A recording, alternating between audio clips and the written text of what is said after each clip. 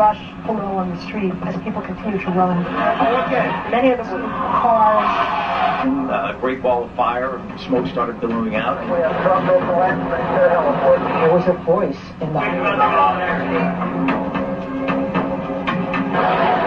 Secretary Rumsfeld, a huge explosion. We can see a cascade of sparks.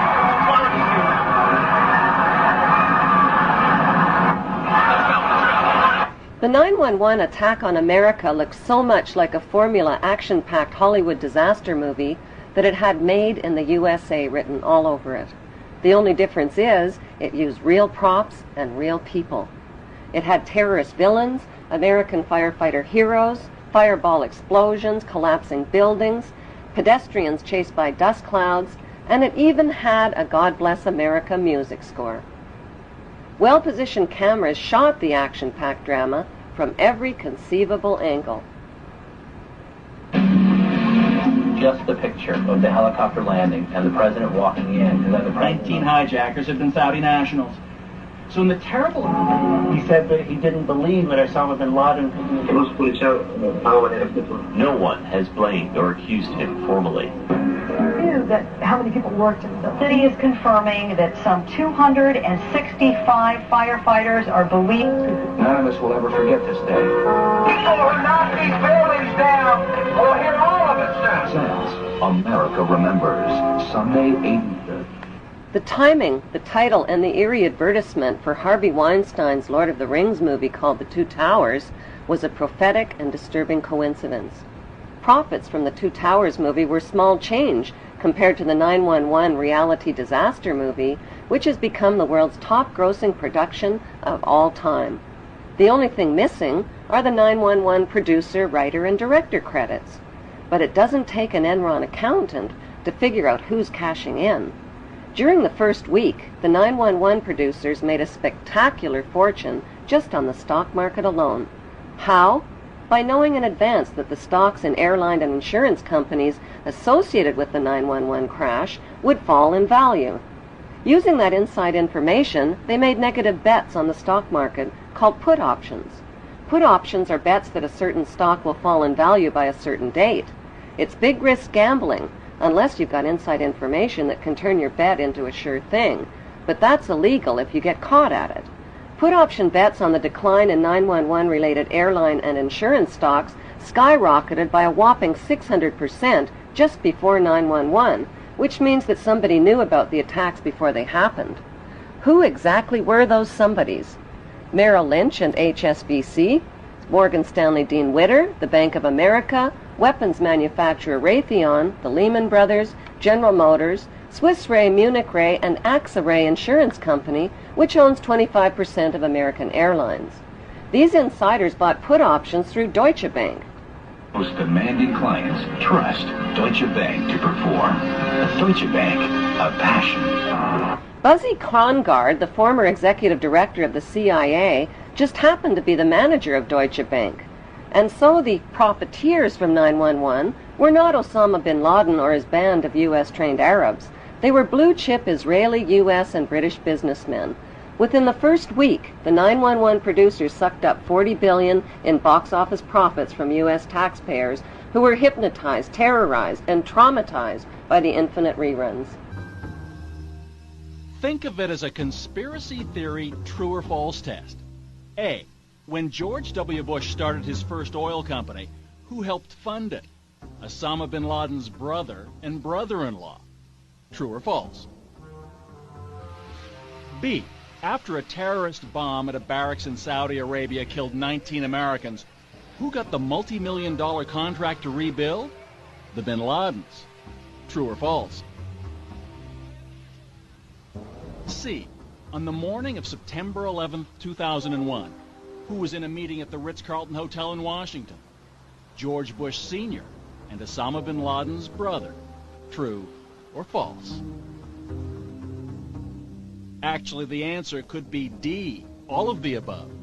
Because believe it or not, as far-fetched as they sound, each and every one of those things, the bin Laden link to the Bush Oil Company, the bin Laden construction contract after the terrorist bomb, and the bin Laden-Bush meeting on 9/11, is true.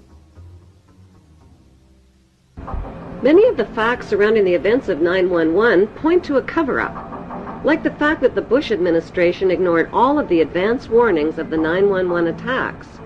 Warnings from FBI agents like Colleen Rowley and from the famous Phoenix memo were not only ignored, they were suppressed.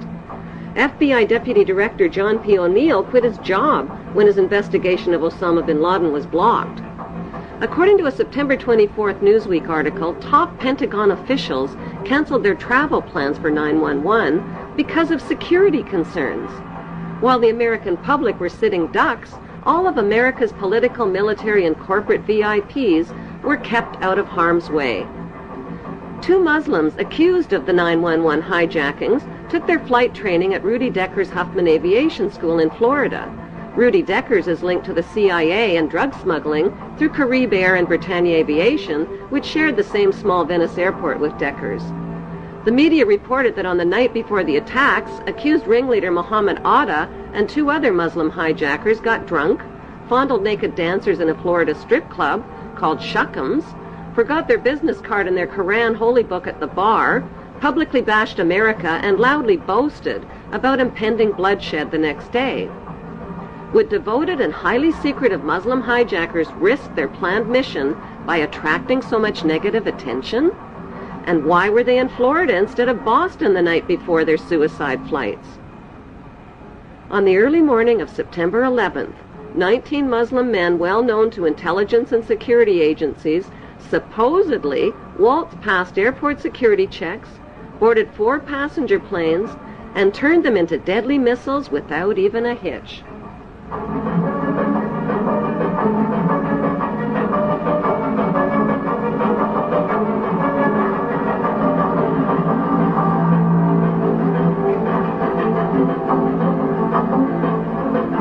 By 8:13 a.m., flight controllers temporarily lost radar contact with American Airlines Flight 11 and reported a suspected hijacking. Even though Andrews Air Force Base is only 10 minutes from Washington, emergency response fighter jets took close to an hour instead of the typical 15 minutes to scramble and begin searching for the hijacked planes. By then, it was too late. President Bush already knew about the first Flight 11, which occurred at 8:46 a.m., when he sat down to chat with school kids at Booker Elementary School. It wasn't until 9:05 a.m. that he was notified that a second plane, Flight 175, had also crashed into the World Trade Center and that America was under attack. Instead of being whisked to safety in this national emergency, Bush nodded and continued chatting with the kids for another 20 minutes about a pet goat, while American citizens were burning alive and leaping to their death from the smoking towers.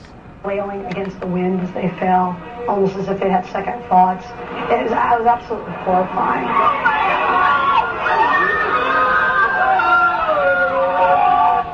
And you don't have to be a conspiracy theorist to wonder exactly what President George W. Bush knew about the attack, and when he knew it. According to the official White House version, it was at this moment in a Florida classroom that Bush learned the second plane had hit the World Trade Center and that the U.S. was under attack. But here's what George Bush himself said almost 3 months later when asked about September 11th.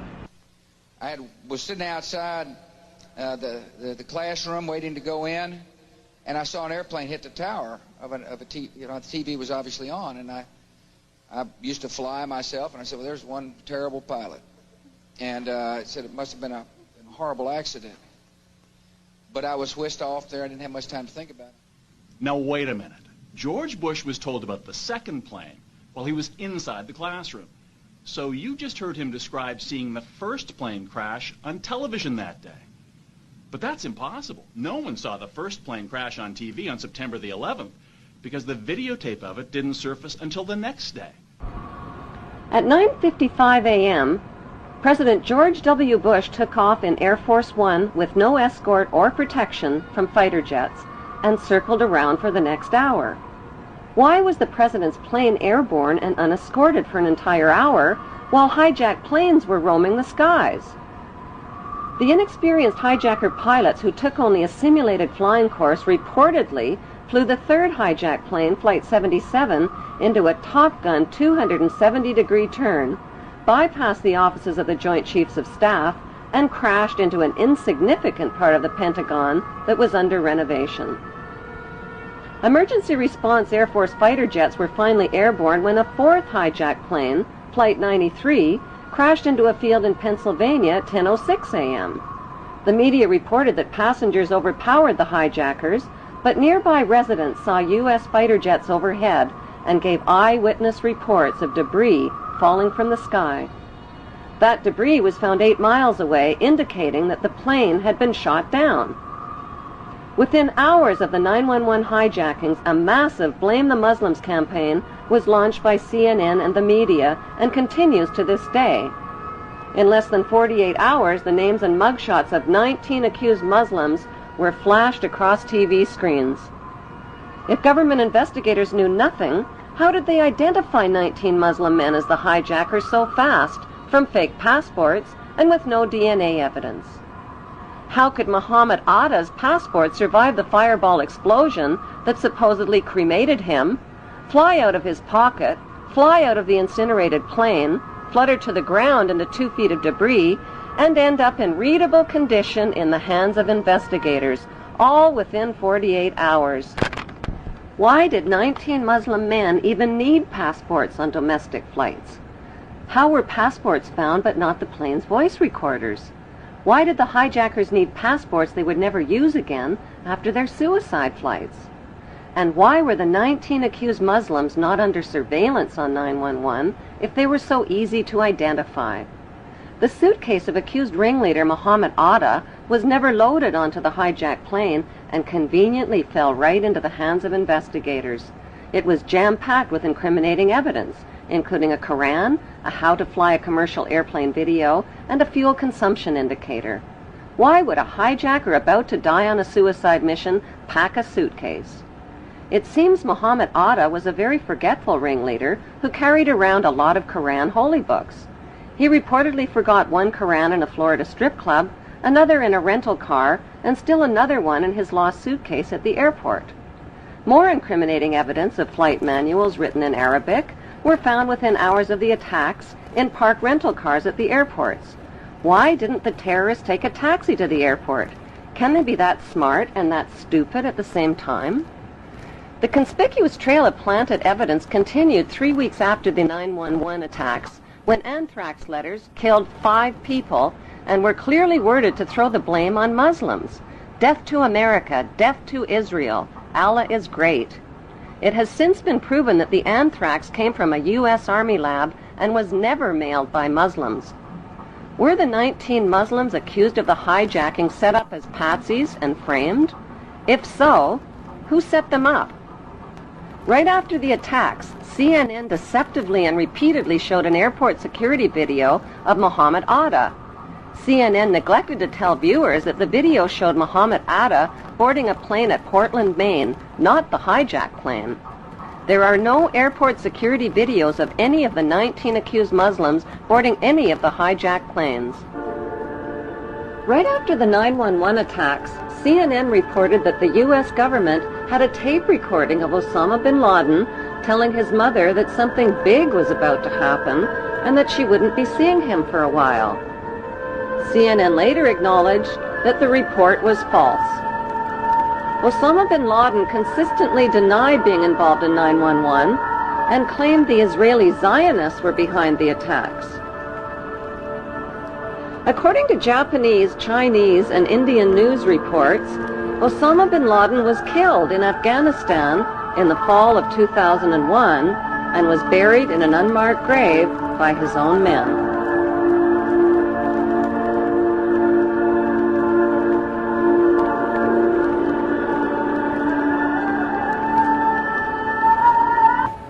Following the money trail, Osama bin Laden. Army sources telling me, even via Iraq, via other places overseas, we know where he is. We're on him. It's just a matter of time. Do you agree with that? I believe he's dead. Really? I'm 98% positive that we killed him in December of 2001 during the Tora Bora campaign. I've seen no proof of life since then, regardless of these tapes that are cobbled together.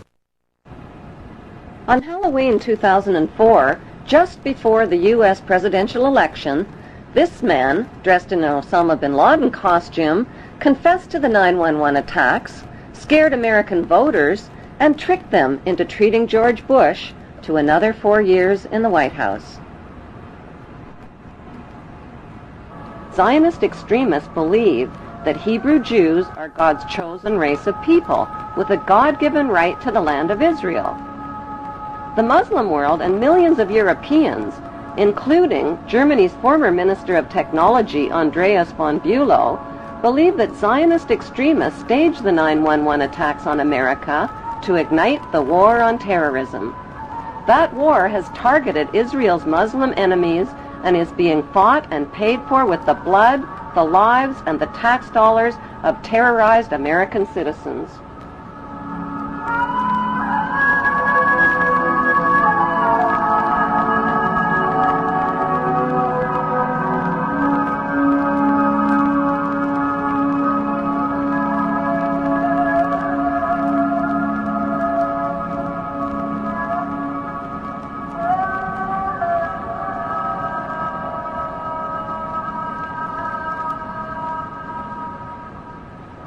Half the world believes that 9/11 was a conspiracy carried out by Islamic Muslim extremists with financing from Muslim charities.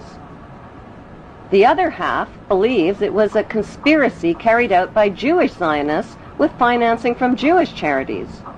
Is there any evidence to support that belief? Since 9/11, FBI Director Mueller, BBC News, and ABC have confirmed that 7 of the 19 Muslims whose mugshots were flashed around the world did not die in the 9/11 crashes. They are alive and well and are victims of identity theft. An 8th accused Muslim died 1 year before the 9/11 hijackings even occurred. Who stole their identities, and why isn't the FBI looking for them? If the hijackers really were Muslims, why would they steal the identities of fellow Muslims and implicate them? Wouldn't they be more likely to steal Israeli identities and put the blame on Israelis? If the hijackers were Israelis, wouldn't they be likely to steal the identities of Muslims and put the blame on Muslims? Even though no one has been officially charged or convicted of the 9/11 hijackings, CNN and the 5 Western media monopolies have exclusively sold the American people on a Muslim conspiracy. Unfortunately, the only eyewitnesses capable of positively identifying the hijackers died on board the hijacked planes. Before flight attendant Amy Sweeney was killed on hijacked Flight 11, she picked up an airphone and reported that 4 Middle Eastern-looking men had hijacked the plane. The fact is that Israeli men are Middle Eastern men who just happen to be Middle Eastern-looking. The voice of the hijacker heard from the hijacked plane's voice recorder reveals that the accent of the hijacker matches an Israeli Hebrew accent. Stay quiet and you'll be okay. We're heading to the airport. The next transmission comes seconds later. Nobody move. Everything will be okay. If you try to make any move, you'll danger yourself and the airplane. Just stay quiet. After 9/11, 1,000 Middle Eastern-looking Muslim men were swept into U.S. custody, but the media kept quiet about 60 Middle Eastern-looking Israeli men who were also taken into custody and held under great secrecy. On December 11th, Carl Cameron of Fox News ran the first of a 4-part series about a group of Israelis who were among the 9/11 suspects. These detained Israelis failed polygraph tests about their surveillance activities against the U.S. and were caught videotaping the 9/11 attacks from different angles. Fox News also reported that the evidence linking these Israelis to 9/11 was classified, but a leaked 61-page report from the U.S. government's Drug Enforcement Agency revealed that another 120 Israelis, posing as artists, were also rounded up right after 9/11. Carrying counterfeit visas and green cards, the Israelis admitted that they served in the Israeli army in explosives, electronic, and military intelligence units.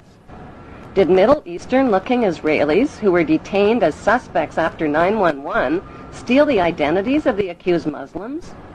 The leaked DEA report revealed that Israelis with Israeli military backgrounds had posed as artists and lived on Sheridan Street in Hollywood, Florida, just down the street from Mohammed Atta and 3 other accused Muslims.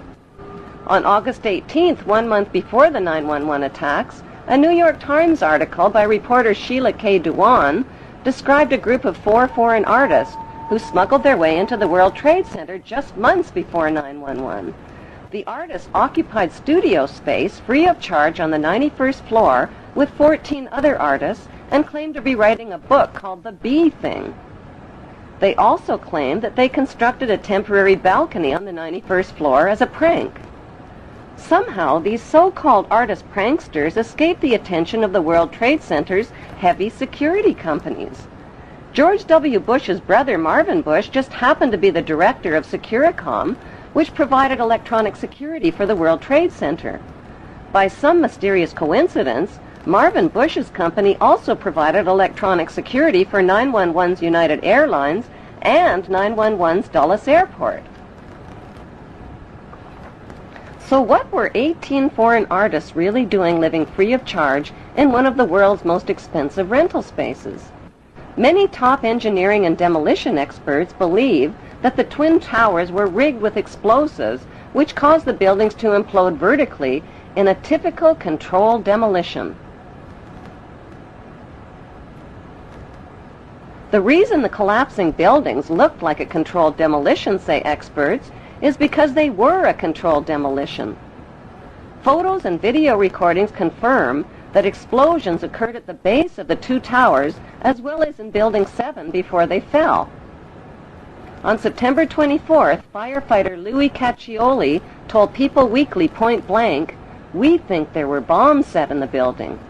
That claim was echoed by many witnesses and by firefighters who heard the explosions just before Tower 1, Tower 2, and Building 7 collapsed. The steel-supported Twin Towers were built to withstand the impact of a passenger jetliner, yet the official explanation for their collapse is that the burning jet fuel heated the steel support beams and caused them to buckle. Expert independent investigators insist that it's impossible for jet fuel burning in oxygen to melt steel, and that most of the jet fuel burned up outside the buildings in clearly visible fireballs. After the crashes, the white smoke turned black, indicating cooling temperatures, not rising temperatures as reported.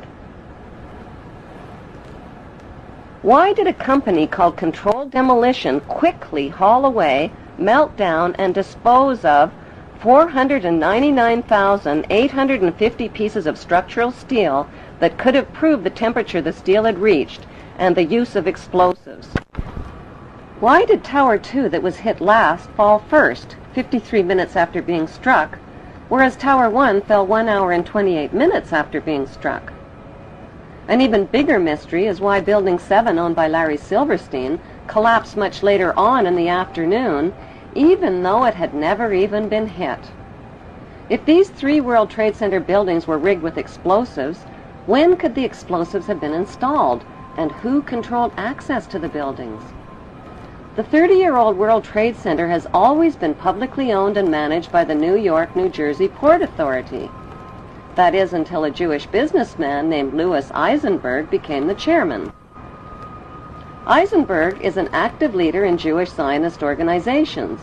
He personally oversaw negotiations that put the publicly owned World Trade Center into private hands. Those private hands belonged to 2 Jewish pro-Zionist billionaires named Larry Silverstein and Frank Lowy, even though their bid was lower than other bids.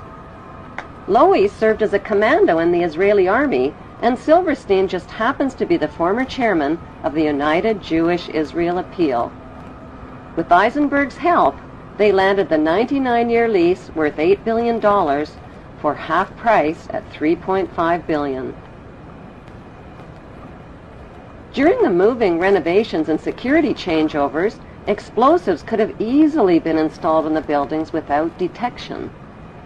George W.'s brother, Marvin Bush, was not only the director of the World Trade Center's electronic security company, he was also the director of the World Trade Center's casualty insurance company called Houston Casualty.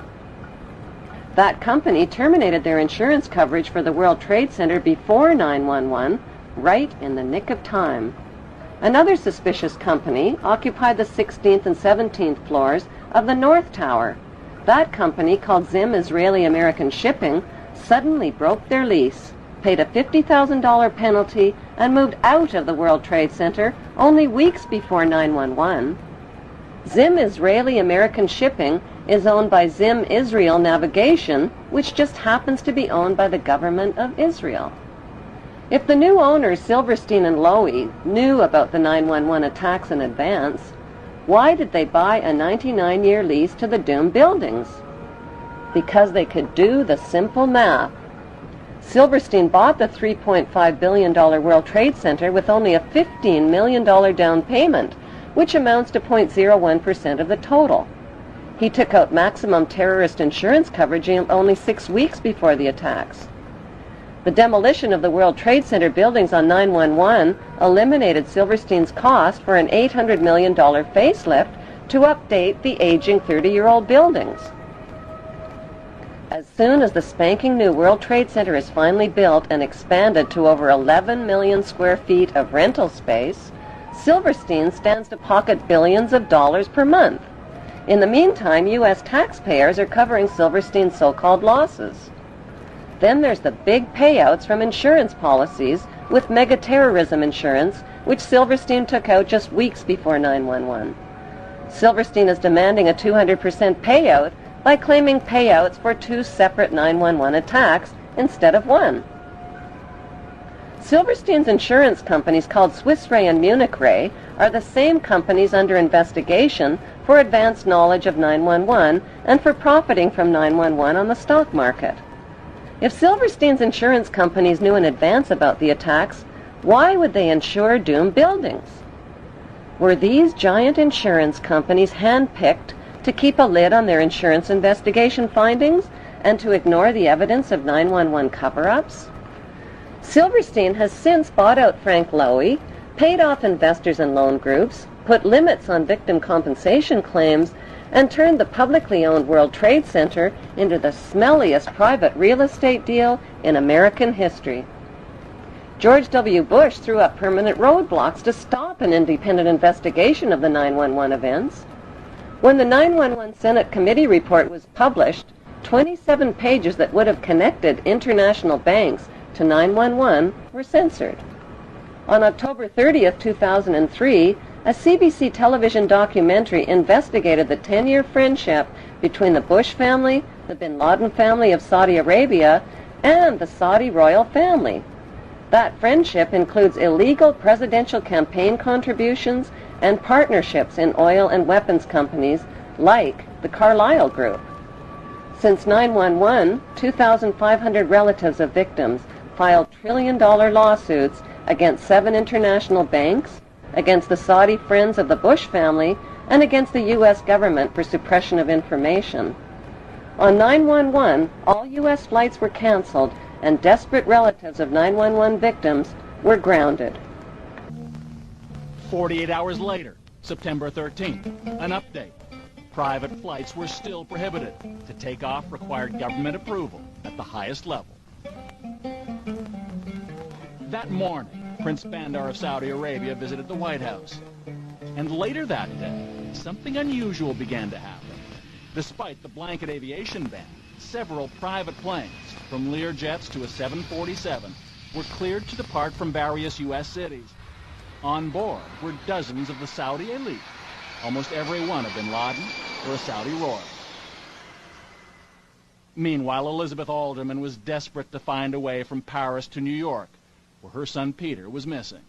The bin Laden family, whoever was in the United States, got safe passage home, and I couldn't get home to be with my children.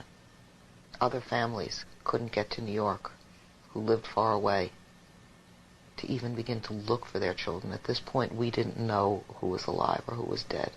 I couldn't get home, and the bin Laden family were all able to get home. Since 15 of the 19 hijackers were accused of being Muslims from Saudi Arabia, why wasn't the fury of George W. Bush directed at Saudi Arabia instead of opium-rich Afghanistan and oil-rich Iraq? Before the first plane ever even hit the first tower on 9/11, a massive military buildup was organized near Afghanistan called Operation Swift Sword and Operation Bright Star. 23,000 British troops were sent to the Oman Gulf near Afghanistan, and 17,000 U.S. troops joined NATO troops in nearby Egypt. All of these forces were positioned for attacks on the Muslim countries of Afghanistan and Iraq before 9/11.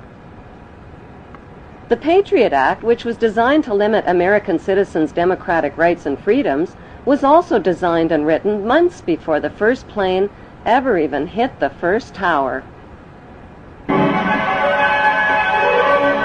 So who exactly are the producers of the 9/11 reality disaster movie that collected billions from insider stock market trades, $200 billion and counting from terrorized U.S. taxpayers, and gazillions of dollars from the conquest of Iraq's oil fields and Afghanistan's opium fields?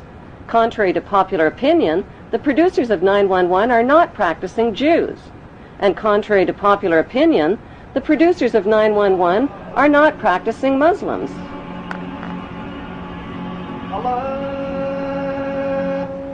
They are a secret network of international pirates who identify with no nation, no national flag, and no established religion.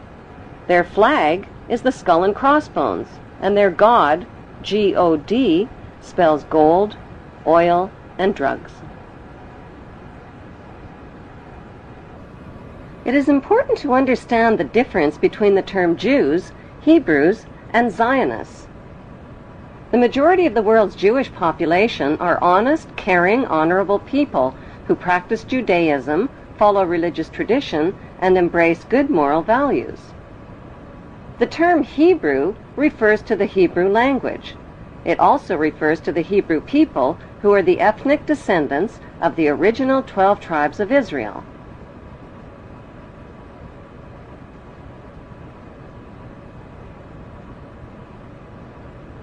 The term Zionist refers to political extremists. Zionists believe that the Hebrews are God's chosen race of people and that the Hebrews have a right to the land of the Muslim Palestinians. Why? Because according to the Bible, God said so. These Zionist extremists represent only a small minority of Jews and Hebrews. Christians who support Israel's theft of Palestinian land are called Christian Zionist extremists. Their goal is to help fulfill the prophecies of the Bible story. Countless millions of Americans are reading a series of novels called Left Behind. They're topping bestseller lists all over the country, and they're being made into movies. They chronicle apocalyptic times. The setting is the 21st century, complete with warplanes and TV correspondence. This is Buck Williams reporting live from Israel. I am standing in the middle of an all-out attack. But the plot is ripped from the pages of the Bible, so it all winds up here in Israel, where according to the book of Revelations, the final battle in the history of the future will be fought on this ancient battleground in northern Israel called Armageddon. It will follow 7 years of tribulation during which the earth will be shaken by such disasters that previous human history will seem like a day in the country.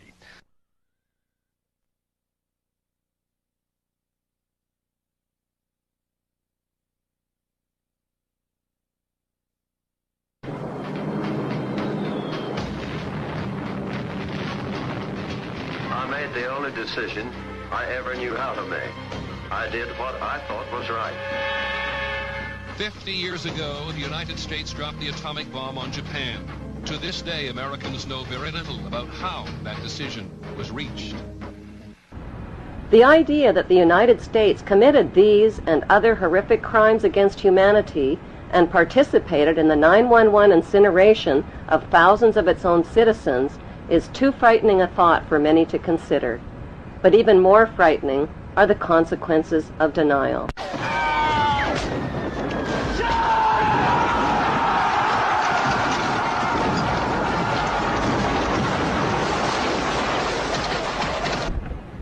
Did the world wars, revolutions, and big events of human history evolve naturally, or were they calculated and pre-planned?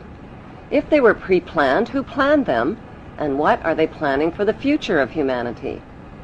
The answer to this puzzling question can be found within the boundaries of 3 of the world's most powerful cities. Those 3 cities belong to no nation and pay no taxes. They are Washington's District of Columbia, which is not part of the city of Washington or of the United States, the inner city of London, which is not part of London or England, and Vatican City, which is not part of Rome or Italy. These cities, called city-states, have their own independent flag, their own separate laws, and their own separate identity.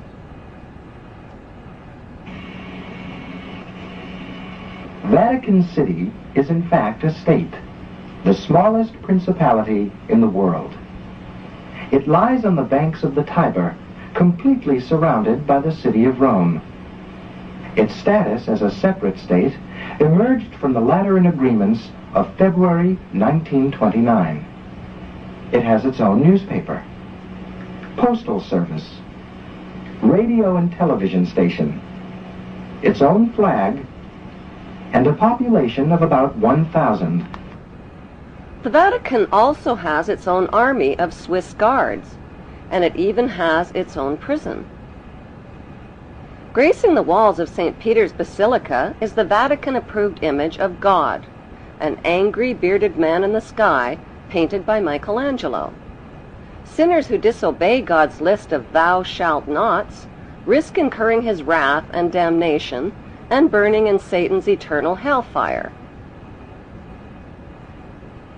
Cruel and violent images of God's tortured Son, suffering, bleeding, and dying, with thorns gouged through his skull and nails pounded through his feet and hands, are on display throughout the Vatican. These images serve as reminders that God allowed his Son to be tortured and killed to save the souls of human beings who are all born sinners. These explanations and scary images are especially difficult for children to comprehend. The Vatican rules over approximately 2 billion of the world's 6.1 billion people. The colossal wealth of the Vatican includes enormous investments with the Rothschilds in Britain, France, and the USA, and with giant oil and weapons corporations like Shell and General Electric. The Vatican solid gold bullion worth billions is stored with the Rothschild-controlled Bank of England and the U.S. Federal Reserve Bank.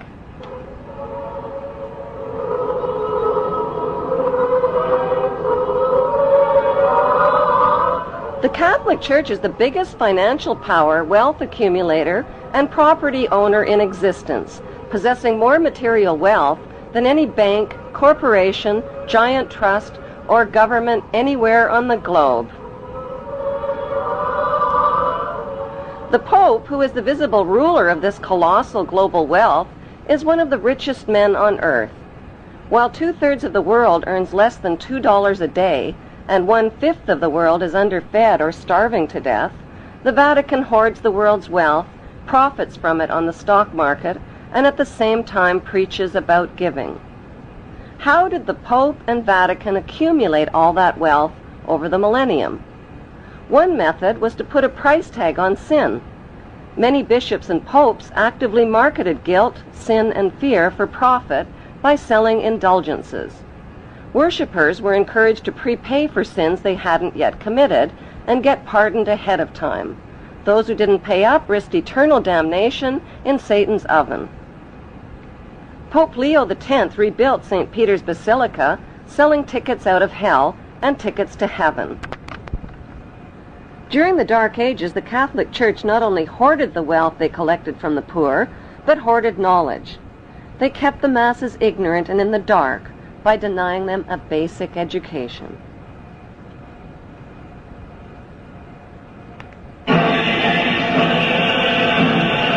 More than 60,000 armed Christians were on their way to reclaim Jerusalem from the infidel. Between 1095 and 1291 AD, the Pope launched 7 bloodbaths called the Christian Crusades, torturing, burning, beheading, and mass murdering hundreds of thousands of Muslims and Jews in the name of God. The Pope's brutal soldiers were called Knights Templar, or Knights of the Temple of Solomon, and evolved into today's secretive brotherhood called the Freemasons.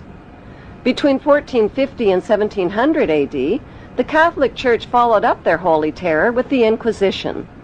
Based on rumors of practicing witchcraft, the Catholic Church hunted down, tortured, and burned alive millions of innocent women at the stake.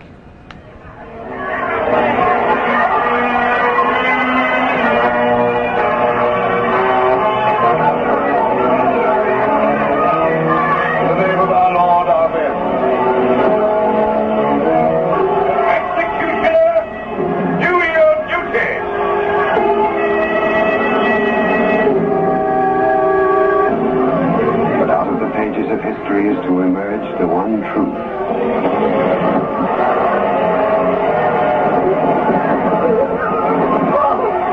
Father, thank you.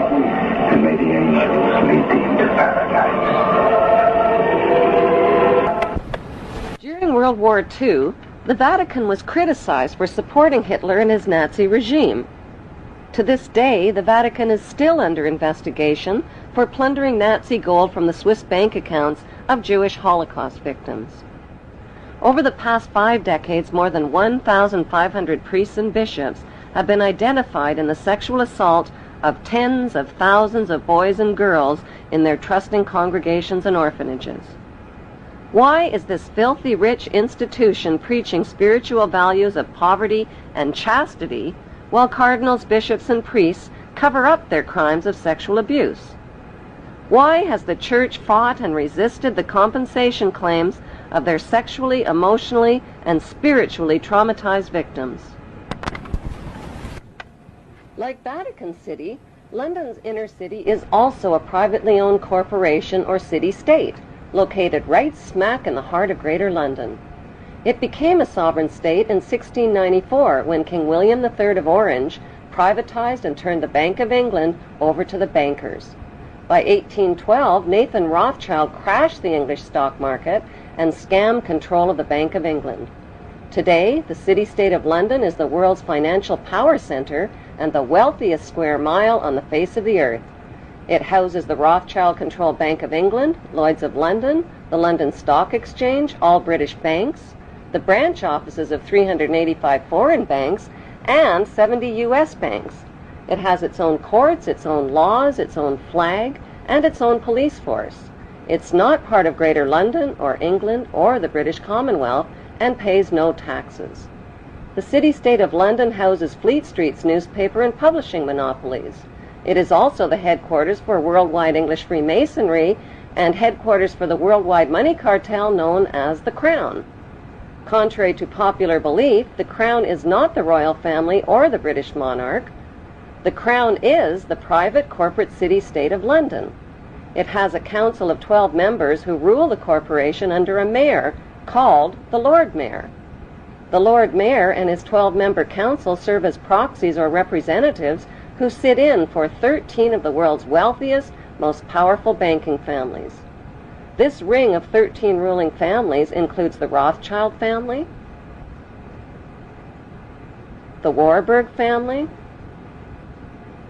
the Oppenheimer family, and the Schiff family. These families and their descendants run the Crown Corporation of London. The Crown Corporation holds the title to worldwide Crown land in Crown colonies like Canada, Australia, and New Zealand. The British Parliament and the British Prime Minister serve as a public front for the hidden power of these ruling Crown families. Like the city-state of London and the Vatican, a third city-state was officially created in 1982. That city-state is called the District of Columbia and is located on 10 square miles of land in the heart of Washington. The District of Columbia flies its own flag and has its own independent constitution. Although geographically separate, the city-states of London, the Vatican, and the District of Columbia are one interlocking empire called Empire of the City. The flag of Washington's District of Columbia has 3 red stars, one for each city-state in the 3-city empire. This corporate empire of 3 city-states controls the world economically through London's inner city, militarily through the District of Columbia, and spiritually through the Vatican.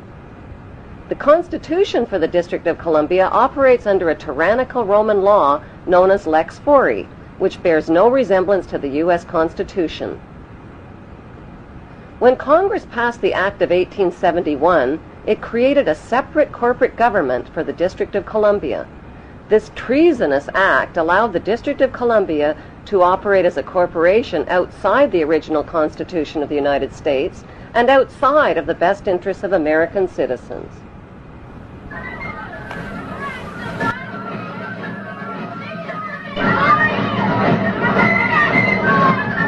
A sobering study of the signed treaties and charters between Britain and the United States exposes a shocking truth. The United States has always been, and still is, a British Crown colony. King James I was famous not for just changing the Bible into the King James Version, but for signing the First Charter of Virginia in 1606. That charter granted America's British forefathers a license to settle and colonize America. The charter also guaranteed that future kings and queens of England would have sovereign authority over all the citizens and colonized land in America stolen from the Indians. After America declared its independence from Great Britain, the Treaty of 1783 was signed. That treaty specifically identifies the King of England as the Prince of the United States and contradicts the belief that America won the War of Independence. Although King George III of England gave up most of his claims over his American colonies, he kept his right to continue receiving payment for his business venture of colonizing America. If America had really won the War of Independence, they would never have agreed to pay debts and reparations to the King of England. When Congress passed the 13th Amendment to the Constitution, the U.S. President was made subservient to the King of England. The 13th Amendment is called the Title of Nobility Amendment and forbids U.S. presidents and their officials from using royal titles like king or prince or baron. For some mysterious reason, the 13th Amendment, which was ratified in 1810, no longer appears on current copies of the Constitution. America's blood-soaked War of Independence against the British bankrupted America and turned its citizens into permanent debt slaves of the king. In the War of 1812, the British torched and burned to the ground the White House and all U.S. government buildings and destroyed ratification records of the U.S. Constitution. 1 century later, a corrupt U.S. Congress committed the biggest theft in world history. They passed Paul Warburg's Federal Reserve Act in 1913, handing over America's gold and silver reserves and total control of America's economy to the Rothschild banksters. Most Americans still believe that the Fed or Federal Reserve is the government. It is not. The Fed is a privately owned banking system whose majority Class A shareholders are the Rothschilds, Warburgs, Kuhn and Loeb, J.P. Morgan, Rockefeller, Israel Seif, and the Lehman Brothers. This private banking cartel is the Fed and is never audited and never pays taxes. They print and design America's money, which displays their symbols of an Egyptian pyramid, a Masonic all-seeing eye, and the words "In God We Trust." Who exactly is the God they trust? They also collect American taxpayers' money through the IRS. Then they loan it back again with interest to pay for roads, bridges, and other public works.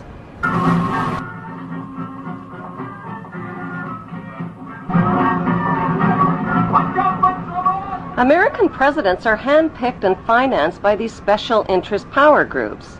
Like George W. Bush, John Forbes Carey, whose initials are JFK, is a member of Yale University's Skull and Bones Brotherhood. The Forbes part of John Kerry's name identifies his descendancy from Captain Robert Bennett Forbes, who was a drug runner for the Rothschilds' opium drug trade with China in the 1800s. Most U.S. citizens believe that the United States is a country and that the President is the most powerful man on earth. The United States is not a country. It is a corporation, and the President is President of the Corporation of the United States. He and his elected officials work for the corporation, not for the American people. Since the United States is a corporation, who owns the corporation of the United States?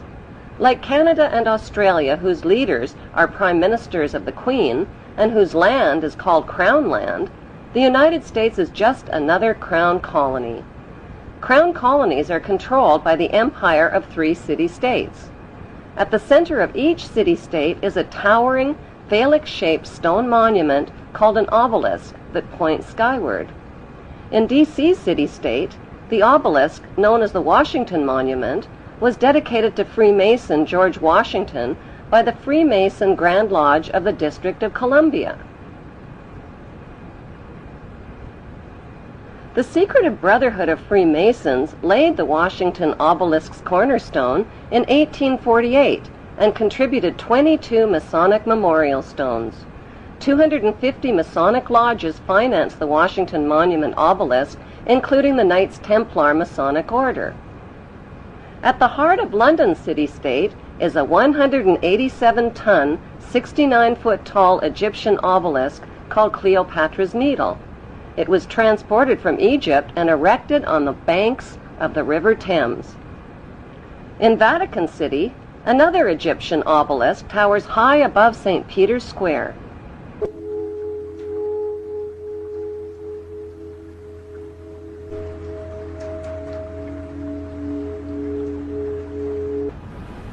What exactly is an obelisk? Obelisks are phallic-shaped monuments honoring the pagan sun god of ancient Egypt called Amen-Ra. The spirit of this pagan god is said to reside within the obelisk. Obelisks symbolize the phallus and fertility.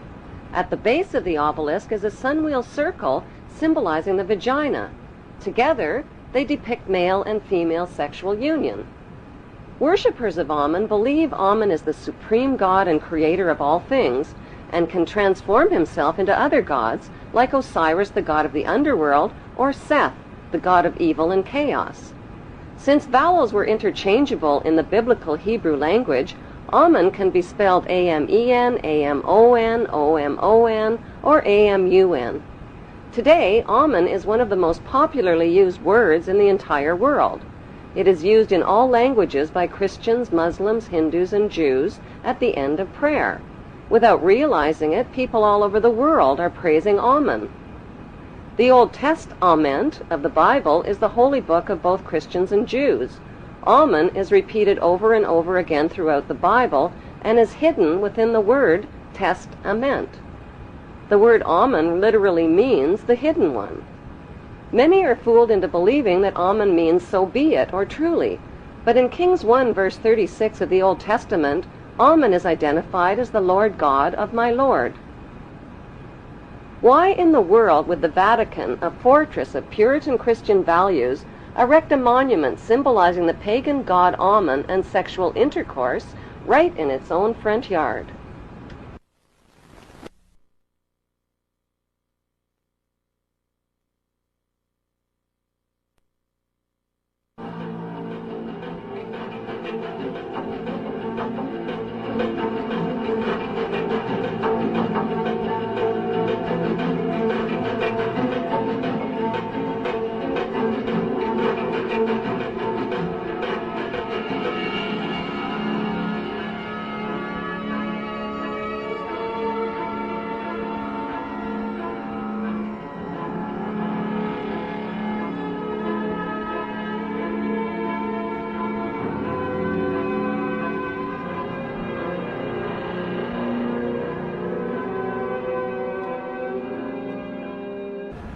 Bloodshed between the Israeli Jews and the Palestinian Muslims is routinely reported by the Western news media.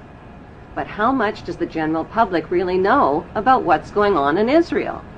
And why should they even care? Why? Because Israel has written human history, and it is also writing the future of humanity. It is important to know that the land now called Israel was originally called Canaan in ancient times. Canaan was populated by the Canaanite people, who were the ancestors of today's Palestinians imprisoned in refugee camps in Israel. About 3,500 years ago, the Semitic Hyksos kings ruled Egypt for 100 years, but were expelled from Egypt into Canaan. The Egyptians called these Hyksos people the Habarus, which means Hebrews. These expelled Hebrews invaded and conquered the land of Canaan and changed the name of the land from Canaan to Israel.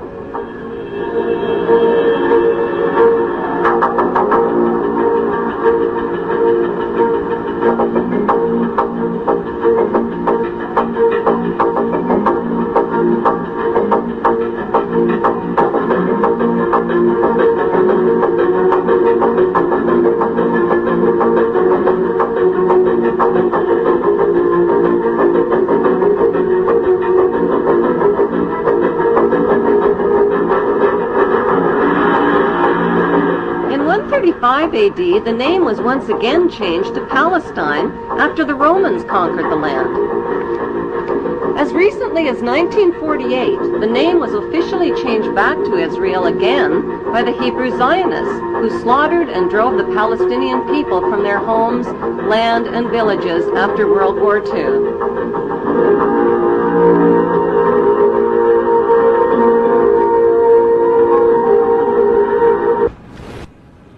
The best way to understand what's really going on in the world today is to journey back in time and dig up the ancient secrets of the past. Those ancient secrets have been hidden by the ruling class beneath the shifting sands of Egypt for more than 4,000 years.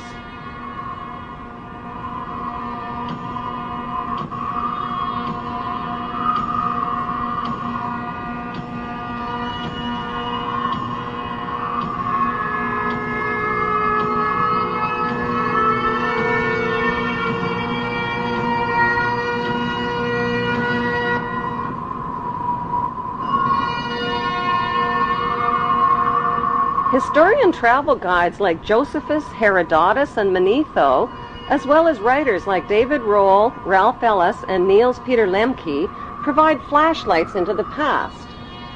The earliest remains of human life on Earth were discovered in Africa.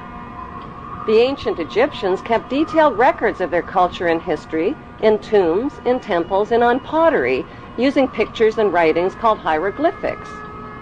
Archaeology experts have found absolutely no evidence whatsoever that Hebrew Jews lived as slaves in Egypt or of their exodus from Egypt. The plain truth is that Moses didn't lead Hebrew slaves out of Egypt any more than Charlton Heston did. So who was that bearded man with a magical staff named Moses?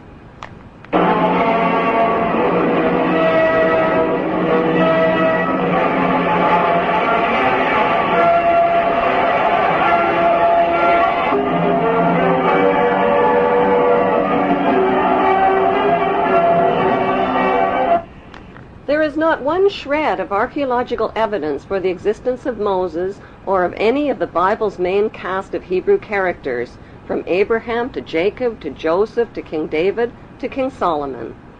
There is, however, plenty of evidence for the existence of Egyptian pharaohs who these biblical characters are based on.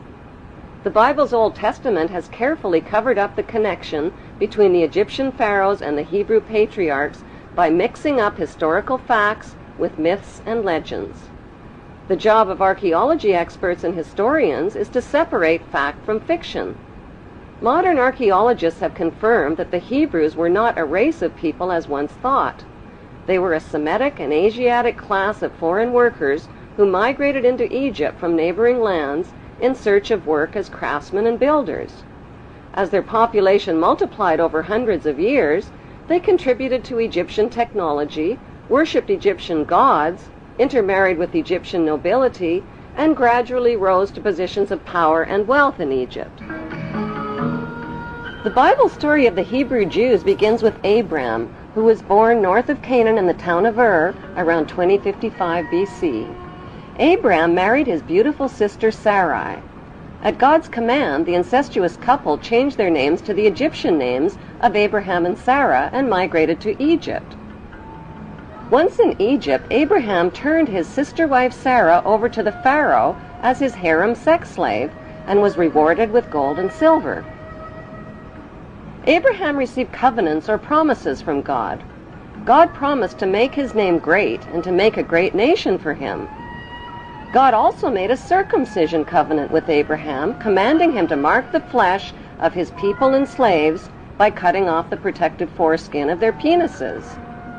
Circumcision was a painful barbaric custom that was introduced into Egypt near this same time and has survived to this day. It is the unnecessary mutilation of the genitals of little boys and implies that God made a mistake in design. This mutilation custom has more to do with a mark of Hebrew ownership than with hygiene. In the continuing Bible story, Abraham married an Egyptian woman named Hagar because his sister wife Sarah couldn't conceive. But at age 90, Sarah finally gave birth to a son named Isaac. Following God's order to sacrifice his son, Abraham hog-tied Isaac and picked up a knife to kill him. Just as Abraham was about to plunge the knife into Isaac, he learned God was only kidding.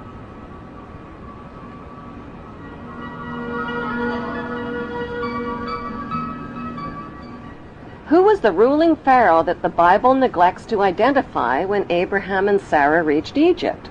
His name was Amenemhet I, and he ruled Egypt from 1991 BC to 1962 BC. The name Amenemhet means Amen is the head. Besides Pharaoh Amenemhet and biblical Abraham living in the same place at the same time, is there any other evidence connecting biblical Abraham to Pharaoh Amenemhet I?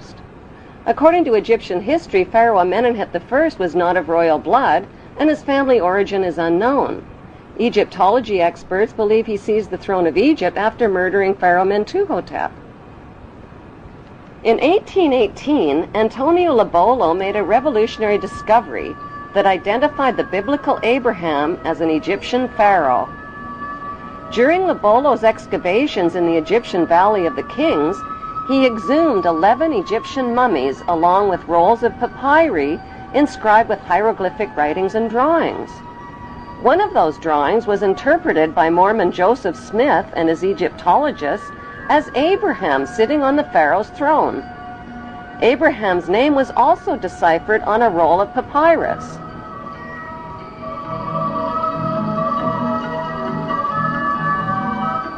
Joseph Smith published his controversial findings in the Book of Abraham in 1842 and was murdered 2 years later. Today, the only Egyptian pyramid tomb forbidden to the public is the tomb of Pharaoh Amenemhet I, who many researchers now believe is the biblical Abraham. Why have Egyptologists never found the remains of Pharaoh Amenemhet I or of biblical Abraham?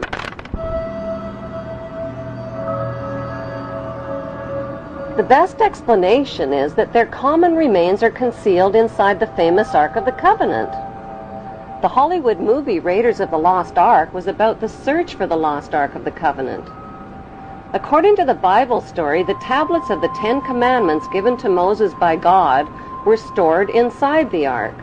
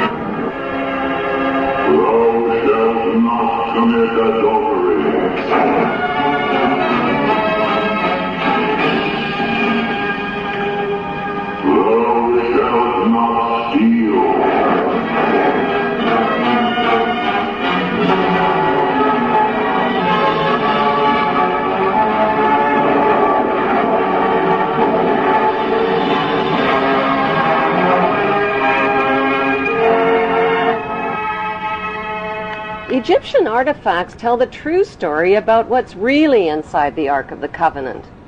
The Ark of the Covenant is, in fact, an Egyptian canopic chest, where the dried organs of royal kings and pharaohs were stored, not the 10 Commandments. Why did the Hebrews call their royal canopic chest the Ark of the Covenant? Because the name signifies the covenants or promises that God made with Abraham. Would the Hebrews carry the Ark of the Covenant into battle to kill and steal if it really contained commandments like, "Thou shalt not kill or steal"? The best explanation is that the Ark contained the remains of their ancestral leader who led them into battle. Biblical Hebrew rulers like King Solomon broke all of the commandments, just like today's rulers who make and break laws and commandments to exploit the obedient masses. The evidence shows that the ancestral patriarch of the Hebrew Jews is Amenemhet I, and that his biblical name is Abraham. Since Pharaoh Amenemhet worshipped the god Amen, are Amen and the biblical God the same God? Michelangelo's Vatican painting of God depicts God as an angry, bearded white man. God's words, actions, and deeds in the Bible's Old Testament show God's extreme favoritism for the Hebrews generally and for Hebrew males in particular. By today's standards, that behavior is considered both racist and sexist. God admits to being a jealous God who approves of ritual human and animal sacrifice as proof that he is obeyed and worshipped above all other gods. He terrorizes, punishes, and kills the enemies of the Hebrews.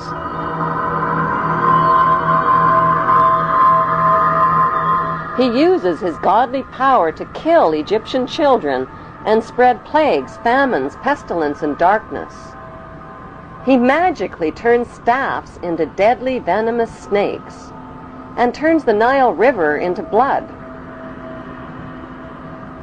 Like the biblical god, the god Amen-Ra also turns the Nile River into blood in the Egyptian myth of Hathor. The Bible God's opinion of humanity is that all human beings are sinful children who are all born into sin.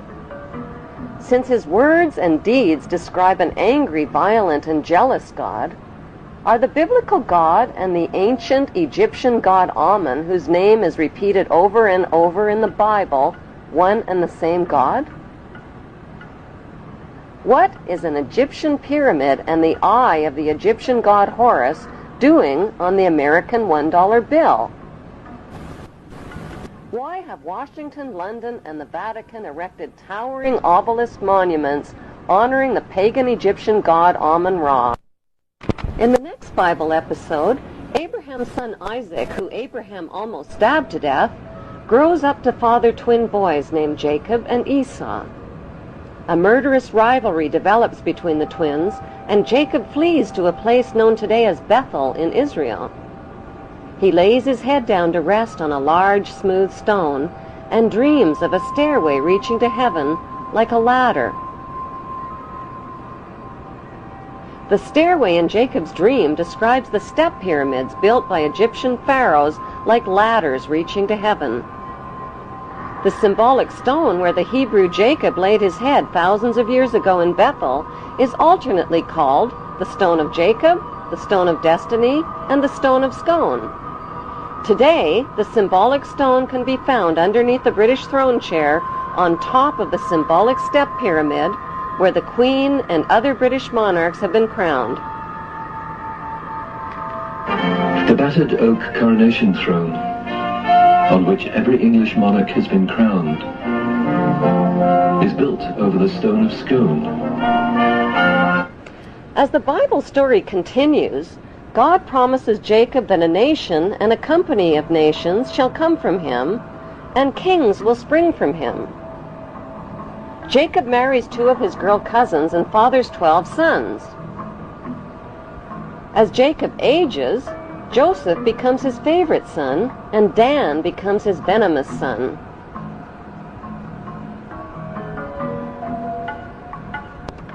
Jacob eventually takes his sons and his Hebrew clan and migrates from Canaan into Egypt.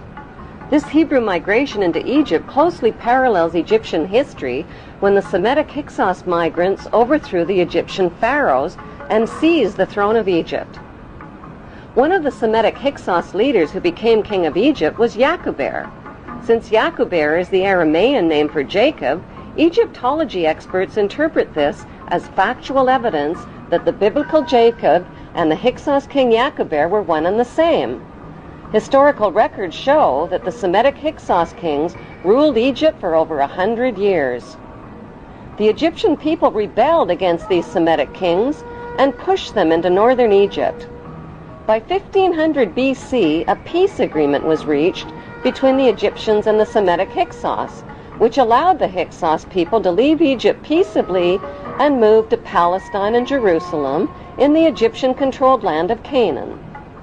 Their gradual and peaceful migration closely matches the Bible story of the Semitic Hebrew exodus from Egypt into Canaan in 1447 BC. According to the Bible story, when the Hebrews arrived in Canaan, they renamed it Israel and divided the land up into 12 tribal states, which they named after the sons of Jacob. Jacob's favorite son Joseph stayed behind in Egypt. Joseph hid his Hebrew identity by marrying an Egyptian wife and changing his name to the Egyptian name Zaphanath-Paneah, which means he who can reveal secrets. According to the Bible, Joseph ruled Egypt as the Pharaoh's top vizier and bought up all the private land in Egypt from the starving people. Then he taxed them out of 1/5 of their income. Was Joseph the chief vizier of Pharaoh and Moses, who negotiated the peace agreement allowing the Semitic Hebrew Hyksos people to settle in the Egyptian-controlled land of Canaan? The Hebrew connection to the Egyptian pharaohs is further revealed in the biblical story of Moses. Many years ago, in a land called Egypt, there lived a very mean king. Egyptian kings were called pharaohs.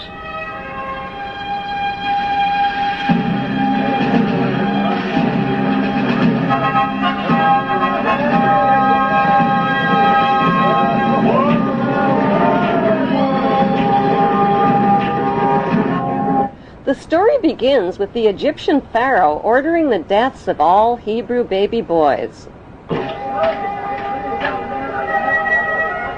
Oh, no! They won't get my baby. I'll find some way to save him.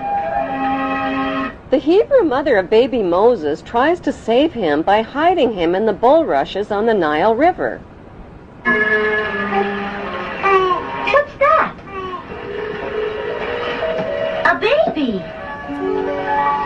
When baby Moses is found by the princess daughter of the Egyptian pharaoh, the princess decides to raise him as her own son. Moses now has two mothers, a royal Egyptian princess mother and a non-royal Hebrew mother who hides her identity as Moses' Hebrew mother, gets a job as a servant at the palace, and helps the princess raise Moses. Why did the Bible omit the historical names of the pharaoh's princess daughter and the pharaoh? Their historical identities can be found by comparing the dates and events of the Bible story with factual Egyptian history. All dates followed by the letters BC count backwards to 0, which is the beginning of today's Christian calendar. Bible researchers have calculated the birth of Moses at around 1520 BC. The ruling pharaoh of Egypt at that time was Thutmose I, and his princess daughter was Hatshepsut. Egyptian history verifies that Princess Hatshepsut married her brother named Pharaoh Thutmose II. But when Hatshepsut couldn't produce a male heir to the throne, her brother husband chose a non-royal mistress named Isis to produce a male heir and named their son Thutmose III. Hatshepsut raised the boy as her own son, even though Isis was his real birth mother. The Bible story of Moses closely matches the factual Egyptian story of Thutmose III. Even the names Moses and Thutmose are almost identical. In the Bible story, Moses gives up his big chance to be the richest, most powerful ruler in the ancient world to become a lowly, poverty-stricken Hebrew laborer. But wouldn't becoming ruler of Egypt and Canaan have been the most intelligent way to help his fellow Hebrews? The historical facts show that's exactly what Thutmose III did. Once he grew up to become Pharaoh of Egypt, Thutmose III organized military campaigns with his mighty armies and chariots and defeated the enemies of the Hebrew Hyksos who had settled in Canaan.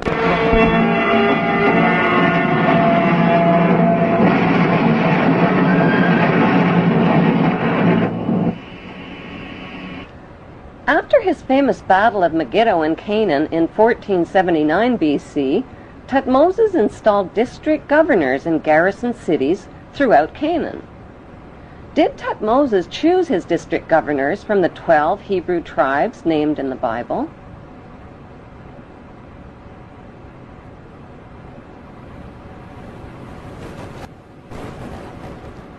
Is it just a coincidence that today's Temple of Isis, located on the Isle of Philae in Egypt, has the same name as Thutmose's mother?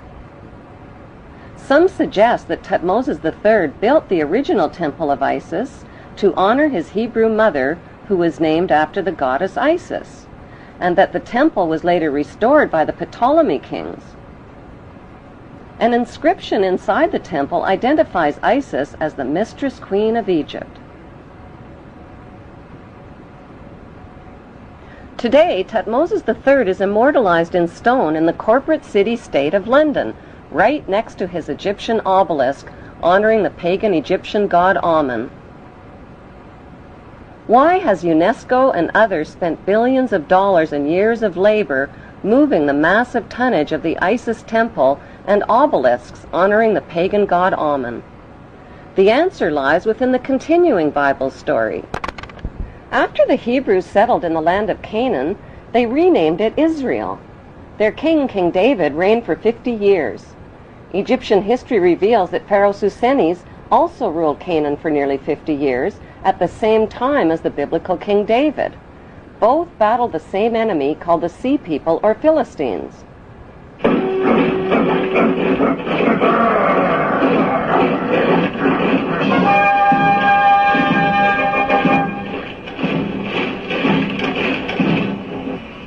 Both King David and Pharaoh Susenes had sons with almost identical names, Solomon and Simon.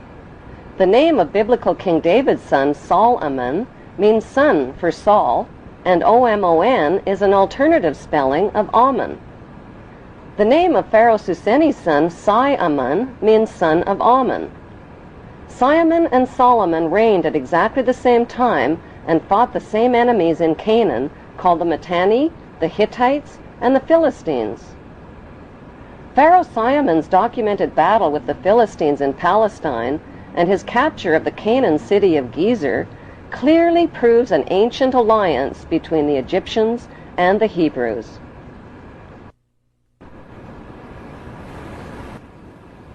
The famous King Solomon's temple in Jerusalem means Temple of the Sun God Amen. According to the Talmud, King Solomon used the dark power of his magic ring to conjure up demons to help him build his temple.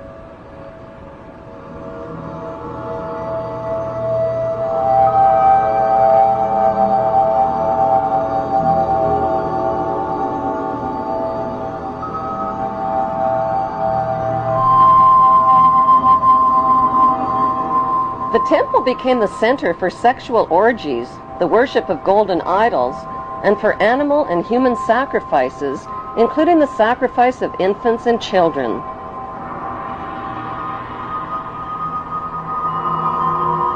The biblical Ark of the Covenant was stored inside King Solomon's temple. The Ark had 4 gold rings built into its 4 corners, each representing the 4 corners of the earth over which descendants of the biblical Abraham are destined to rule. Since archaeologists claim the biblical King Solomon was no more real than the evil wizard Saruman from the movie Lord of the Rings, who built King Solomon's temple?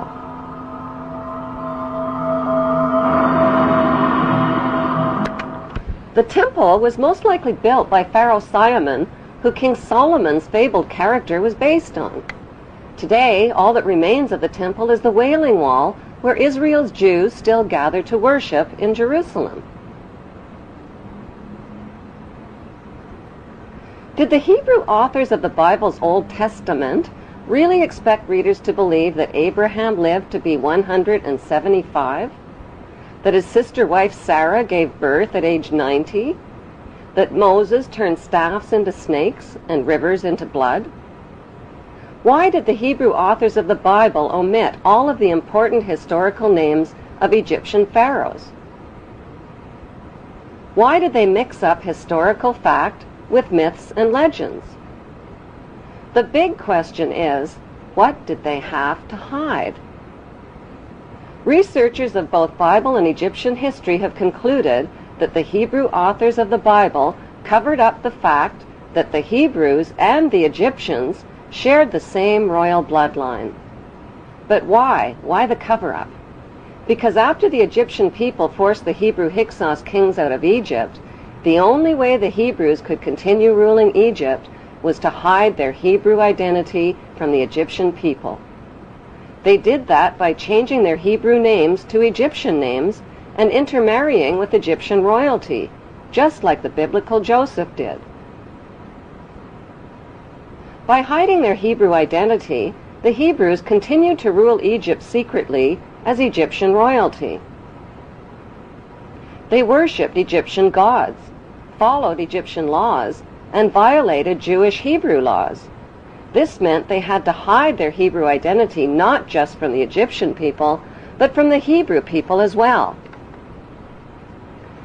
They had to keep their royal Hebrew Egyptian identity and their worship of Amen hidden within royal power circles and secret societies, just as they have done to this day.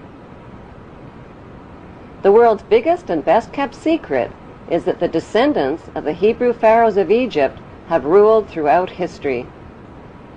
Over the millennia, they have left oceans of blood in their wake.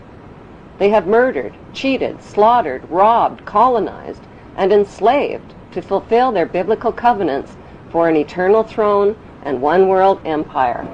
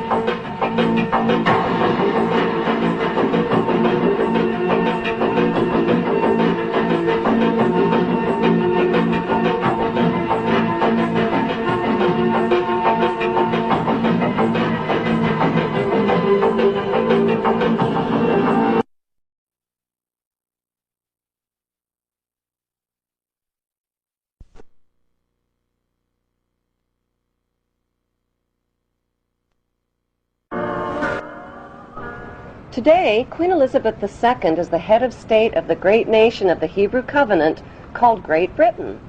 Her genealogy chart, according to the College of Heralds in London, traces her blue bloodline back to Abraham, who many modern scholars believe to be the Egyptian pharaoh, Amenemhet I. By connecting 22 dots, the true Hebrew and royal Egyptian identity of Queen Elizabeth II comes into focus. Number 1.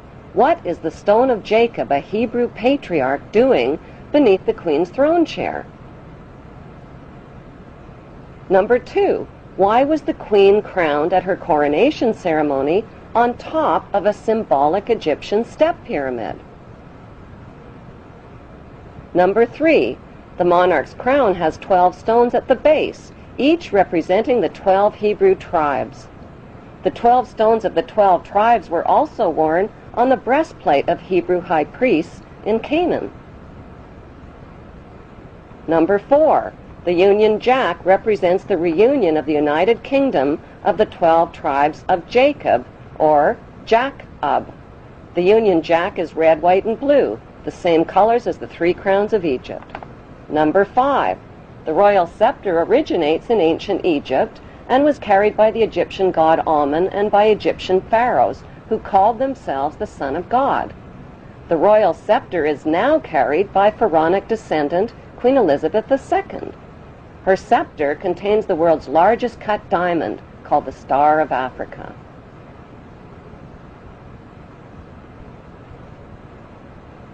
Number 6. The Queen's punishing flail or whip is partially hidden under her arm.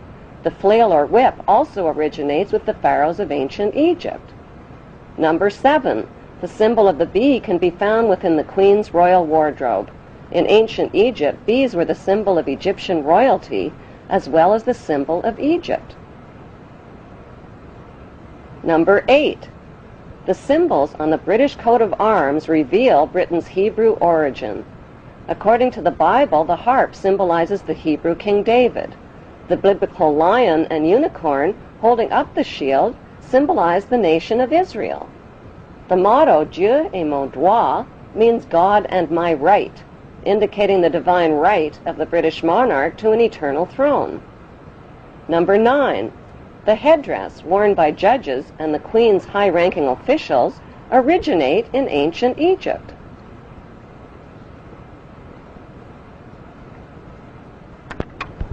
Number 10. Kilts like the one worn by Prince Charles originate with the Egyptian pharaohs who wore white kilts. Number 11. The hymn, Zadok the Priest, written by Handel, was performed at the Queen's coronation in 1952. Zadok the Priest was the biblical priest who anointed the Hebrew King Solomon while the people cried, "God save King Solomon! Long live King Solomon! May the king live forever!" God save Queen Elizabeth. Long live Queen Elizabeth. May the Queen live forever.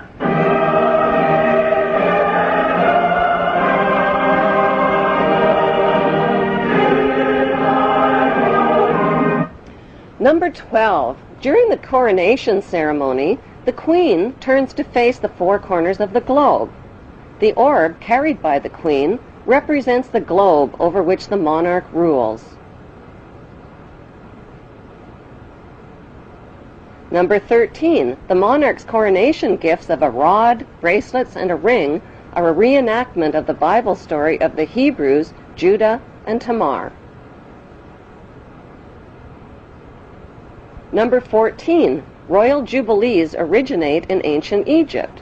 Egyptian pharaohs celebrated their jubilees after 30 years of rule. In pharaonic tradition, the Queen has celebrated both silver and golden jubilees.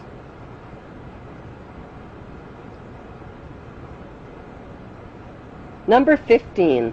Incest was practiced by ancient Egyptian royalty. Mothers married sons and brothers married sisters to keep the power and the money all in the family. Like their pharaonic ancestors, the British monarchy have a long history of incestuous inbreeding. Number 16. The corpses of deceased pharaohs were preserved and entombed beneath their pyramid temples. The corpses of 19 deceased British monarchs are also preserved in marble tomb slabs beneath the modern-day temple called Westminster Abbey.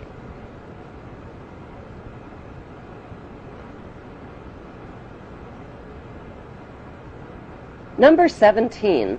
The ancient pharaohs advertised their power with their image on coins and stone monuments. The power of the Queen worldwide is advertised with her image printed on more coins and stamps than any other head of state in history.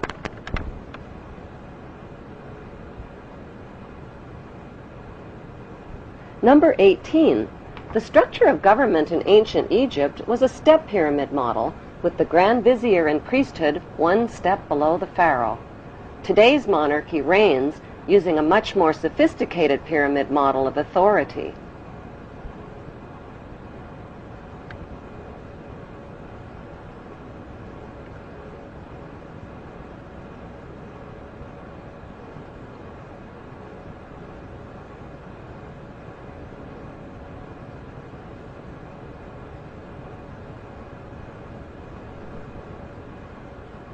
Number 19. The Pope's headdress is strikingly similar to the headdress of the Egyptian god Amen. His bent cross resembles the scepter of Amen. Number 20. Like the Egyptian pharaohs, British monarchs wear signet rings, which over the millennia have been passed down from their Hebrew ancestors. Number 21. The British Mint recently printed legal tender coins called the One True Ring and the Ring of Power. On one side of the coin is Queen Elizabeth II. On the flip side is the ring from Lord of the Rings. These legal tender coins printed by the British Mint raise the disturbing question, who is the real Lord of the Rings? One ring to rule them all. The inscription on the ring reads, "One ring to rule them all, one ring to find them, one ring to bring them all, and in the darkness of their ignorance, bind them." Number 22. The covenant that the biblical God gave to Abraham was a promise to make his name great and to make for him a great nation. Today, Great Britain is the only nation called great. In Hebrew, the word Britain literally means land of the covenant, and British means man of the covenant. on earth did the Hebrew throne of ancient Egypt and Canaan end up in Great Britain under Queen Elizabeth II?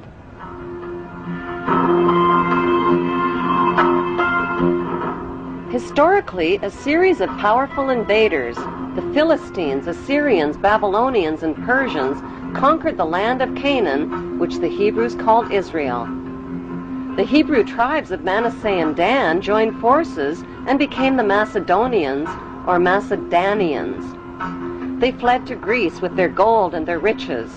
They wore white kilts like the Egyptian pharaohs, played goatskin bagpipes, adopted the Greek culture, and settled along the river Danube, which they named after the tribe of Dan. By 322 BC, their leader, Alexander the Great, reconquered Egypt and appointed his general Ptolemy I as the new Hebrew pharaoh of Egypt.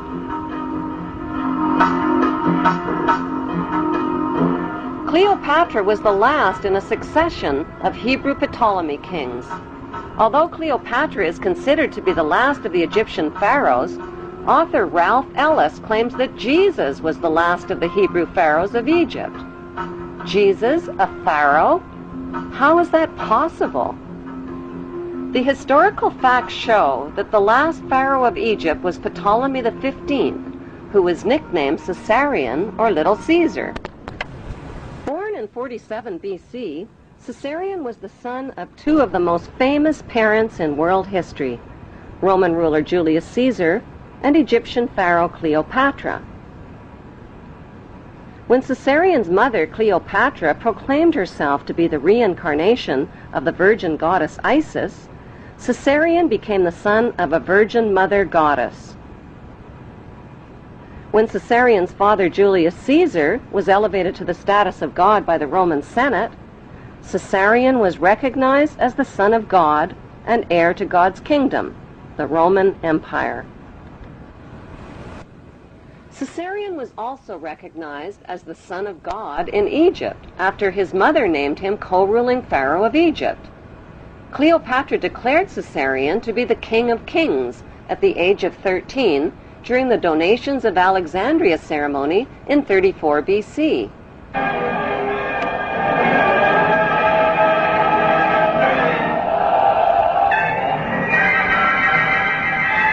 The face of history suddenly changed when Caesarion's father, Julius Caesar, was stabbed to death by his most trusted men.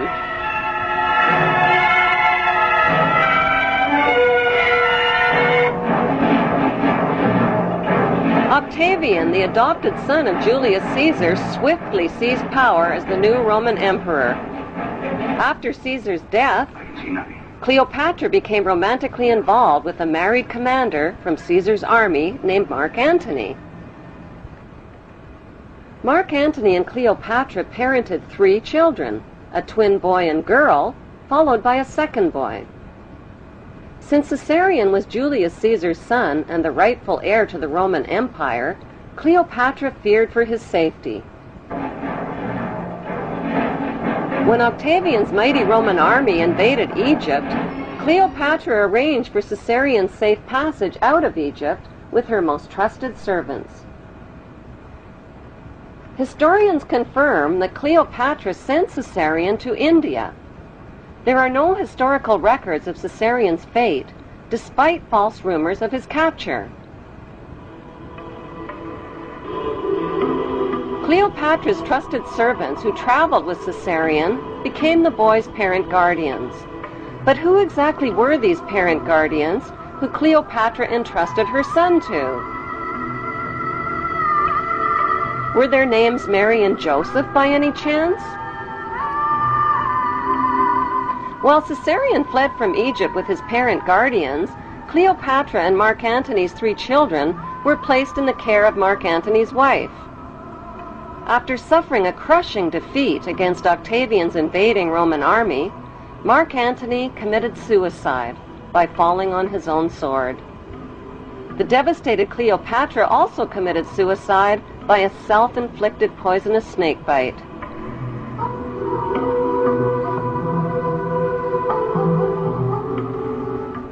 While traveling undercover through Egypt with his parent guardians, Caesarion was forced to hide his identity and change his name. The Egyptian name for Jesus is Isu, which means the son of Isis. It can be found in Egyptian hieroglyphics.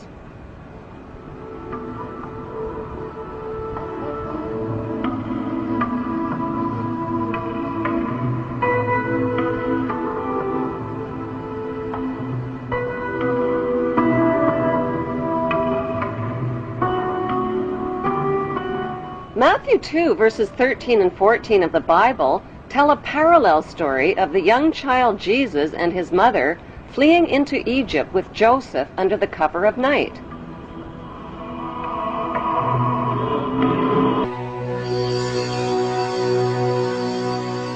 In the year 1887, a book was published in Russia which rocked the Christian world. It was vilified and condemned. It was called The Unknown Life of Jesus Christ. The writer, Nicholas Notovich, was a respected journalist. Notovich claimed his book was a factual report of a trip he made to the Himalayan mountains in remote northern India. Notovich may well have been the first outsider to make his way to Hemis, an isolated Buddhist monastery hidden high in the Asian mountaintops. Gaining the confidence of an elderly monk, he was shown ancient scrolls which tell the story of a scholar and prophet named Issa. In these secret records, Issa is described as a foreigner from a small Mediterranean country. The stranger arrived in India as a teenage boy to study the teachings of the Buddha. And according to the scrolls, he lived here 500 years after the prophet Buddha died, a time that coincides exactly with the lost years of Jesus. Nicholas Notovich was convinced that Issa was Jesus of Nazareth, and that he carried back to his homeland the principles of Buddhism.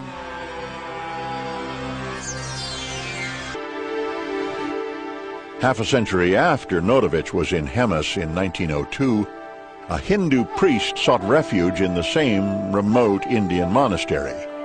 He too translated the scrolls and published a work. His translation verifies the work of Notovich.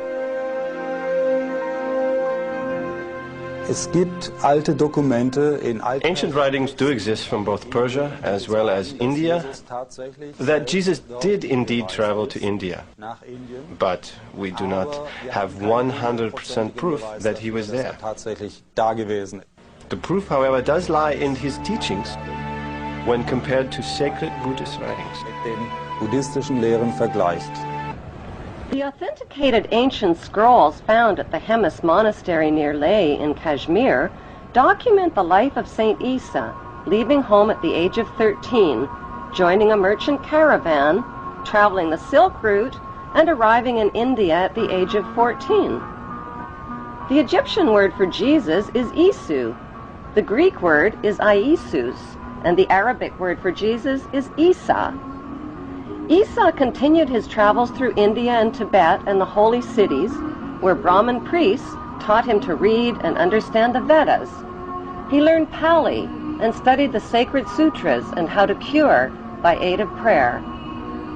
He began teaching, performing miracles, and explaining the holy scriptures in monasteries and market bazaars. As an adult, Issa finally left India and Tibet and traveled to Alexandria, Egypt. Why Alexandria? Because that's where Issa, whose previous name was Caesarion, grew up. That's where he last saw his mother, Cleopatra, alive. Issa spent 3 years in Egypt before searching for his younger half-sister and 2 younger half-brothers fathered by Mark Antony. They had inherited land in Syria. Despite false rumors of their early deaths, historians confirm that Caesarion and his 2 half-brothers mysteriously vanished from the historical record. Did they really vanish, or did they just reappear in the biblical record? According to the Bible, 2 of Jesus' 12 disciples were named James and Thomas. The Bible identifies James and Thomas as full brothers. Jesus, on the other hand, is identified as their half-brother. Thomas is not only identified as Jesus' younger half-brother, he is also called Jesus' twin. But how could Thomas possibly be Jesus' younger half-brother and his twin at the same time? The historical records show that Cleopatra had 3 children fathered by Mark Antony. 2 of them were a twin boy and girl. Isa Caesarion clearly had a younger half-brother who was also a twin. At the scene of the crucifixion, there were 2 Marys present. One was Mary of Bithynia. When Roman Emperor Octavian invaded Egypt, Cleopatra sent her 13-year-old son Caesarion to India with Mary of Bithynia and Mary's wealthy uncle-husband named Joseph of Arimathea. Since Caesarion was the true heir to the Roman Empire, Emperor Octavian wanted him killed. Mary and Joseph became Caesarion's adoptive parents and later his loyal disciples.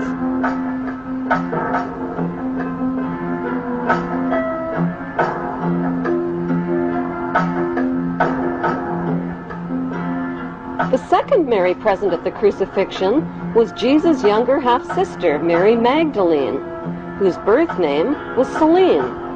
She is also identified in the Bible as Mary of Cleopas, meaning Mary of Cleopatra. Selene was the orphan daughter of Cleopatra and Mark Antony, who both committed suicide. After being captured by Emperor Octavian, Selene was raised in Octavian's royal household with her 2 brothers and with Octavian's son, Tiberius, who became the next Roman emperor. They were raised together by the emperor's sister, Octavia. Selene eventually married and became the Queen of Mauritania. Like her mother Cleopatra, Selene wore the headdress of the goddess Isis.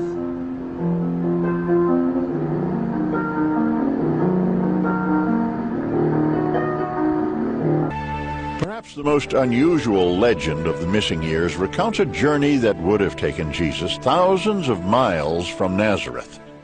He would have traveled across 2 seas to England, a land whose history would become intertwined with Christian mythology. To this day in southern England, in Cornwall, villagers speak of Jesus having once walked here. Beneath these rolling meadows, the earth is laced with tin. 2,000 years ago, the story goes, the gospel character Joseph of Arimathea came to England to trade for the precious metal. And according to the legend, he brought with him his nephew, Jesus of Nazareth. At that time, ancient England was inhabited by the pagan Celts. Their religious leaders, the Druids, believed they were descended from a divine being. They also believed in an immortal soul. Some people in these valleys speculate that the Druids adapted their pagan religion to Christianity, not because they had heard stories of the Messiah, but because they had seen him.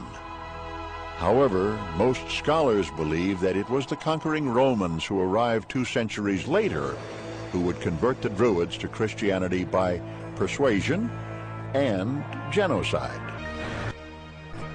Since they were first found in a desert cave in 1947, the Dead Sea Scrolls have fueled speculation about the life of Jesus. Was he a member of the religious community which wrote the scrolls? They were found at Qumran, an easy walk from the very spot where it is said Jesus was baptized by John. The scrolls detail the beliefs of a Jewish sect called the Essenes, a group that flourished during the lifetime of Jesus.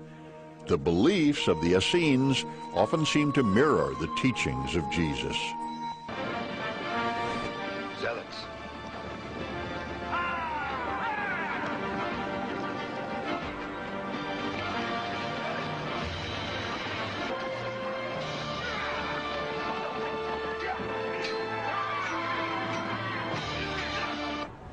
Jesus' band of revolutionaries included not only the Essenes, but a violent Hebrew terrorist group called the Zealots, who evolved into today's Zionists. We're going to a wedding.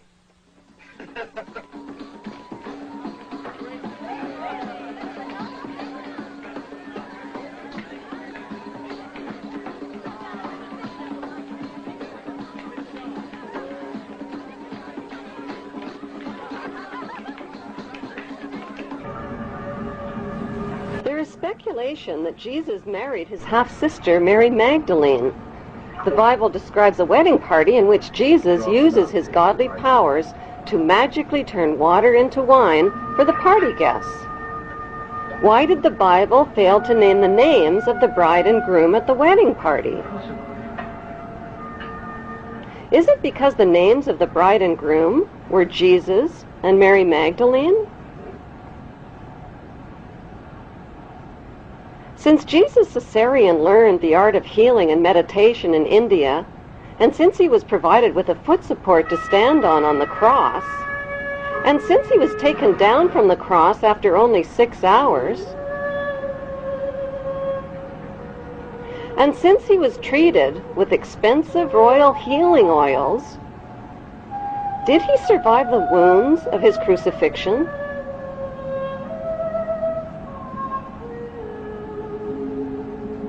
Since Jesus and his wealthy Hebrew relatives all knew about Jesus' arrest and crucifixion in advance, was it planned, along with stories of his resurrection, to convert the Roman Empire into the Holy Roman Empire? My daughter, my daughter! Like his father Julius Caesar, who was officially elevated to the status of God, Jesus Caesarean was not only elevated to the status of God, he recaptured his father's kingdom and expanded the Holy Hebrew Empire all the way to Great Britain and the United States of America. What then, little king? A review of royal genealogy charts confirms that today, Israel, Great Britain, and the United States are all ruled by descendants of the Hebrew tribes of Israel. The big question is, if Caesarean was born in 47 BC, how could Caesarean possibly be Jesus? Jesus was born in the year 0, wasn't he? To begin with, the year 0 does not exist on today's Gregorian Christian calendar, which jumps from 1 BC to 1 AD. Experts confirm a 7-year error was made in converting from the Egyptian to the Roman to the Christian calendar. The only way to calculate Jesus' real age is from a Bible quote which states that Jesus was baptized in the 15th year of the reign of Emperor Tiberius. Since Tiberius grew up in Octavia's royal household with Caesarean's half-sister and brothers, that means Caesarean was very close in age to Tiberius, who was born in 3 BC. By comparing important dates in the Jewish, Muslim, and Christian holy books, there is a margin of error of at least 30 years. So what proof is there that Caesarean's half-sister Selene is in fact Mary Magdalene? They were both wealthy, they both shared the same names, they were both Hebrew, and they both lived in the same place at the same time under the same Roman rulers.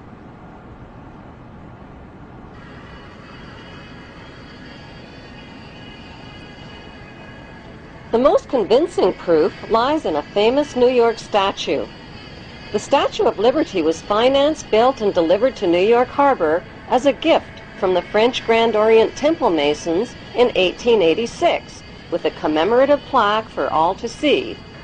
The statue has nothing whatsoever to do with liberty. Its designer was French Freemason Frederick Auguste Bartholdi, who traveled extensively throughout Egypt. Bartholdi was silent about who the woman was that served as his inspiration for the statue, but there is only one woman whose face closely matches the uniquely masculine features of the Statue of Liberty, Caesarean's half-sister Selene. Bartholdi used the ancient busts and minted coins of Cleopatra Selene as his models in designing the Statue of Liberty. By comparing a digitized photograph of the Statue of Liberty with a bust of Cleopatra Selene, the matching identity of Mary Magdalene and Selene becomes clear.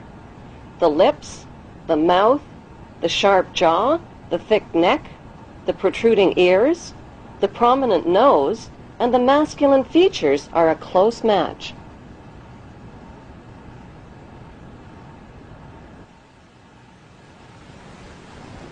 An ancient minted coin of Cleopatra Selene reveals that even her hairstyle and hair tie ribbons are an identical match with the Statue of Liberty's hairstyle and ribbons. The Statue of Liberty was intentionally designed to appear pregnant beneath the folds of her robe.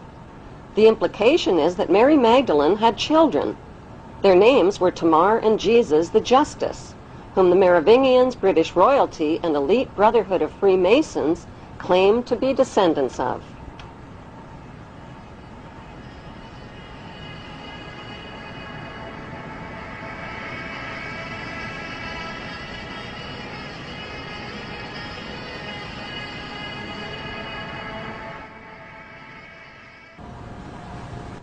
With the blur of confusing Judases, Thomases, Jameses, Marys, and Josephs found in the Bible, many researchers have been challenged by the Bible's name game and its who's who mysteries. One way of decoding the Bible is to profile the main cast of characters and create a royal genealogy chart. The connection between the lives of the main Bible characters and the lives of real, historical figures line up like answers in a crossword puzzle. Far from being poor and uneducated, Jesus' inner circle of family and disciples were well-educated and well-off descendants of royalty. The disciple called Nicodemus of Bethany was in reality the son of Nicomedes IV of Bithynia. Joseph of Arimathea was in reality Joseph of Judea, an extremely wealthy tin merchant and descendant of King Zedekiah and Mattathias. The Virgin Mary of Bethany was in reality Mary of Bithynia and wife of her rich uncle Joseph of Judea.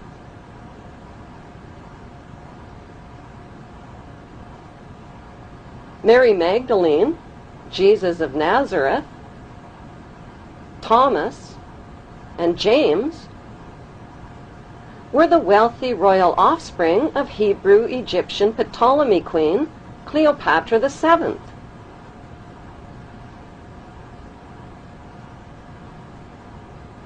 Why did the Bible alter and even omit key historical names and dates? To cover up the real Hebrew identities of the royal ruling families of Egypt and the Holy Roman Empire, whose secret religion was and still is the cult of Amen. Why in the world did first-century Jews living at the time of Jesus threaten to punish by death anyone who dared to copy, sculpt, or draw the face of Jesus and his graven image? What were they afraid of? Were they afraid perhaps he might be recognized for who he really was?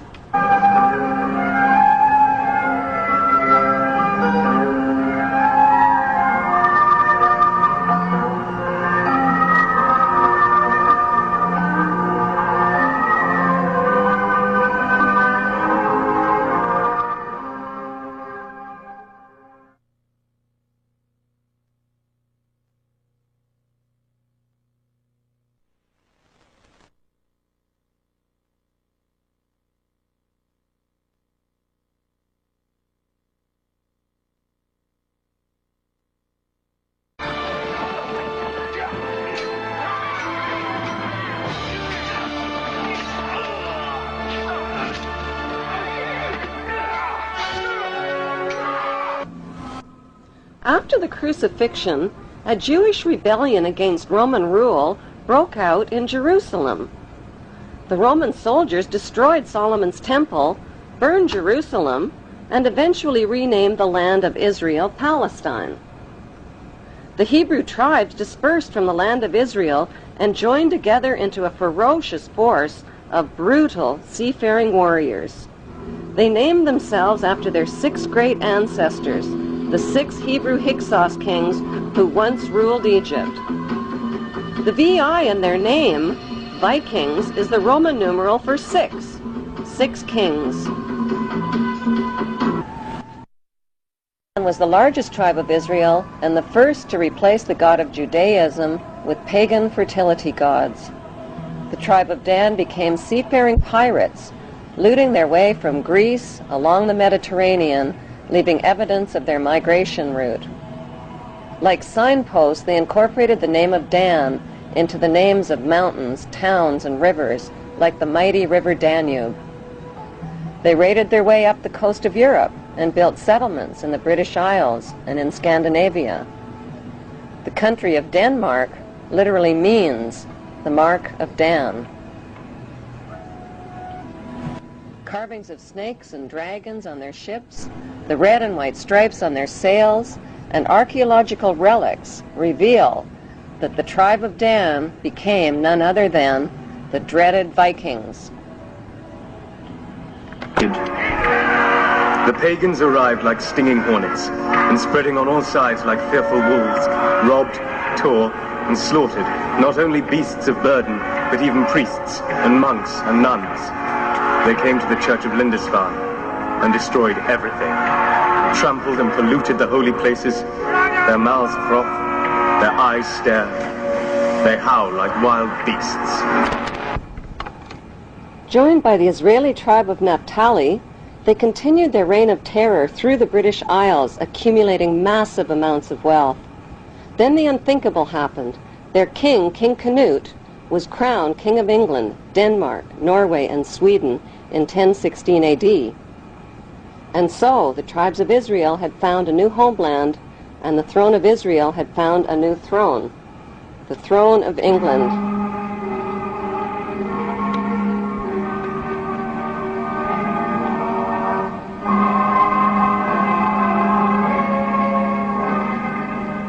Danish royalty from the tribe of Dan intermarried and became related to almost all of the monarchies of Europe, including Queen Elizabeth of England.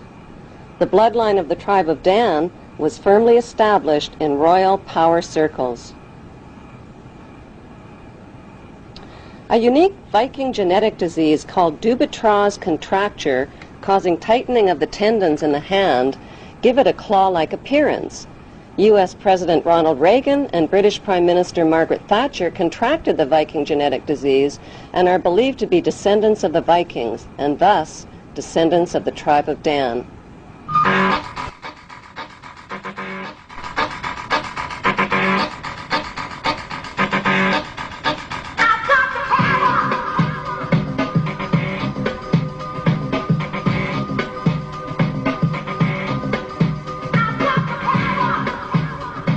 The media has misled the public into believing that Queen Elizabeth II is a symbolic ceremonial figurehead with little or no real power, that she is a cold but harmless old relic who passes her time sipping tea at the palace. Nothing could be further from the truth. As British monarch, Queen Elizabeth II is the wealthiest, most powerful person on earth. She embodies the crown and supreme world power. Presidents of the United States are forbidden any title of nobility and are subservient to the monarch. The U.S. President is Commander-in-Chief of the Armed Forces based at Camp David, which is known to insiders as Camp King David. Prime Ministers in Commonwealth nations like Canada and Australia are also subservient representatives of the British King or Queen. They are her spokesmen. The Governor-Generals of the Queen's Commonwealth nations represent and exercise the Queen's power on her behalf. What the general public doesn't realize is that their leaders are only representatives of the monarch and do not possess the power. They exercise the power. They do not reign, they rule. The monarch, on the other hand, reigns but does not rule, possesses the power but does not exercise it. By delegating her powers instead of exercising her powers, The Queen is left safely outside and above the conflicts and divisions of the political process. She is protected from becoming a target of political hostilities. Meanwhile, the general public is kept in the dark about the true powers that the Queen actually possesses, powers that she delegates but has not yet chosen to exercise. So what exactly are these powers that the Queen possesses but has not chosen to exercise? Her powers include the power to choose the Prime Minister and to dismiss the Prime Minister through her Governor General, the power to dismiss ministers and the government, the power to dissolve Parliament and call new elections, the power to refuse legislation passed by Parliament, the power to command the armed forces and raise a personal militia. She has the power to read confidential government documents and intelligence reports, the power to declare a state of emergency and issue proclamations. She has the power to call elections and enact laws in Her Majesty's name. Few people realize that not a single law is passed without the Queen's consent. She has the power to exercise Crown prerogatives, which means the Queen can declare war through her Prime Minister without even the agreement of Parliament. She has the power to grant and bestow titles and honors like Sir, the power to pardon convicted criminals. So why has the Queen been allowed to legally possess all of these supreme powers? For the sake of tradition? What exactly is the meaning of the term the Crown? The Crown is defined as executive powers exercised in the name of the monarch. The actual crown itself, worn by the monarch, is a symbol of the Queen's executive powers. The Parliamentary Oaths Act of 1866 requires all leaders of 54 Commonwealth nations to swear an oath of loyalty to the Queen, not to the people who elected them. I swear by Almighty God that I will be faithful and bear true allegiance to Her Majesty Queen Elizabeth, her heirs and successors according to law, so help me God. Those who do not swear allegiance to the Queen are deemed unfit for office, including the Prime Minister, police, military, judges, legislators, lawyers, and public servants. New citizens to the Queen's Commonwealth nations must swear allegiance to Her Majesty the Queen. Public land in the Queen's colonies like Canada is called Crown land and includes Aboriginal land. Government corporations are called Crown corporations. The Central Bank of Canada and the Canadian Mint are Crown corporations independent of most government controls. Neither Canada nor Australia, two huge and independent countries in their own right, has dispensed with her services as their head of state. Forms, stationery, and printing are printed by the Queen's printer. Canadian warships are called HMCS, Her Majesty's Canadian Ship, and in Australia they're called HMAS, Her Majesty's Australian Ship. Canada's National Police Force is called the Royal Canadian Mounted Police. All government contracts are between a company or individual and Her Majesty. Court summons are issued in the name of the Queen, and all public inquiries are called royal commissions. Commonwealth money carries the Queen's image worldwide as a reminder of her authority. The Queen is the lifetime hereditary head of state of Great Britain and her colonies and is unelected and unaccountable. It is against the law to advocate the abolition of the monarchy. After the revolution, the French started calling her the lady, but in English, the Queen is still the Queen. Move, I tell you. Originally, in India, Persia, and Arabia, she was male and weak. Check, Your Grace. But she changed sex in Europe in the Middle Ages and became the strongest of all chess pieces. I fear the Queen is powerless now. The Queen is never powerless. For example. What is the cost to British taxpayers to support the Queen and her blue blood entourage? The Public Accounts Committee and National Audit Office are forbidden to examine Queen Elizabeth Windsor's family finances, but the civil list payments are reviewed every 10 years. So for the year ended March 2002, the running expenses of the Windsor household were £7.9 million. Family spending, $35.3 million. Security, $30 million. And the list goes on. How much is the Queen actually worth? The Queen's wealth is divided into three categories. Her wealth as the monarch, her visible personal wealth, and her invisible personal wealth. The Queen's wealth as the monarch includes 54 Commonwealth nations worldwide, millions of acres of Crown land and resources, thousands of Crown corporations, and the corporate city-state of London, which is the capital of world finance. The Queen's visible personal wealth, which was accumulated tax-free until 1992, includes royal yachts, Rolls-Royces, racehorses, 5 castles, the world's largest collection of jewels, 20,000 old masterpieces, and billions of Class A shares in blue-chip stocks and bonds which have been invested and reinvested over and over again tax-free. Most of the Queen's family fortune was inherited from her ancestors' illegal opium trade with China and the black slave trade. In 1977, the Bank of England Nominees was established to hide the Queen's personal portfolio of wealth. As the British monarch, the Queen has access to privileged information, state secrets, and the world's top financiers. She is immune to accusations of insider trading or conflicts of interest. Her financial portfolio includes Rio Tinto, General Electric, Royal Dutch Shell, British Petroleum, Archer Daniels Midland, and the list goes on. The Queen's visible billions are but a tiny fraction of her invisible wealth accumulated through the black nobility. What is the black nobility?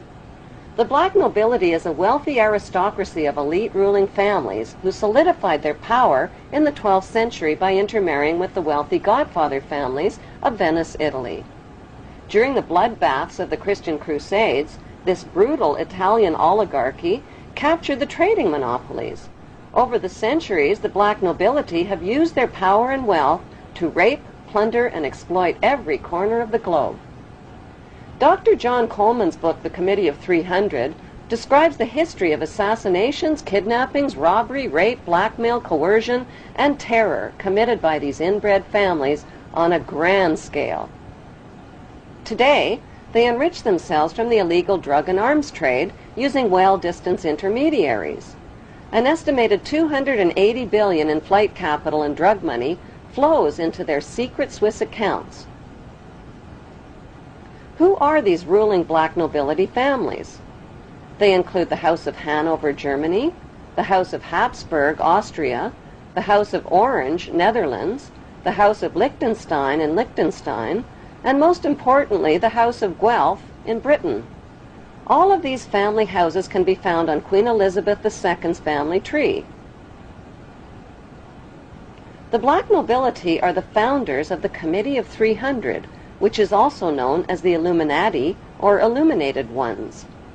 Queen Elizabeth II is head of the committee of these 300 ruling families. The Illuminati was formed to achieve one main objective, one world government called the New World Order.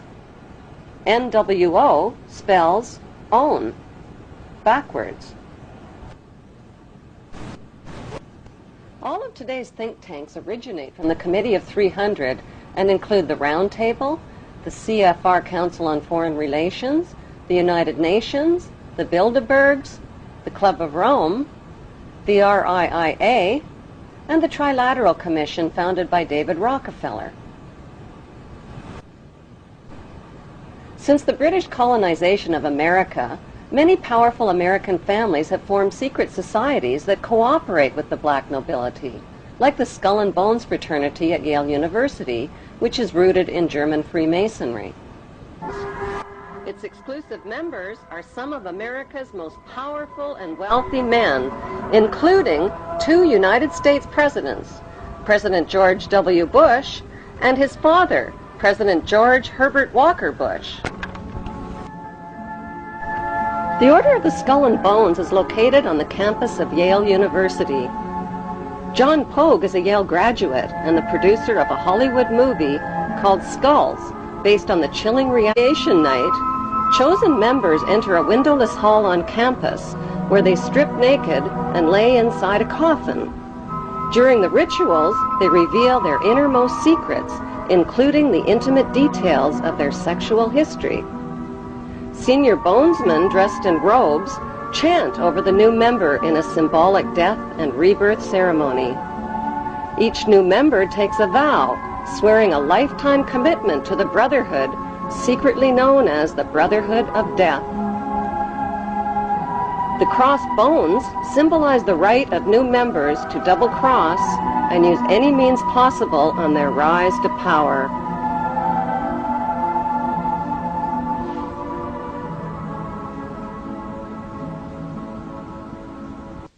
They're supposed to recount their entire sexual histories in sort of a dimly lit, cozy room. The other 14 members are sitting on plush couches, and the lights are dimmed, and there's a fire roaring. And this activity is supposed to last anywhere from between 1 to 3 hours. So George W. Bush, recounted his sexual history? That would have been something they would have done, yes. What is the point of this? I believe the point of the year in the tomb is to forge such a strong bond between these 15 new members that after they graduate, for them to betray Skull and Bones would mean they'd have to betray their 14 closest friends. One can't help but make certain comparisons with the mafia, for example. Secret society, bonding, stakes may be a little higher in one than the other, but everybody knows everything about everybody, which is a form of protection. I think Skull and Bones has had slightly more success than the mafia, in the sense that, you know, the leaders of the 5 families are all doing 100 years in jail, and the leaders of the Skull and Bone families are doing 4 and 8 years in the White House. Bones is not restricted to Republicans. Yet another Bonesman has his eye on the Oval Office. Senator John Kerry. Skull and Bones is so tiny, that's what makes this staggering. There are only 15 people a year, which means there are about 800 living members at any one time. We know that a lot of Bonesmen have gone to positions of great power. That's what Skull and Bones' purpose is, to get as many members as possible into positions of power. Though there is this mythology about Skull and Bones pulling the strings of government. You're saying the fact is Skull and Bones are pulling the strings of government. They do have many individuals in influential positions, and that's why this is something that we need to know about.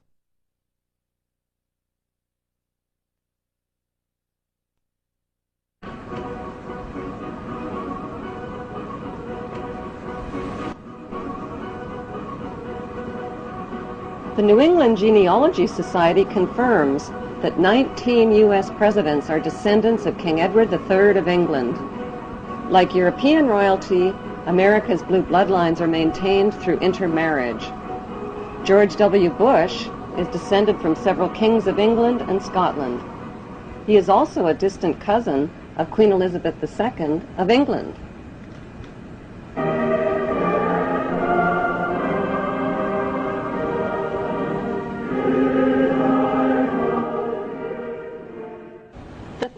Of the Committee of 300 have given birth to the Tavistock Institute, HARP, the RAND Corporation, Stanford Research Institute, and the Institute for Policy Studies, among others. One study group at the RAND Corporation specializes in predicting the timing and direction of thermonuclear war. These institutes and corporations are engaged in the secretive development of brainwashing and population control techniques, the mapping and patenting of human and animal DNA, and the genetic engineering of human, animal, and plant life. They are also developing chemical, bacteriological, and psychological weaponry, as well as tectonic and climate weaponry. How does the Committee of 300 justify their monstrous acts of evil? Their common philosophy is that the end justifies the means, no matter how diabolical.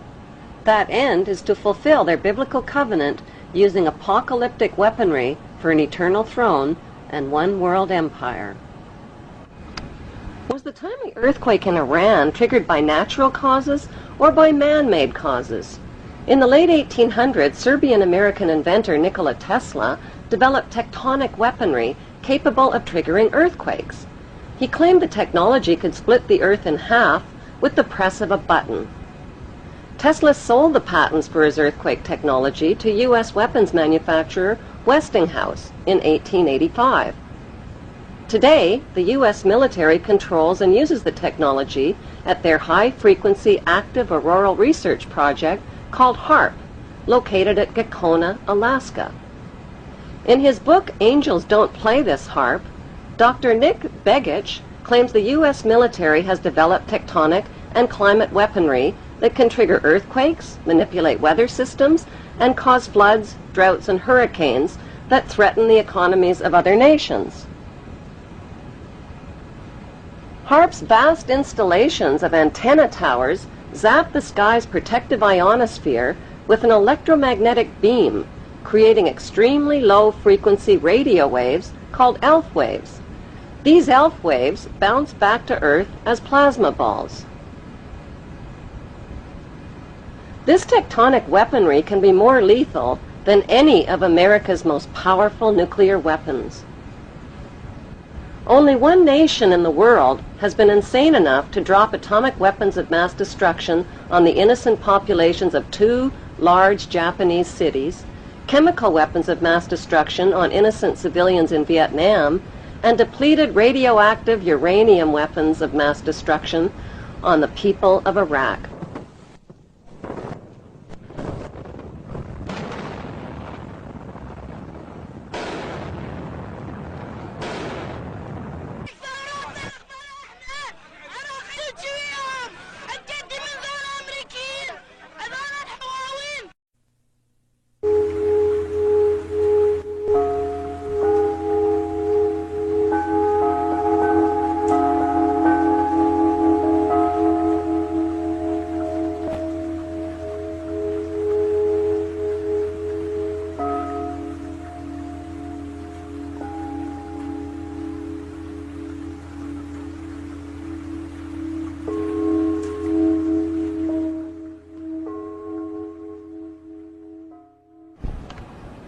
Like the pharaohs of ancient Egypt who built their empire with the help of a grand vizier, Queen Elizabeth II also has a grand vizier who serves as her most trusted advisor. His name is Lord Evelyn Rothschild, and he is the second wealthiest and most powerful person on earth. He is also Lord of the world's financial capital, the city-state of London. Lord Rothschild and his ring of power hide their identities behind 13 city council members who stand in as their representatives. On November 30th, 2000, Lord Rothschild, now in his 70s, got married in London to a wealthy Zionist businesswoman named Lynn Forrester. The couple then jetted to Washington and spent their wedding night in the White House. Just months before 9/11, they moved to New York and settled into their 18th floor luxury palace at River House, where 2 private terraces offered them front row seats for the scheduled 911 show.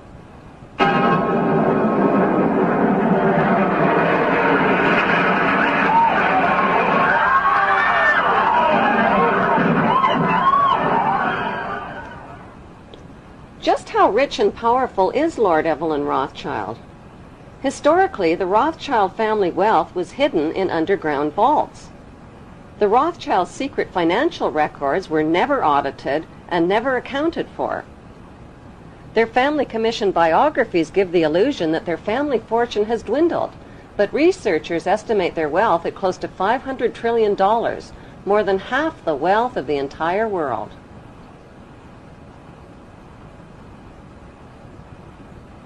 Besides their many castles, palace mansions, wineries, racehorses, and exotic resorts, the Rothschilds bought Reuters in the 1800s.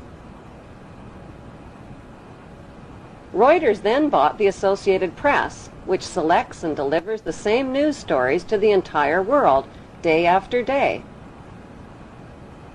They have controlling interest in 3 major television networks and easily avoid media attention since they own it. Until recently, they owned and operated England's Royal Mint and continue to be the gold agent for the Bank of England, which they also direct. They control the LBMA, London Bullion Market Association, where 30 to 42 million ounces of gold worth over $11 billion are traded daily. The Rothschilds earn millions weekly just on transaction fees alone. They also fix the world price of gold on a daily basis and profit from its ups and downs. Over the centuries, the Rothschilds have amassed trillions of dollars worth of gold bullion in their subterranean vaults and have cornered the world's gold supply.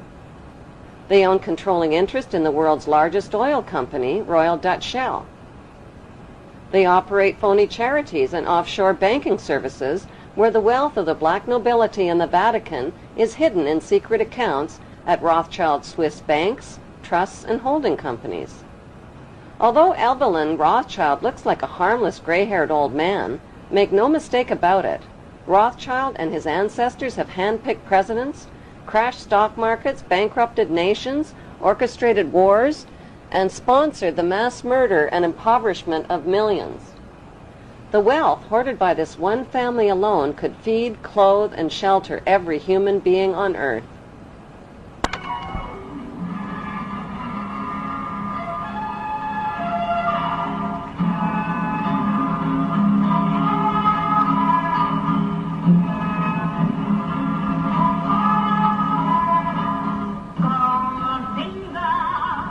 How did Evelyn Rothschild become the filthy rich Grand Vizier to Queen Elizabeth II and godfather of the black nobility?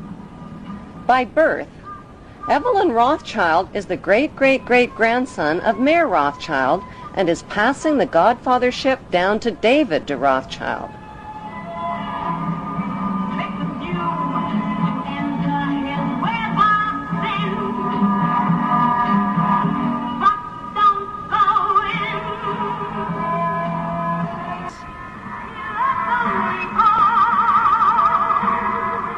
Their story begins in 18th century Frankfurt, Germany, on a cobblestone street called Frankfurt on the Main.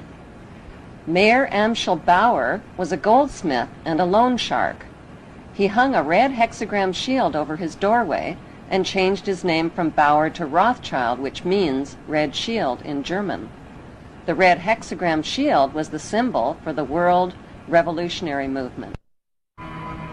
Family biographers describe Mayer Rothschild as a poor man who lived with his family above his goldsmith shop and sold rare coins to royal customers. Contrary to appearances, Mayer stashed a big supply of gold, precious coins, and jewels in special hiding places inside his house.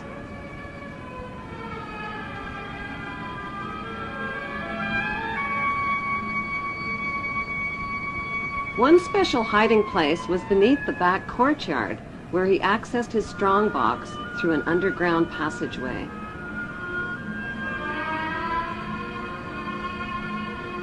Mayer taught his 5 sons the tricks of the trade. To them, he wasn't just their father, he was their lord and master. To them, he was Lord Mayer. In 1773, Mayer Rothschild invited 12 wealthy, revolutionary-minded men to his goldsmith shop. Together, they formulated a plan to seize control of the world's wealth. They made a pact to secretly pool their money and influence to bankrupt the nations of the world and create a new world order. Using his connections, Mayer teamed up with Prince William, who was the ruler of Germany's Hesse-Kassel district. William had a reputation as a cold-blooded loan shark who trained and rented out his Hessian soldiers as mercenary troops.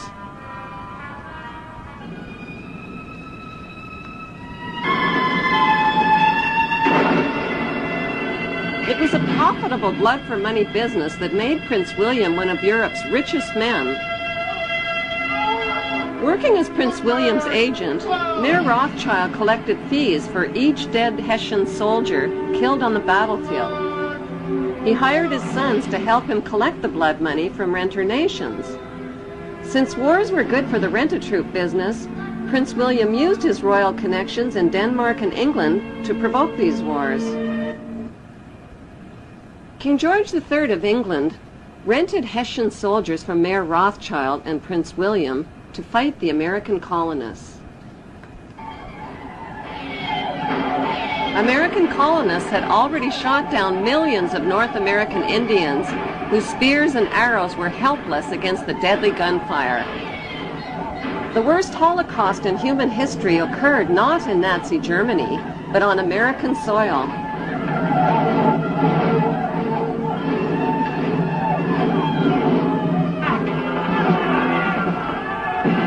By 1776, British and Hessian troops arrived on American shores, ready to fight the American colonists.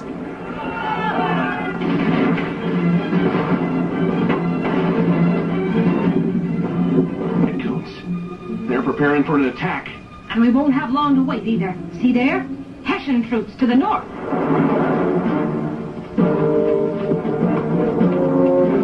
Hessian mercenaries. I can't believe the king is paying Germans to come here and kill British colonists.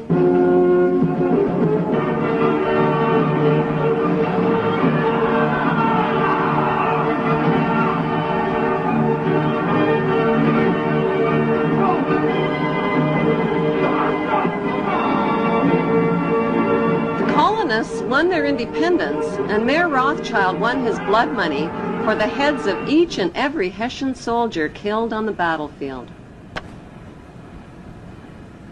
Back in Europe, Napoleon, with his mighty French army, became master of Europe.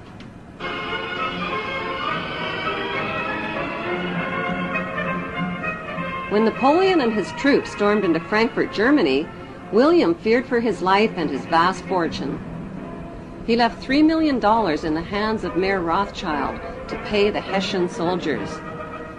Then he escaped to Denmark to stay with his royal relatives, all of whom were descendants of the tribe of Dan.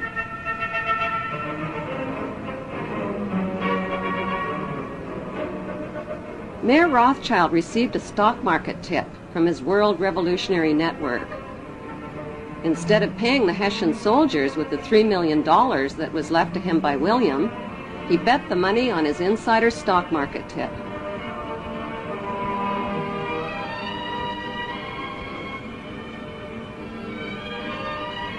With his new fortune, Mayor Rothschild set up 5 family banks to be run by each of his 5 sons in London, Paris, Naples, Frankfurt, and Vienna.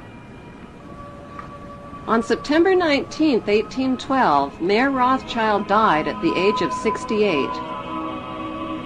He left instructions that the amount of the inheritance must never be made public, that secrecy and ruthlessness must be used in all business practices, and that family members must intermarry with their own blood relatives to keep the family fortune all in the family. All 5 brothers dedicated themselves to their ancestors' world revolutionary dream. That dream was to control the entire world under one world ruler by disarming the nations of the world. A king, the son of David, will purify Jerusalem from the nations that trample her down, destroy the lawless nations, and gather a holy people whom he will lead in righteousness.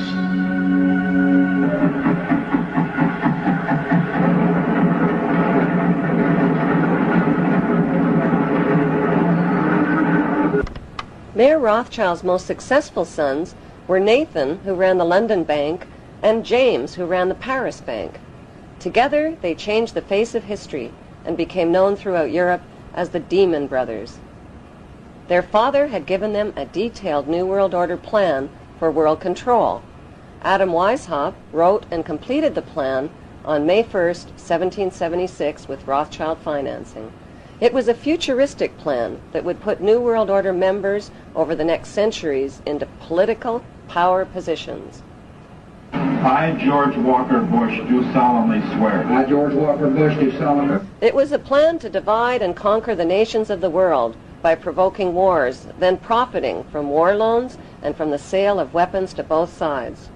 Exhausted by war, terror, and chaos, humanity would eventually bow down to one world ruler and one world army as a solution.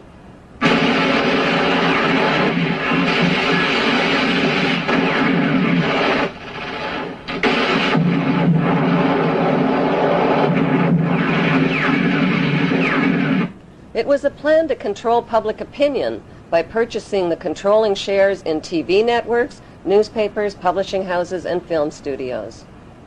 Briefings and updates from Washington and around the world every 15 minutes throughout the business day.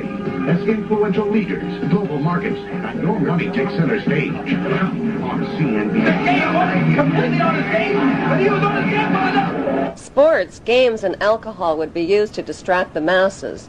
Laws would be changed, banks would be monopolized, and people and nations would be made into obedient debt slaves. With Rothschild financing, Adam Weishaupt formed a secret world revolutionary group called the Illuminati. He recruited thousands of influential members by convincing them that only men of superior ability had the right to rule over the ignorant masses.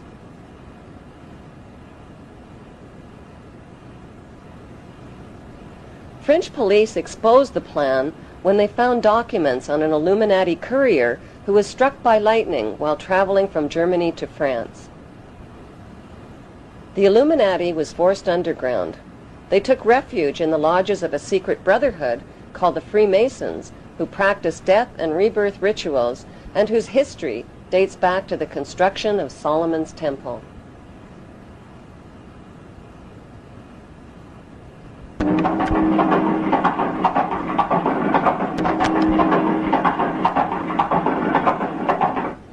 Nathan and James Rothschild came up with a scheme that would put the Illuminati plan for world control into action. It would also make them filthy rich. The brothers helped finance both sides of Napoleon's famous Battle of Waterloo between the French and the English.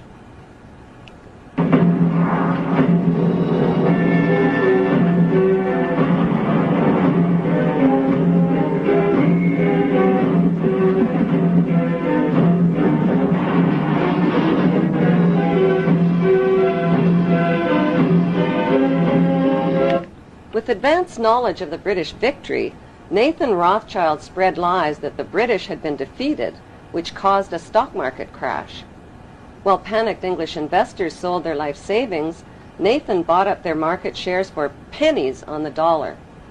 When official news of the British victory over Napoleon was announced, the English stock market skyrocketed, and so did Nathan's wealth. In one foul swoop, the Demon Brothers had double-crossed the English masses and taken control of the Bank of England. Flaunting their stupendous wealth, the brothers went on a lavish spending spree. They bought mansions, fashionable clothes, and hosted extravagant parties.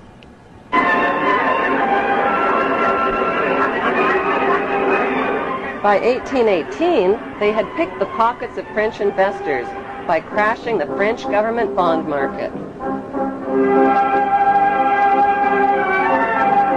According to plan, the brothers formed the world's first international bank and named it N.M. Rothschild and Sons. The Pope became their most famous customer.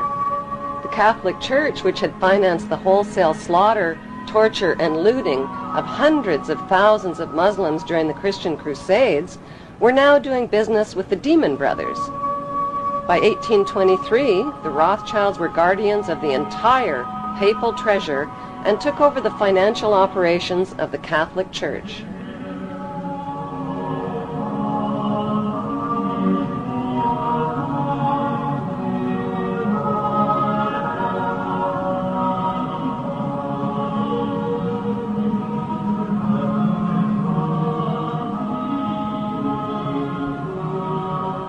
Enraged citizens accused the Rothschilds of conspiring to control the world's money markets.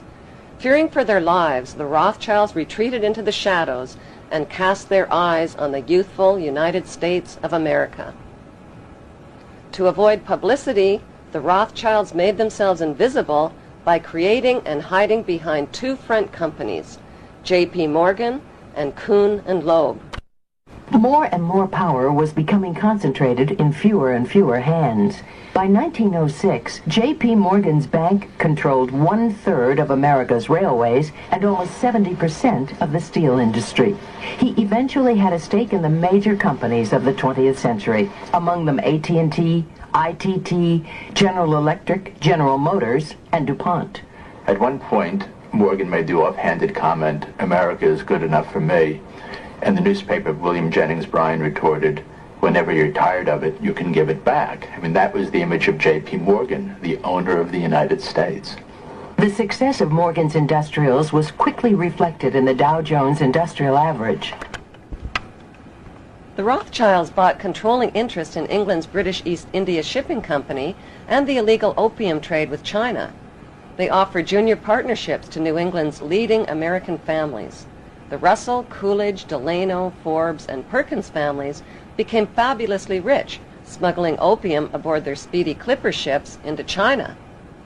In 1820, Samuel Russell bought out the Perkins Syndicate and ran the opium smuggling operation with his partner, Warren Delano Jr., who was the grandfather of President Franklin D. Roosevelt. The United States flag was designed after the British East India Company flag with 13 red and white stripes. Both flags copy the red and white striped sails of the Viking ships, which were the color standard for the tribe of Dan. Finally, Britain found a commodity that China would take: opium. Imported from India. Just a few chests at first, and then thousands.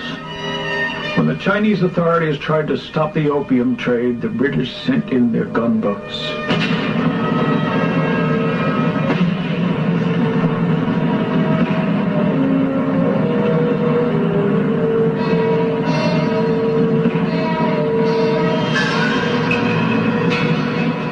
After nearly 20 years of turmoil, the Treaty of Tianjin in 1858 not only allowed opium to be imported, but handed over China's ports and all her international trade to Western control. After the war, opium poured into China on an even greater scale, and her emperors were powerless to stop it. In 1842, the British stole Hong Kong from China in an opium drug deal called the Treaty of Nanking. The Russell family, who controlled the U.S. arm of the Rothschild drug smuggling operations, set up the Skull and Bones fraternity at Yale University. America's big money families formed the fraternity's inner power circle. Taft, Russell, Schiff, Harriman, Bush, Warburg, Guggenheim, Rockefeller, Stimson, Weyerhaeuser, Vanderbilt, Goodyear, and Pillsbury were all members. These families intermarried over the generations to form America's big money aristocracy. Skull and Bones member Alphonso Taft catapulted his son, William Taft, right into the top job at the White House. President Taft's 17th Amendment to the United States Constitution guaranteed the right of big money insiders to hand-pick senators and buy control of the United States Senate. Today, the most influential members of the CIA, the U.S. government, and big finance are Skull and Bonesmen.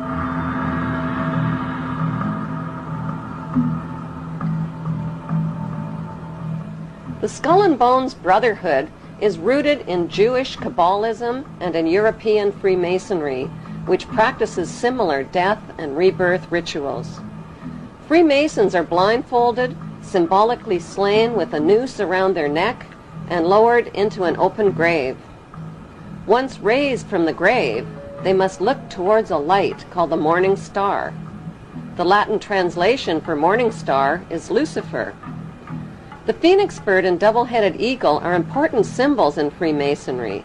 In Egyptian mythology, the phoenix bird is a god who rose to heaven in the form of a star like Lucifer after his fire immolation of death and rebirth. Death and rebirth themes in satanic witchcraft are marketed to youth in movies like Harry Potter and Lord of the Rings.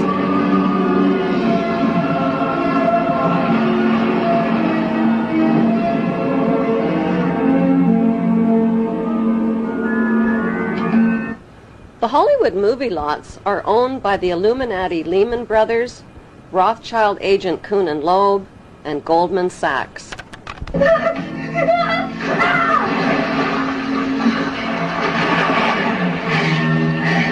Freemasonry has a pyramid structure. The highest level is a 33rd degree Mason. Solomon's Temple in Israel was located at the 33rd parallel.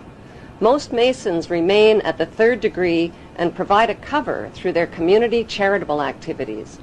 The Illuminati at the top of the pyramid is the all-seeing eye. At the bottom are the unthinking, hard-working, law-abiding, tax-paying, God-fearing debt slaves called the Goyim, or sheep. Giuseppe Mazzini of Italy was a 33rd degree Mason who replaced Adam Weishaupt as head of the Illuminati in 1834. Mazzini was a member of the Italian Carbonari and created the Mafia's blood rituals and secret oath. He gave the dreaded Cosa Nostra the name Mafia. Mafia is an acronym spelling the names of the original mafiosa godfathers: M for Mazzini, A for Otto Riza, F for Ferti, I for Incendi, and A for Avaligmenti.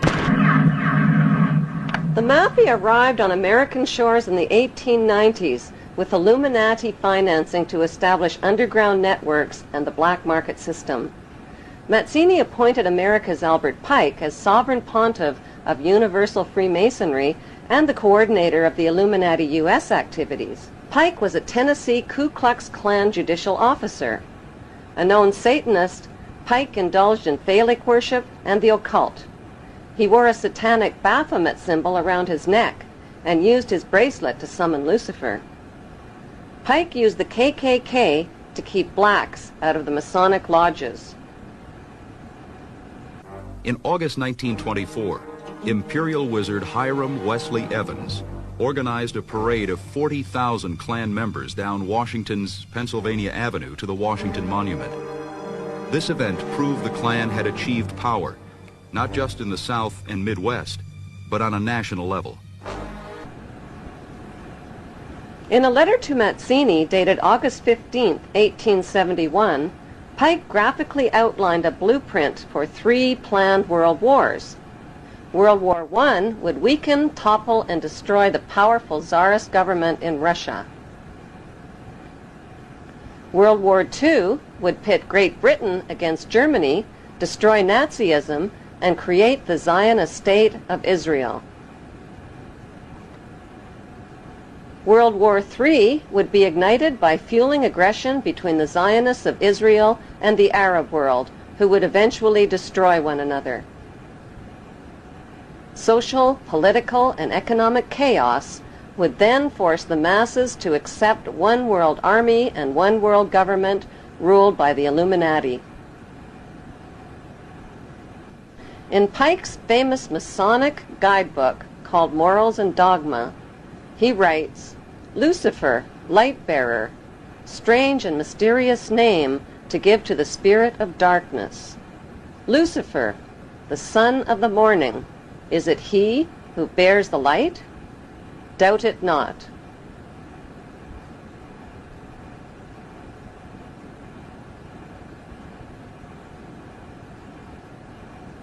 Albert Pike was a Confederate general in the American Civil War.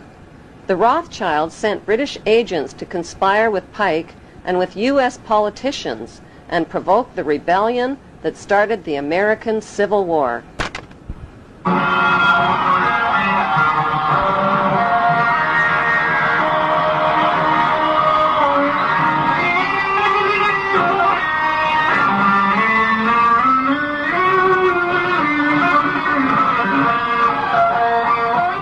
The Rothschilds, whose massive fortune had been built on provoked wars and war loans, offered loans to both sides of the Civil War at 24 to 36% interest.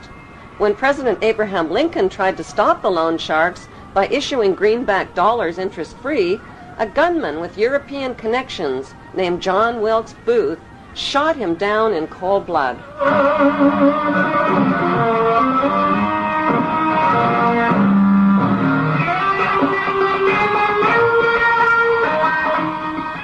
Following the Civil War, Albert Pike was convicted of treason and sent to prison, but President Andrew Johnson, a 33rd degree Mason, pardoned him.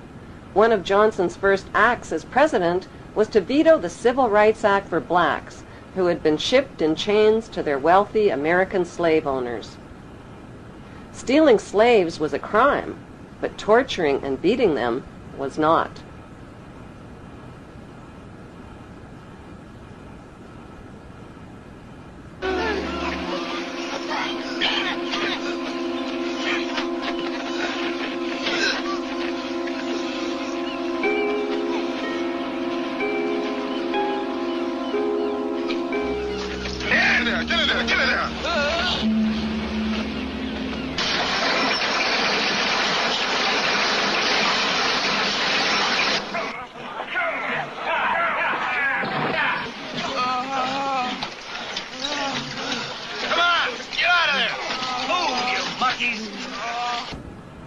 A statue of Albert Pike, a convicted traitor, Satanist, 33rd degree Mason, and Ku Klux Klan racist, stands today in the heart of Washington, D.C.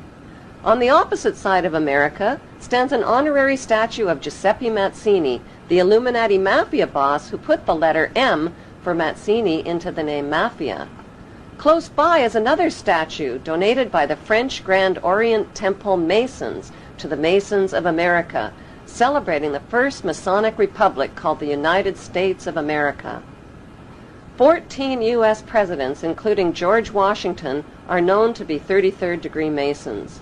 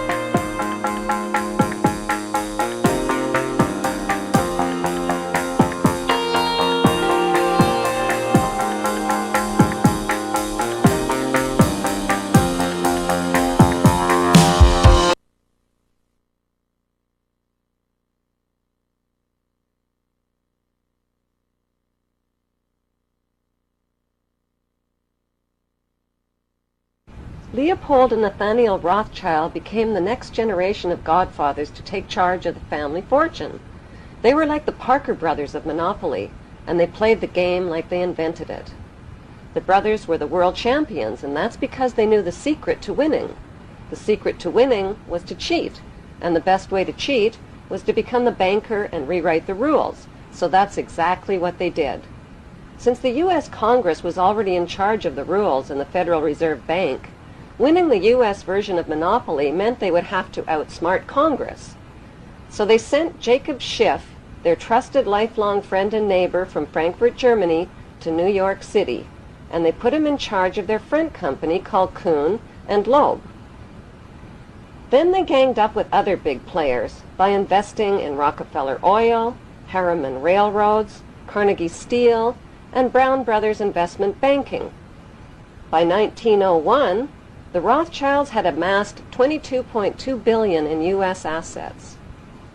The mayor of New York, John Hylan, called them the invisible government, while Congressman Louis McFadden called them a dark crew of financial pirates who would slit a man's throat to get $1. When Woodrow Wilson became President of the United States in 1912, he sold out America. Wilson was backed by Jacob Schiff and Paul Warburg, who worked in the United States as German immigrant agents for the Rothschilds. In 1913, Paul Warburg rewrote the U.S. monopoly rules with the help of Senator Nelson Aldrich. They called the new rules the Federal Reserve Act. With President Woodrow Wilson's blessing, the U.S. Federal Reserve Bank became a privately owned central bank, free of government control.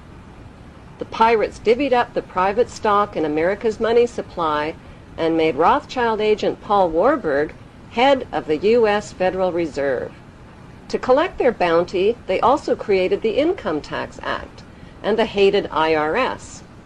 With the stroke of President Wilson's treasonous pen, the banker gangsters became the Fed in 1913 and have owned a virtual monopoly over the U.S. economy and the taxpayers' money ever since. They can print money out of thin air, control treasury loans, and profit from interest rates. Since their biggest windfalls come from loan profits and weapons sales, wars and death are not only profitable, they're desirable and necessary. Today, American citizens owe these merchants of death approximately $70,000 per citizen.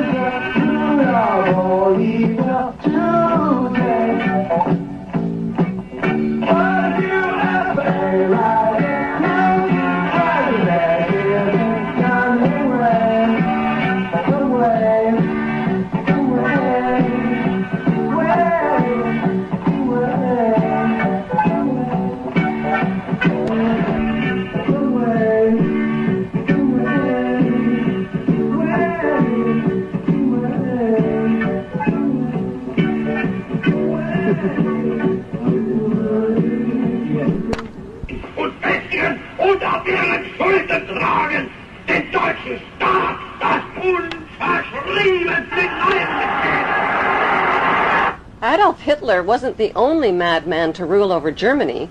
Kaiser Wilhelm II led Germany to its destruction in World War I. Crippled since birth with a useless arm, Kaiser Wilhelm was the grandson of Queen Victoria and the great-uncle of today's Queen Elizabeth II. It was no accident that Kaiser Wilhelm chose Max Warburg as head of Germany's Secret Service. The Warburgs and the Rothschilds controlled Germany's central bank, called the Reichsbank, which was founded by Mayer Rothschild. While Max and Felix Warburg helped finance Germany in World War I, their brother Paul Warburg of Kuhn and Loeb helped finance the American side by selling war bonds through the U.S. Federal Reserve Bank. The Rothschild and Warburg printing presses worked tirelessly on both sides of the Atlantic, rolling out debt money.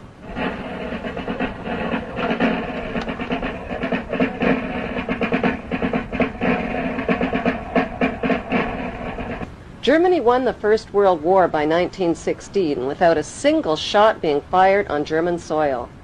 British convoys were blown out of the Atlantic by German subs, the French army mutinied, and the Russian army was defecting. With British Prime Minister Lloyd George up against a wall, Lionel Rothschild and the Jewish Zionists offered the British a deal they couldn't refuse. "We'll bring the United States into the war as your ally and win the war for you," they said, "if you'll promise us Palestine." In April of 1917, President Wilson got the green light and declared war on Germany. Because of overwhelming opposition to the war, Wilson invoked the draft and passed the Espionage Act, forcing Americans to fight or be thrown in jail. Billions of U.S. taxpayers' money was delivered to the British war machine, money that was never repaid. In return, the British government wrote the famous Balfour Declaration and addressed it to none other than Lord Lionel Rothschild. The declaration promised Palestine and Israel to the Rothschild Zionists. The Zionists believe that they are entitled to the land of Israel because, according to the Bible, Israel was promised to the Jews by God, and according to the Bible, the Jews are God's chosen race of people, a race favored by God above all others. 1817, Lord Allenby conquered the Holy Land, and the Jews were promised a national home in Palestine by the Earl of Balfour, a policy endorsed by Woodrow Wilson and by the League of Nations, which made Palestine a British mandate.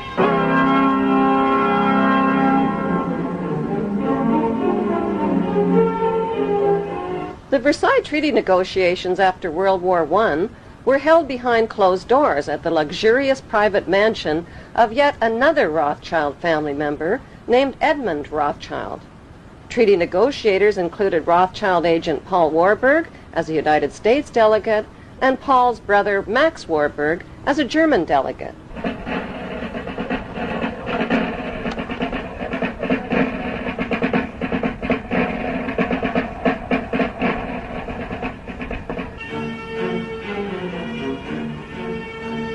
Clemenceau, Lord George, and President Wilson have pulled up armchairs and crouched low over the map.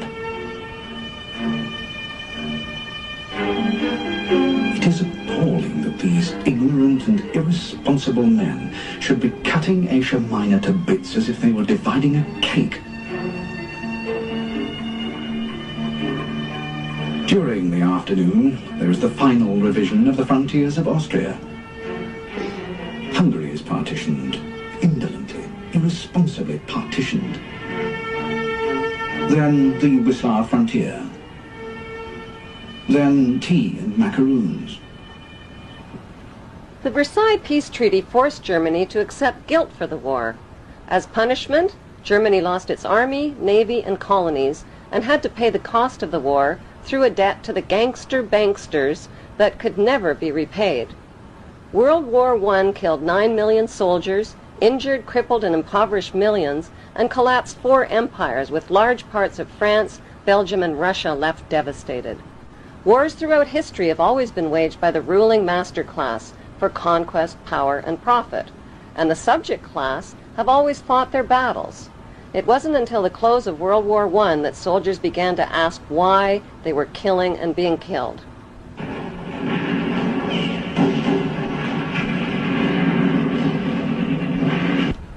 The League of Nations was the money cartel's first attempt at world control, but Tsar Nicholas II of Russia caught on to their plot and sabotaged it. That proved to be a deadly mistake. Schiff, Warburg, Rockefeller, Harriman, and Morgan backed the uprisings that led to the 1917 Russian Revolution. Their strategy was to finance both sides of wars and revolutions, which gave them control over the winners, the losers, and the outcome. The execution and removal of the bodies took 20 minutes.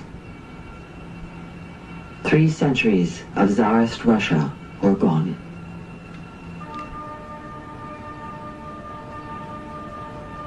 Between 1918 and 1921, 14 million Russians died from war and starvation under Lenin's Bolsheviks.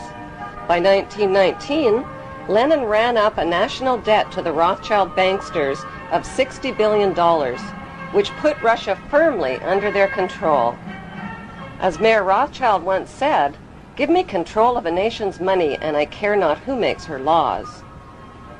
To this day, the Rothschilds have stopped the heirs to the Tsar's fortunes from claiming their deposits held in Rothschild banks. Those fortunes are now worth an estimated $50 billion.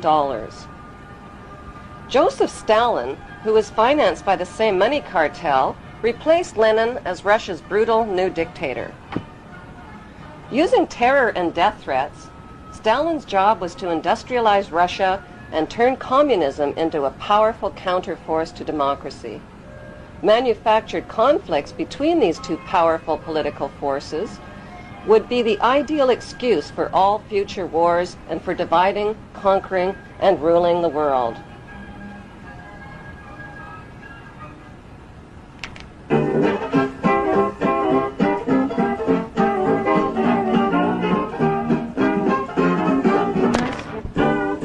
The Roaring Twenties was a decade of peace and prosperity in the United States. Installment plans were created to make buying high-priced items more affordable. Instead of shelling out $100 for a new washing machine, consumers would put $5 down and pay $8 a month. The dangers of debt and high interest rates didn't enter the minds of most Americans, and shopping raged throughout the decade. Advertising became part of the fabric of American culture as ads dominated newspapers and magazines. Sex appeal, social snobbery, outrageous claims, and fabricated scientific studies convinced consumers to buy more. With massive corporate growth, high employment, and a post-war bull market on Wall Street, first-time American investors went on a stock market buying spree. One wanted a piece of this prosperity. People bought stock on margin or credit for as little as 10% down. They then used the stock as collateral to borrow more money to buy more stock. Then they did it again. The market was a free-for-all with no regulations of any kind. The party ended on October 29, 1929, when the stock market crashed and caught everyone off guard, everyone except the banksters. J.P. Morgan and Kuhn and Loeb sent advance warnings to their group of insiders. These Federal Reserve pirates caused the crash by printing a whopping 62% inflation rate, then raising interest rates to an alarming 6%. While the Rothschilds, Warburgs, and other Federal Reserve pirates escaped the fallout, outsiders lost everything, some of them leaping to their death from office towers. 30 of the 80 billion that industrial stocks had been worth vanished into thin air, but thin air was just another name for the international banksters. Following the crash, the Great Depression put 1/3 of the U.S. workforce out of work. The bankster-owned banks foreclosed on property and took possession of people's homes and farms. When panicked citizens lined up at banks to withdraw their hard-earned savings, the banksters gave them only 10 cents on the dollar. Bonnie Parker and Clyde Barrow decided to do something about it.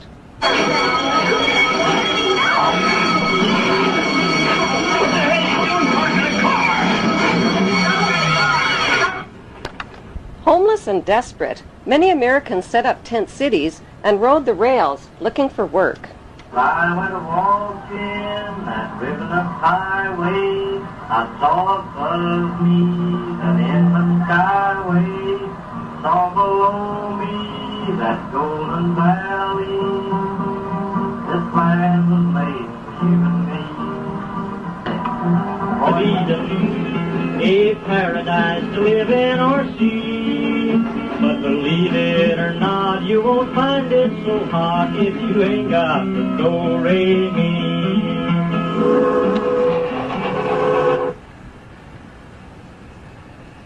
We don't want to overlook the fact that this country was on the brink of hell. We were looking and searching for anything to get us out of this mess. Communism looked very, very attractive to people. We're going to share everything. You're not going to have to worry about being out of a job. We're going to be one great, big, happy family. There was a lot of baloney. You weren't, but that we believed it. Either on the trains or in jungles, you do get to talking about what this means in a broader sense, the social struggle. Why does it have to be this way when the goddamn guys on Wall Street all got millions of dollars? And I can remember being aware of the difference between the working class and the ruling class in this society, to put it in the terms that I use today. The boys coming chanting and the fog was lifting. This land was made for you and me. Congressman Louis McFadden, chairman of the House Banking Committee, claimed the crash was planned by the international bankers who sought to become rulers of us all. In his famous 1932 congressional address, he said, "Mr. Chairman, we have in this country one of the most corrupt institutions the world has ever known. I refer to the Federal Reserve Board and the Federal Reserve Banks. The Federal Reserve Board has cheated the people of the United States out of enough money to pay the national debt 3 times over. This evil institution has impoverished and ruined the people of the United States through the defects of the law which it operates and through the corrupt practices of the moneyed vultures who control it. Some people think the Federal Reserve banks are government institutions.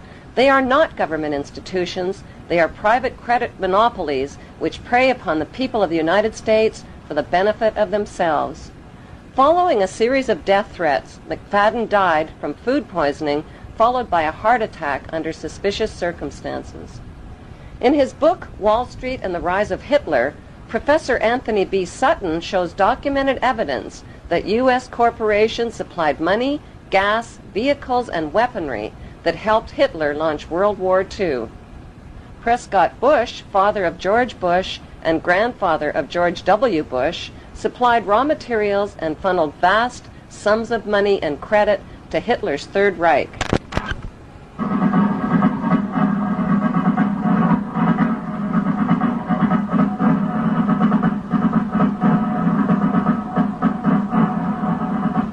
Under Trading with the Enemies Act, the U.S. government seized businesses operated by Prescott Bush and Skull and Bonesman Averell Harriman, including New York's Union Banking Corporation.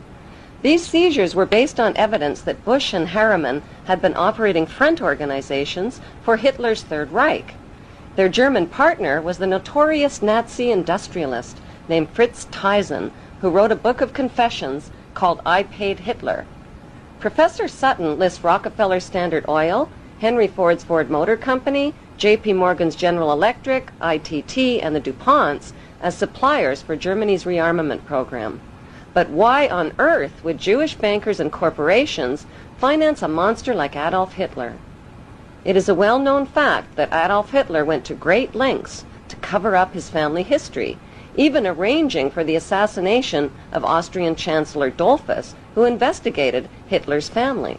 The Dollfuss file, now in the hands of the British Secret Service, revealed that Adolf Hitler's grandmother, named Maria Anna Schicklgruber, worked in Vienna as a live-in housemaid at Solomon Rothschild's manor next to his hotel.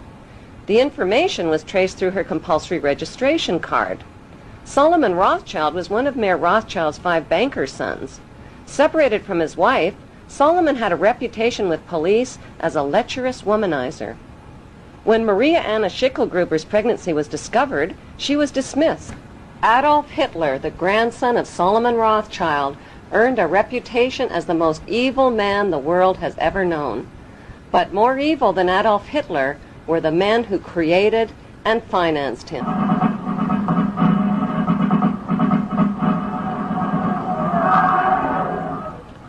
Hitler's revolutionary activities in Germany landed him in prison for 5 years. This so-called prison was Landsberg Castle, a comfortable, privileged pastoral setting where Hitler was groomed for the job of Führer.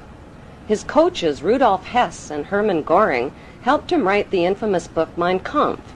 Upon his release, the book was widely circulated, and Hitler traveled throughout Germany, delivering prepared speeches with Rothschild-Warburg financing via the secret Thule and Veril societies. The Jews were to blame, shouted Hitler, for the humiliation of the Versailles Treaty and for Germany's financial ruin.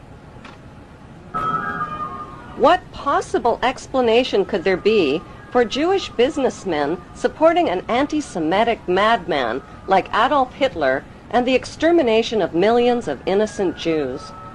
One of the world's dirtiest secrets is that the exterminated Jews in Nazi Germany were not considered real Jews. They were considered Khazar Russians and Eastern Europeans whose ancestors converted to Judaism in 740 AD under their king, King Bulan. Their bloodline dates back to the Turkish tribes and to the powerful empire of Khazaria that once controlled all of Russia. Arthur Kessler, who wrote The 13th Tribe, claims that over 90% of today's Jews are racially non-Jewish and have no genetic relationship to the 12 tribes of Israel.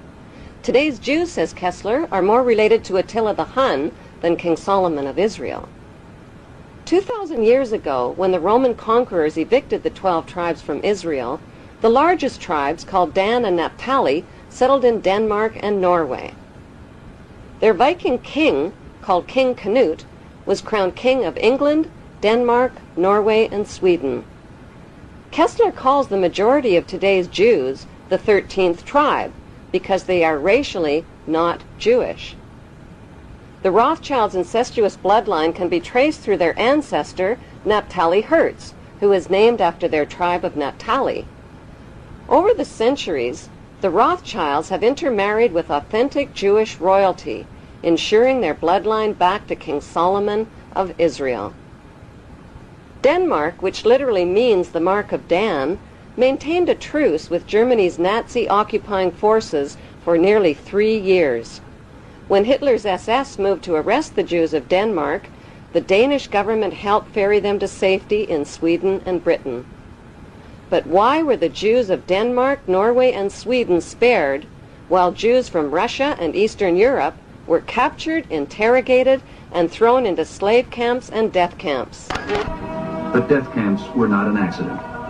The seeds of hatred were planted long before the war began, and the extermination was carried out with some German industry in compliance, while the world looked on. While the German subsidiaries of U.S. corporations made fortunes from the war industry and from the free slave labor of non-ethnic Jews, America also looked on. Masonic U.S. President Franklin Delano Roosevelt who was the grandson of opium smuggler Warren Delano Jr., was too busy bombing the Japanese and developing weapons of mass destruction.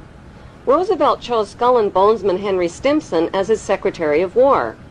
Roosevelt and Stimson ordered massive firebombing raids on Japan's 6 largest cities, killing and burning alive 250,000 Japanese men, women, and children. In the United States, innocent Japanese-American families were thrown into internment prison camps. Japanese assets were frozen, Japan's oil lifeline was cut off, and crippling trade sanctions were imposed. This godless campaign of terror and merciless overkill demanded nothing less than total surrender and the removal of Japan's emperor. When Japan attacked Pearl Harbor, it was the suicidal act of a desperate and devastated nation. Like the 9/11 attack on the World Trade Center, U.S. intelligence had well-documented advance warnings of the planned attack on Pearl Harbor. Yet, like Bush and Rumsfeld, Roosevelt and Stimson did nothing to stop it. The big question is, why? Historians like Robert Stinnett and John Toland believe that because U.S. citizens wouldn't participate in another world war, a direct attack on U.S. soil would change their minds. The attack could also be used to justify the testing of Roosevelt's new atomic weapons of mass destruction on a human population. Einstein introduced Roosevelt to the atomic bomb in 1939. Harry Truman, a relatively unknown, uneducated business school dropout and the son of a mule trader, replaced Roosevelt as U.S. president in 1945. Truman owed his political career to Tom Pendergast, a gun-running, bootlegging, prostitution, and narcotics ring crook who sponsored Harry Truman's election into the U.S. Senate. On the advice of James Burns and Henry Stimson, Dirty Harry dropped the first radioactive atomic bomb on the human population of Hiroshima at 8:15 a.m. on August 6, 1945, without even a warning. 2,000 feet over the city of Hiroshima. Heat from the center of the explosion reached 3,000 degrees Fahrenheit, melting buildings and setting bridges on fire. Rivers and streams throughout the city began to boil. People evaporated where they stood, leaving shadows of their bodies scorched onto the streets. In a matter of seconds, 4 square miles of Hiroshima became an atomic wasteland. Several minutes passed. Then a black rain began to fall on the city. Sticky, pebble-sized drops of radioactive ash. 80,000 people died from the atomic explosion. Tohoko was a student at Yamanaka Girls High School. Heat rays set her hair on fire. Shockwaves would have reached her 3.5 seconds after the explosion, and her body would have been subject to pressure of up to 3.3 tons per square meter. This is roughly equivalent to the blast that would have hit her. 3 days later, while Japanese survivors were still reeling from the radioactive fallout, the United States dropped a second type of atomic bomb, nicknamed Fat Man, testing it on the human population of Nagasaki. Was dropped on Nagasaki.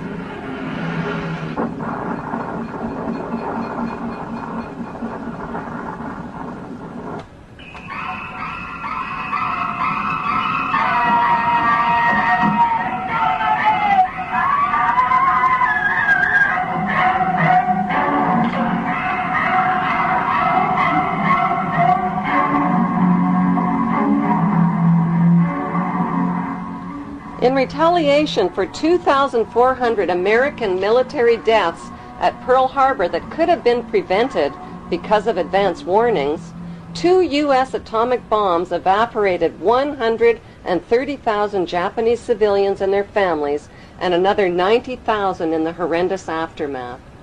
To this day, Japanese survivors and their offspring suffer related genetic deformities, cancers, nightmares, and permanent environmental destruction.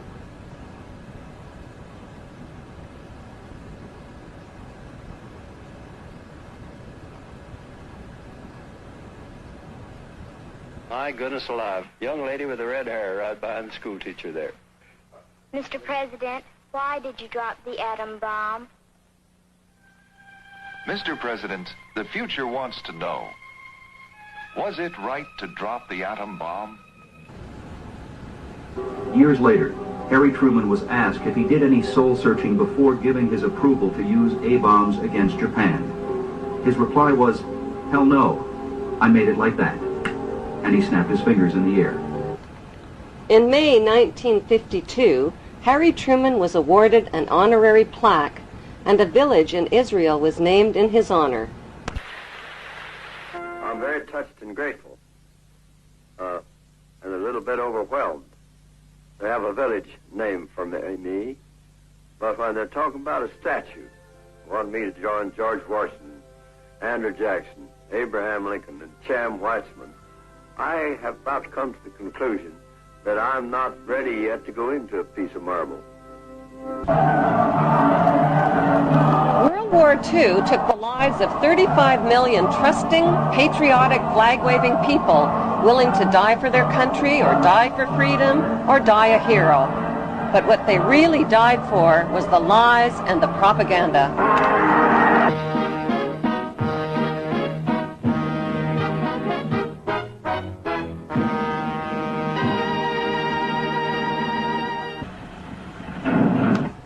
With the fall of Nazi Germany right on schedule, Stalin officially announced to the world that Hitler had escaped. U.S. and British spin doctors quickly changed the story, claiming that Hitler had committed suicide and that his body had been burned beyond recognition by his own officers. The key words are beyond recognition. While people were busy celebrating the end of World War II and believing what they wanted to believe, the international banksters who had sponsored the genocide, torture, and suffering of non-ethnic Jews stole their wealth from Swiss bank accounts just as they had stolen the wealth of the Russian czars after financing the Russian Revolution. The Vatican was also tied to plundering Nazi gold, which had been stolen from the Jews. It is a well-documented fact that Pope Pius XII lent his support to the anti-Semitic Hitler and his Nazi regime.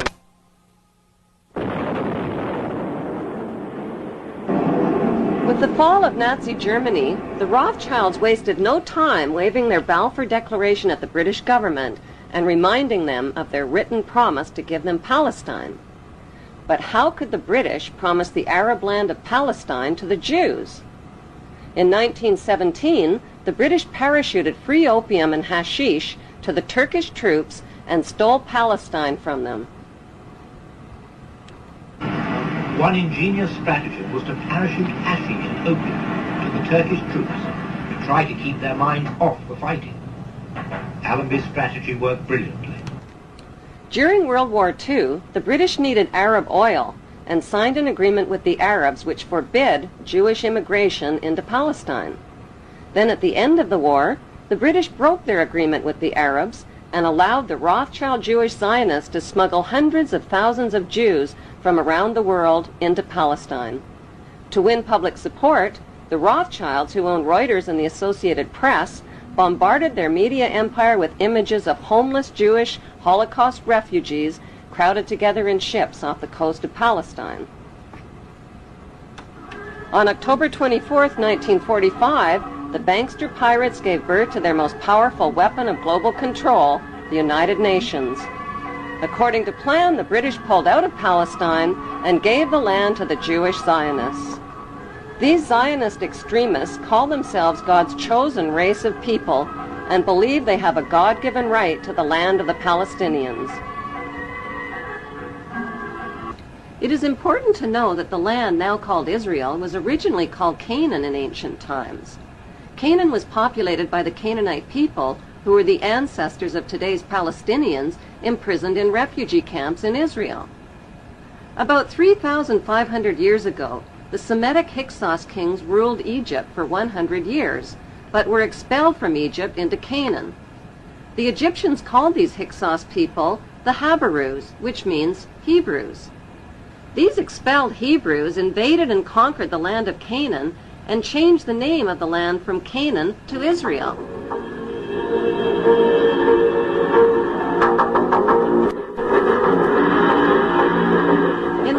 65 AD, the name was once again changed to Palestine after the Romans conquered the land. In 1948, the bankster-controlled United Nations officially turned Palestine into the Zionist State of Israel. To deal with the millions of Palestinian residents, the Israeli Jews massacred and drove them from their villages and homeland.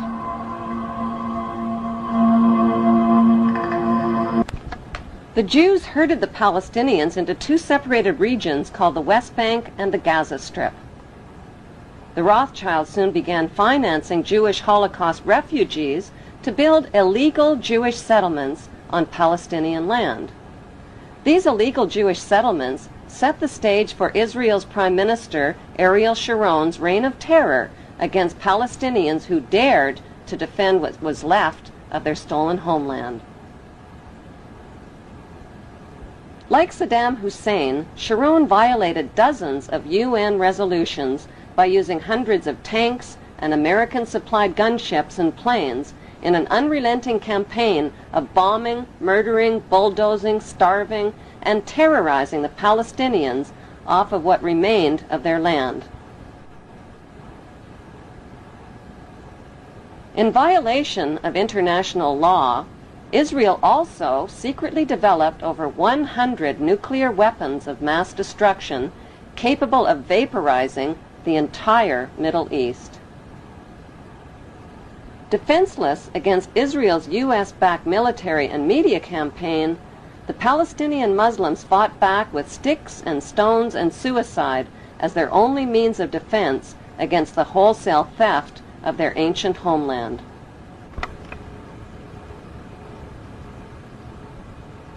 The story of the Bible was written by Hebrew Jews, who tell us that the Hebrew Jews are God's chosen race of people. Bible prophecy predicts that they will one day rule the world from their temple throne in Jerusalem, and that the world's King of Kings will be a descendant of King David and King Solomon of Israel. That is what Bible believers all over the world believe will come to pass. To turn this Bible prophecy into a reality would demand the cooperation of world leaders. It would also mean building a third temple in Jerusalem over the ancient ruins of King Solomon's temple. But there is one giant-sized problem. A sacred Muslim shrine called Dome of the Rock was already built on top of the ruins of Solomon's temple in the 7th century. It still stands majestically today in the heart of Jerusalem, and it would have to be destroyed.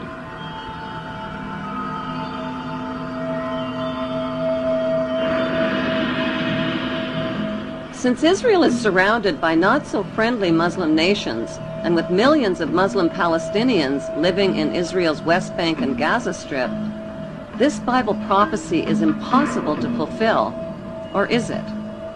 Like a screenplay for a movie, the Bible story was written by Hebrew Jews. But who is the director and the producer? Is it God, or is it a special interest group of the world's wealthiest men?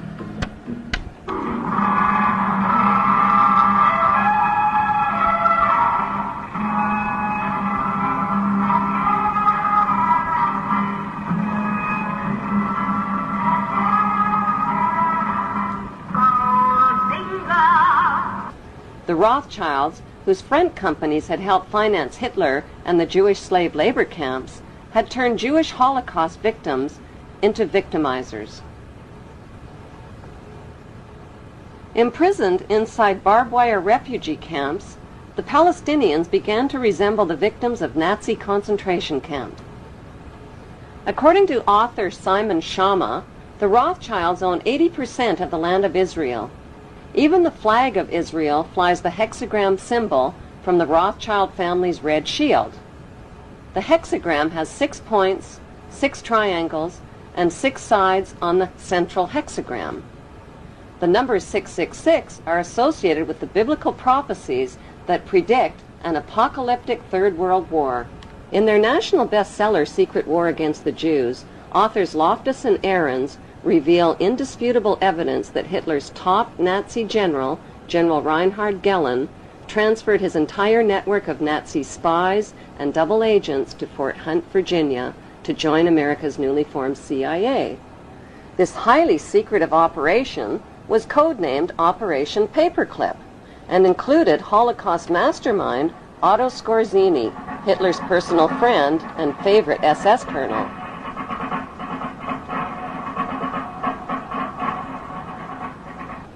Since its illegitimate birth at the close of World War II, the CIA has always represented the interests of the banksters, not the American people. Nelson Rockefeller, who became U.S. Vice President, and Allen Dulles, who became CIA Director, erased the Nazi pasts of hundreds of Nazi spies and scientists who they smuggled into the United States. Others were smuggled into Canada and South America along Rockefeller's rat line, using Vatican passports and money. Rockefeller was also guilty of supplying South American oil to Nazi subs that sunk American ships and killed American servicemen. The Jewish Zionists spied on Rockefeller's treasonous activities and then blackmailed him. In exchange for Jewish silence, Rockefeller agreed to arrange for enough votes from Latin American nations to guarantee Israel's membership into the United Nations. The sad truth, say Loftus and Ahrens, is that the Jewish Zionists bought those extra votes with the blood of millions of Jewish Holocaust victims.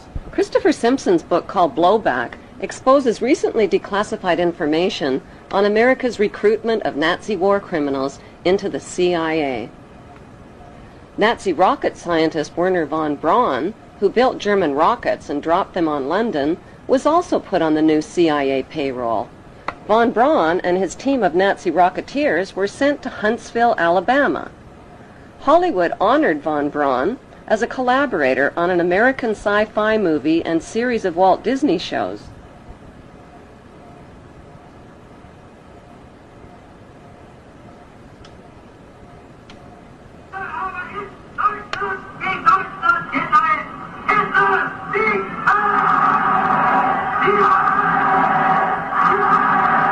Let's take you back to 1958, 59, and I'm suddenly required to work with a Nazi. I grew up in World War II. Now, you couldn't expect me to suddenly have a great love for somebody that came out of Petermundy and was firing rockets at the people in England and blowing them up. And furthermore, had been in Petermundy where he had slave labor, etc. So how am I supposed to suddenly like that guy? The international banksters and the men who served them had won the American, Russian, and British versions of monopoly by seizing control of the Bank of England and the U.S. Federal Reserve, and by wiping out the Russian czars. But the ultimate goal of the banksters was to win the world game. Their devious game plan was to divide the world into two warring power blocks: the Western capitalist bloc, led by the United States, and the Eastern Communist Bloc, led by Russia. Their next move was to transfer atomic weapons secrets to their Russian Communist Bloc through Victor Rothschild, who is the ringleader in Britain's biggest communist spy scandal, and through J. Robert Oppenheimer, the Manhattan Project's leading atomic scientist. In September 1949, the Soviet Union exploded its first A-bomb. America's monopoly on atomic weapons ended after only 4 years. Now, both superpowers had the means to destroy the world. The next step was to stage a phony arms race and Cold War between their First World Capitalist Bloc and Second World Communist Bloc.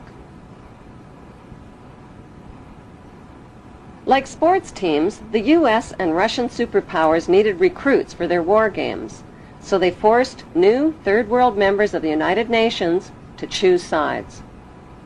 American Secretary of State John Foster Dulles warned Third World countries that you're either with us or you're against us. Korea and Vietnam were torn up like rags into half-communist, half-capitalist countries and became the playing field for phony war games between the bankster superpowers. Marilyn Monroe in Korea, America's great sex symbol, innocent and alluring, caught in the blood and mud of the Korean War. To To the battle-weary soldiers who gazed at her, she must have looked like an angel sent from heaven to ease the pain of fighting a God-forsaken war in a far-off land. It's difficult and dangerous. But though generally outnumbered, American Sabres and British Meteors are outfighting the MiGs. The lives of 4 million Korean civilians and 33,000 American soldiers were sacrificed in the 1950 Korean War, bringing the banksters another step closer to world domination. Like Korea, Vietnam was split into North and South Vietnam and became their next target.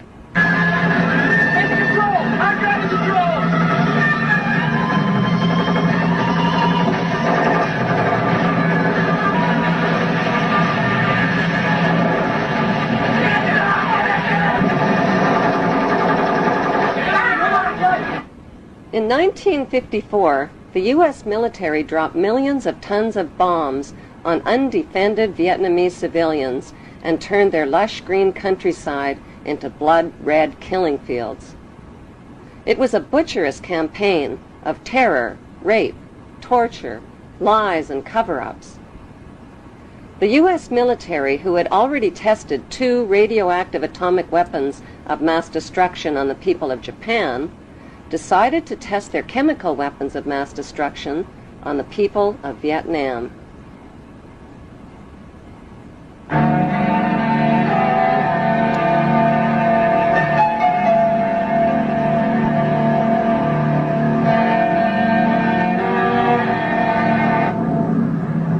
$70 million liters of chemical weapons of mass destruction were sprayed over the Vietnamese people, their water, and their countryside.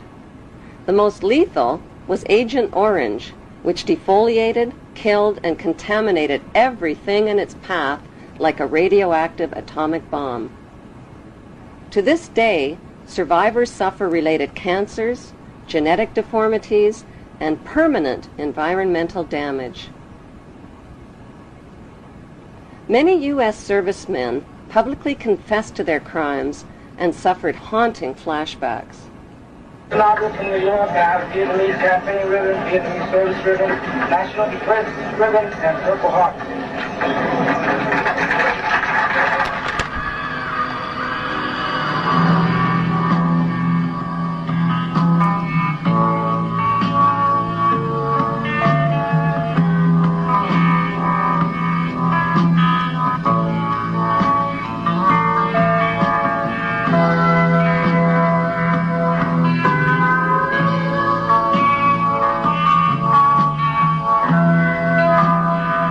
In spite of massive U.S. war protests, President Nixon increased America's military presence in Vietnam to 500,000 soldiers by 1969.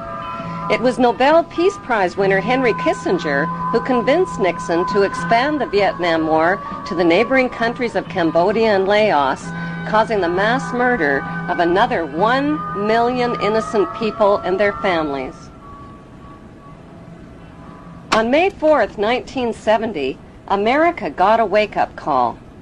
6 peaceful anti-war student demonstrators from Kent State and Jackson State universities were shot dead by U.S. armed guards, while dozens of others were wounded. The message came through loud and clear: the power of the U.S. military could turn its weapons on its own citizens.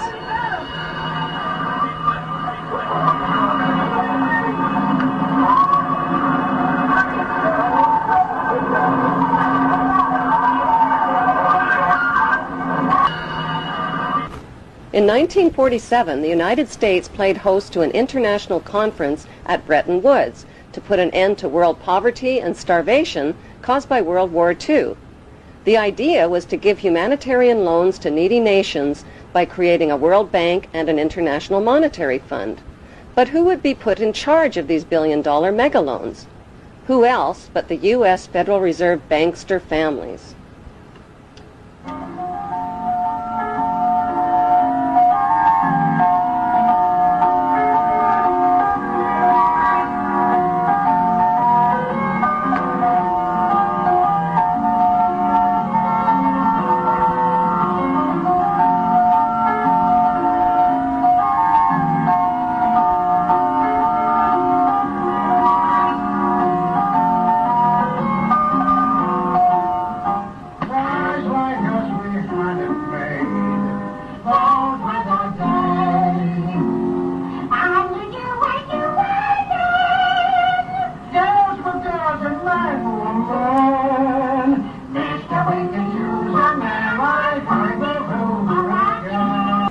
Putting the U.S. Federal Reserve banksters in charge of humanitarian loans is like putting pedophiles in charge of daycare centers.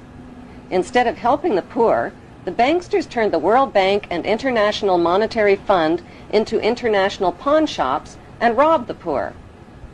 Just to qualify for a loan, desperate nations were forced upon their mines, forests, railways, power companies, and water systems and agreed to over 100 loan conditions at loan shark interest rates. To pay off the loans, they were forced to ignore laws that protected their environment, to lower wages, and to cut back on their education and on their health care. They were also forced to privatize and sell off their resources to crooked corporations like Enron. Lord Wakeham, the director of N.M. Rothschild & Sons, was on the audit committee of Enron and cooked the books and sucked billions from pension funds and investors before declaring bankruptcy. When poor nations were unable to pay their loans, they were given new loans to pay off the old loans. But these so-called bailout loans weren't about bailing out the poor. They were about bailing out and lining the pockets of loan underwriters like Citigroup and America's most notorious crooks and banksters. As desperately poor nations got more desperately poor, the filthy rich banksters got filthier rich, and God help anybody who got in their way. Davison Buddu, senior economist for the International Monetary Fund, resigned to, quote, wash my hands of the blood of millions of poor and starving people. When President John F. Kennedy tried to take back America by reviving U.S. government printed money, his head was blown off in a Dallas motorcade.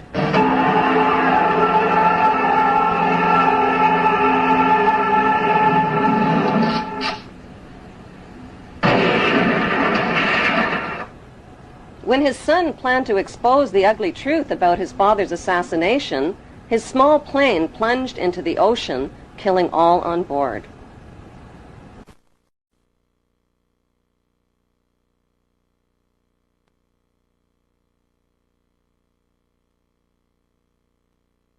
In the 1950s, a weapon was invented that has become more powerful than America's deadliest weapons of mass destruction. It is the weapon of mass deception, and it is right in our own living rooms. The hypnotizing world of picture television brings us the news of the world through two central news agencies called Reuters and the Associated Press. The Rothschilds bought Reuters in the 1800s, which later bought the Associated Press and made the Rothschild family owners of the world's largest central news services. To the present day, the world depends on these Rothschild-owned central news services as their main source of news and information. In his book called Who Owns the TV Networks, author Eustace Mullins claims that the major TV networks, radio stations, newspapers, and publishing empires are controlled by the Rothschild, Rockefeller, and J.P. Morgan money cartels through their corporate conglomerates. The bankster-owned media conglomerates include weapons manufacturers General Electric and Westinghouse, which profit from promoting wars. Their man in Washington is head of the FCC Federal Communications Commission, and his name is Michael Powell, the son of Colin Powell. Michael Powell was put in charge of changes to the media monopoly rules and who can own what. Joining public opposition to Michael Powell's FCC deregulation policies, Senator Byron Dorgan had this to say. Seldom have I seen a regulatory agency cave in so completely to the big economic interests. That's exactly what happened today with the FCC rules. And Chairman Powell kept suggesting slight modifications. It's not slight at all. This is a big deal. It's going to affect what the American people can see, can hear, can read. And let me emphasize something that was in your setup piece. After what the FCC did today, it is likely, in fact, that in big American cities we will see the same company own the newspaper, 3 television stations, 8 radio stations, and the cable system in that city, all under one company. And I don't know what happened to this notion of competition, but I'm telling you, it's not there, and it's not embedded anywhere in the FCC's decision. Well, I'm just going to have to say that there are a lot of lies being told. In his new book, Brock says the key to the success of the right-wing media is opinion, predicated on a raft of distortions, misrepresentations, and outright lies presented to the readers and viewers as fact. I think it used to be. Control over the internet, publishing, recording, and top cable companies can be traced back to the same Big Five media empires: General Electric, Time Warner, Viacom, Disney, and News Corp. These media monopolies are owned directly or indirectly by the Rothschild, J.P. Morgan, Rockefeller, and Oppenheimer Brotherhood. Yes, there are now more stations and more media voices, but they're all coming from the same ventriloquist, says Senator Dorgan.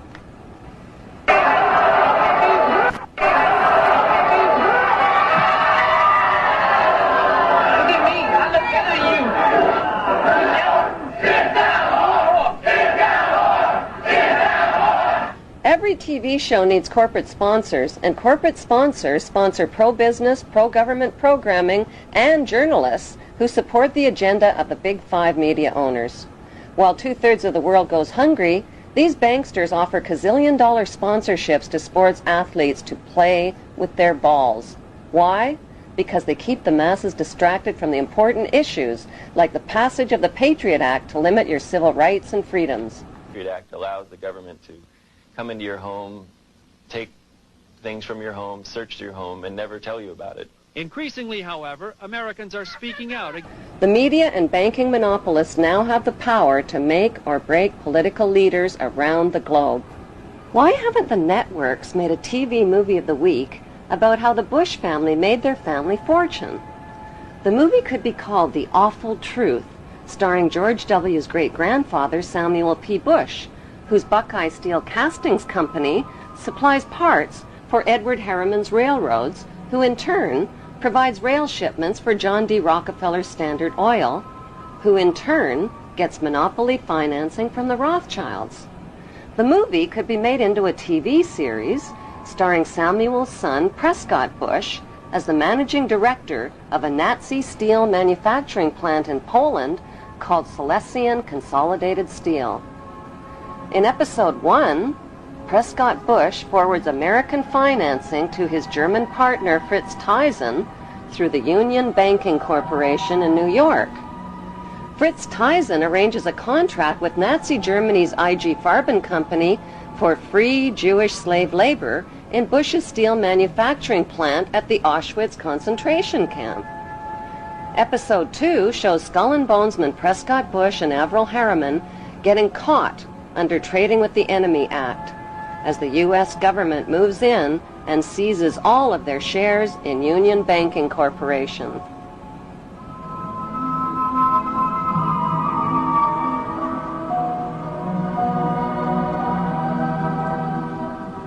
In episode 3, Prescott's son, the first George Bush, is director of the CIA. George puts drug king Manuel Noriega on the CIA payroll, allowing thousands of tons of cocaine to hit the streets of America via the Panama Canal. In episode 4, George's son, the second George Bush, becomes partners with Osama bin Laden's older brother, Salem bin Laden, in a Texas oil company called Arbusto Energy. Episode 5 introduces George W.'s shady younger brother, Neil Bush, ripping off the elderly in the Silverado savings and loan scandal that cost U.S. taxpayers $1.3 billion. In episode 6, the Florida election is fixed by George W.'s older brother, Jeb Bush, who puts brother George into the top job at the White House, which brings us back to Auschwitz and the concluding episode with George W. Bush visiting the slave labor camp where his grandfather helped build the Bush family fortune on free Jewish slave labor.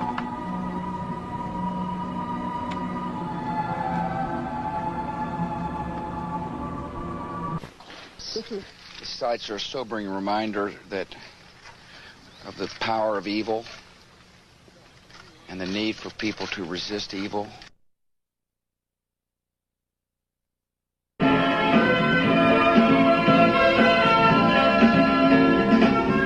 Ladies and gentlemen, as a follow-up to the TV series, an award show could celebrate the 20-year friendship of the Bush and bin Laden families and their shared investment in the Carlyle Group. The Carlyle Group is one of America's largest weapons contractors. For the Bush and bin Laden families, war means profits, big profits. Although the media creates the illusion of freedom of the press, the dominant opinion and messages always serve the banksters' agenda. Messages like, support your troops or you're a traitor to America. But who are the troops? Many are teenagers whose childhood entertainment was shooting out the blood and guts of virtual people in places that are virtually real. Now they're blowing up real people in places that are really real, like schools, hospitals, and villages filled with families and children. Burns, open wounds, amputations, spinal cord injuries, broken bones, eyes that have been sprayed with shrapnel. The list is long and predictable. The chilling reality is that up to 15% of the tax money deducted from your paycheck each month buys the bombs and pays the salaries of troops to commit these atrocities. Rivers of blood from innocent families and their children is on everybody's hands. The plan for world domination by the banksters cannot be accomplished without your cooperation. That plan was formulated in 1773 at Mayor Rothschild's goldsmith shop by 13 influential German Jewish families.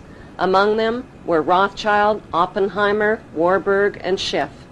Their formula for global control is the 3M formula: money control, media control, and military control. 2, 1, mark, and this will come right at it. Like changes to the rules that gave these families the media and money monopolies, new laws are being passed to transfer military control to them by privatizing the military. But if they're killing terrorists, who cares if they are government soldiers or corporate soldiers? A more important question to ask is, who exactly are the terrorists and where do terrorists get their training? The answer is right smack in America at Fort Benning, Georgia. Until January 2001, America's terrorist training school was called School of the Americas, but because of massive protests against its activities, the name was changed to WISC, Western Hemisphere Institute for Security Cooperation. Actress Susan Sarandon narrated a documentary film called School of the Assassins. The film exposes the school as a terrorist training camp whose graduates are well-known murderers, torturers, state terrorists, and dictators, including drug king Manuel Noriega. The role of terrorists in the bankster-owned media is to scare the living tax dollars out of citizens, and timing is everything. On the second anniversary of the 9/11 attack on the World Trade Center, George Bush asked for an $87 billion increase in military spending. At the same time, the media released a dramatic video showing Osama bin Laden alive and well and threatening to make the 9/11 attack seem like foreplay. How much do we really know about America's favorite villain? Multimillionaire Osama bin Laden was the 17th of 52 children fathered by a wealthy construction baron named Mohammed bin Laden, who had close ties to the Saudi royal family and the Bush family. In 1979, the American CIA and Pakistan's ISI financed an anti-Soviet group in Afghanistan and provoked a profitable 10-year war with the Russians. When the Russians invaded Afghanistan, the CIA hired Osama bin Laden to recruit and train al-Qaeda fighters to fight the Russian army. Invasion. Anti-communist guerrillas in Afghanistan have been at the front line in the fight against the spread of communism. But what was the fight really all about? Not carrots or potatoes. It was about poppies, endless fields of opium poppies that provide over 70% of the world's heroin supply to heroin addicts worldwide. These are very uncomfortable issues for politicians.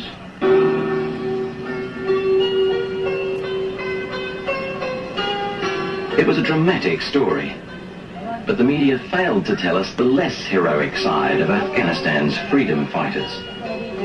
America's new friends had become hooked on the economics of the poppy. During the war, many of the Mujahideen radically increased the production of opium, the raw ingredient of heroin. The international drug trade began in 1606 when Queen Elizabeth I built England's wealth by trafficking illegal opium from India to China. British East India Shipping Company and profited handsomely, not just from drug trafficking, but from trafficking African slaves with her slave trader, John Hawkins.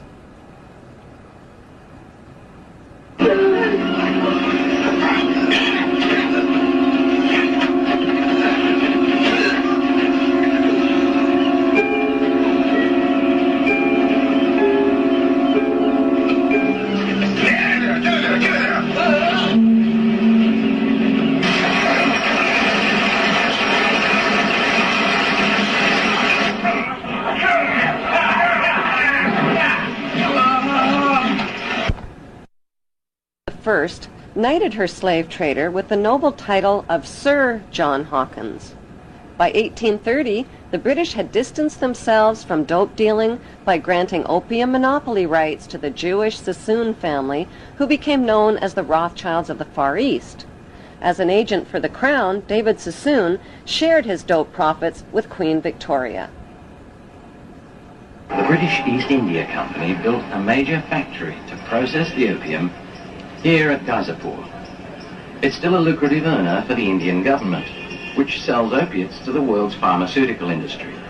When the Chinese banned opium and destroyed 600 chest loads of the addictive drug, Sassoon and the British retaliated. It was a financial disaster for the British. With huge profits at stake, they retaliated with the Opium Wars of 1843 and 1858. The forces of the market were to defeat China's moral prohibition. Sassoon and the British forced drug addiction onto an entire nation, stole the island of Hong Kong, and made Hong Kong the capital of the British international drug trade. In 1872, Queen Victoria knighted David Sassoon's son, Albert Sassoon, who spread the illegal opium trade throughout China and Japan.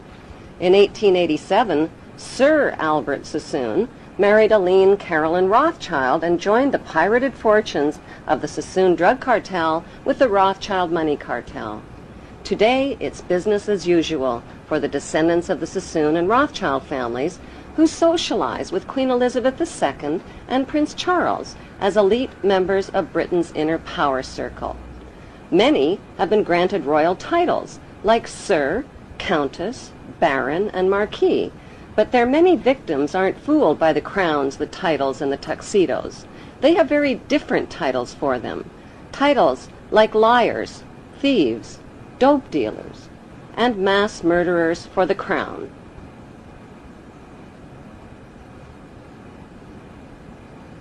On the other side of the Atlantic, a member of the same opium smuggling syndicate, Samuel Russell, founded Yale University's Skull and Bones Brotherhood with drug money. Exclusive members were financed into political power positions in the CIA, the U.S. Supreme Court, and the White House. When Skull and Bonesman George Bush Sr. became CIA director in the 1980s, the CIA recruited Osama bin Laden to train al-Qaeda and Mujahideen fighters in Afghanistan. The job of Osama's trainees was not just to fight the Russian communists, it was to run Afghanistan's multi-billion-dollar opium trade. Heroin, manufactured from Afghan opium, supplied $250 to $300 billion annually to Wall Street and the U.S. banks. Authors Alfred McCoy and Michael Levine tied the CIA to this unholy drug alliance and received national attention when the CIA tried to suppress their books. Michael Levine became a best-selling author when he wrote about his experience of this unholy alliance.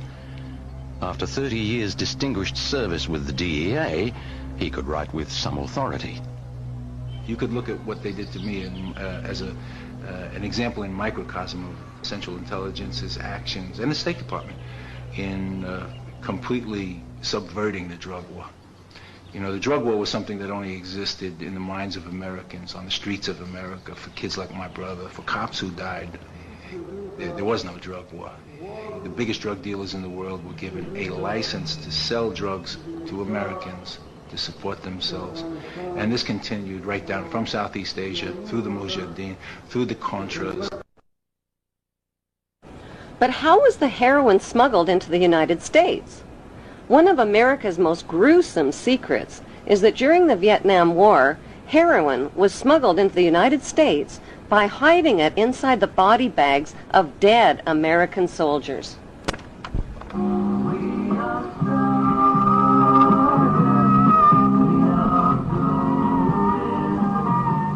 By the end of the 1960s, 1/3 of U.S. soldiers in Vietnam and close to 1 million United States citizens were hooked on heroin. Drugs like LSD, mescaline, marijuana, and hashish also swamped the streets and college campuses of America. Who or what turned America's youth onto these illegal drugs? Celebrity anti-war activists like Aldous Huxley, Timothy Leary, Allen Ginsberg, and Bertrand Russell sold America's youth on acid rock, tripping out, and one world government. Their financing came from the Warburg Banksters and IPS, Institute for Policy Studies. Over 100 million doses of LSD that hit the streets of America were purchased by Timothy Leary and Alan Dulles through S.G. Warburg's Sandoz AB Pharmaceutical Company in Switzerland. Free sample-sized packages of acid were handed out not only on college campuses, but at rock concerts, where musicians persuaded millions of fans to get high.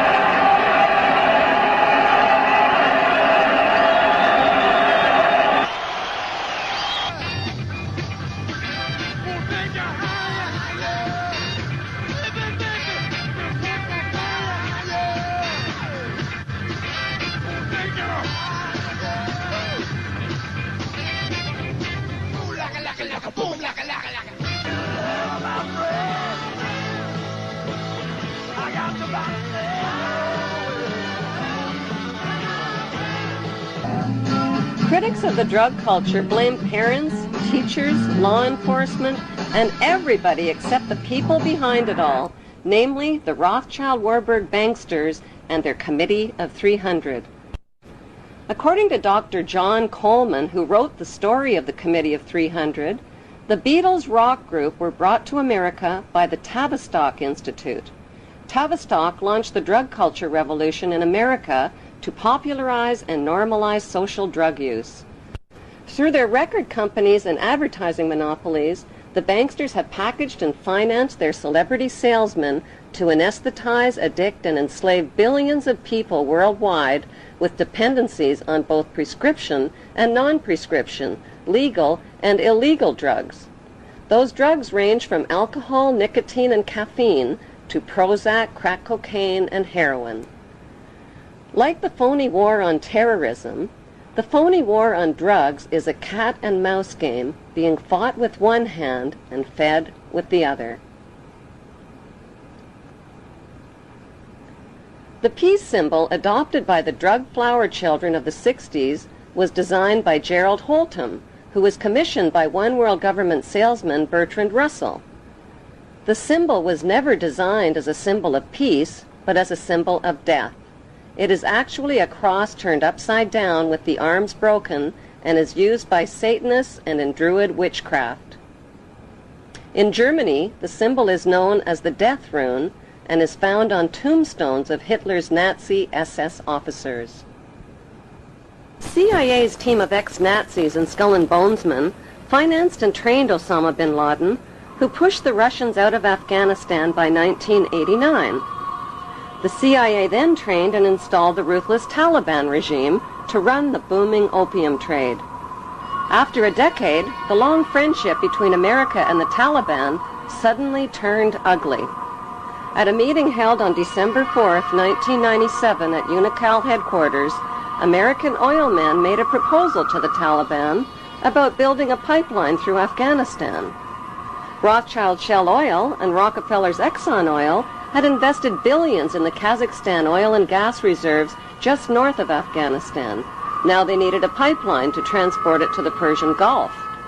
The Taliban demanded a bigger cut and turned down the proposal. Suddenly, the banksters' American-controlled media were calling the Taliban monsters, evildoers, and cruel villains who beat up on women.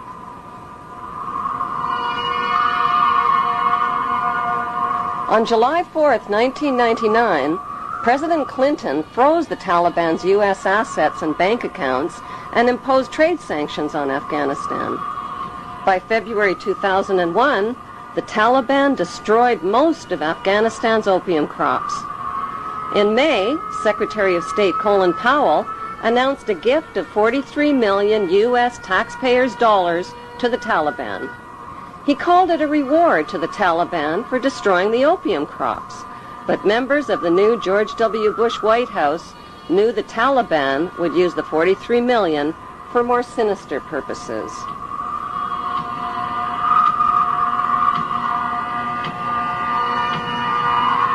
Larger issue is not just not connecting the dots, but not getting the dots. Why was it that CIA was unable to collect information for years inside Afghanistan when they had authority to kill bin Laden for over 2.5 years? Why were they unable to kill him or his lieutenants? Why didn't they have a better capability to do something about it at the source? Could it be that the bankster-supported U.S. administration is controlling both sides of the war on terror?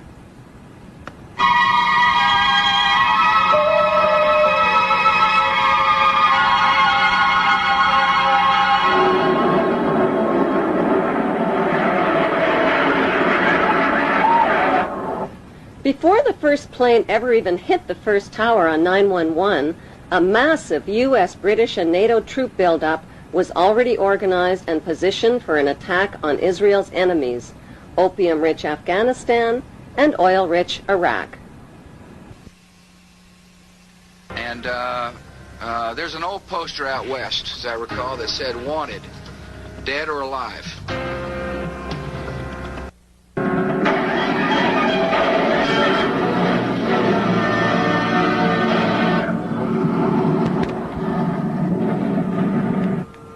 With no solid proof of who was responsible for 9/11, George Bush Jr. attacked the poverty-stricken, war-ravaged country of Afghanistan only 4 weeks after 9/11. The U.S. and British military dropped 12,000 bombs on thousands of buildings and homes, pounding them into dust and rubble and killing 8,000 Afghan people. 20,000 more people died from war-related cold, starvation, and disease. Nobody made a big-budget TV production out of the massacre with a God Bless Afghanistan movie score. The U.S.-British war on Afghanistan left behind millions of starving people and thousands of women who are still veiled, still homeless, and still penniless.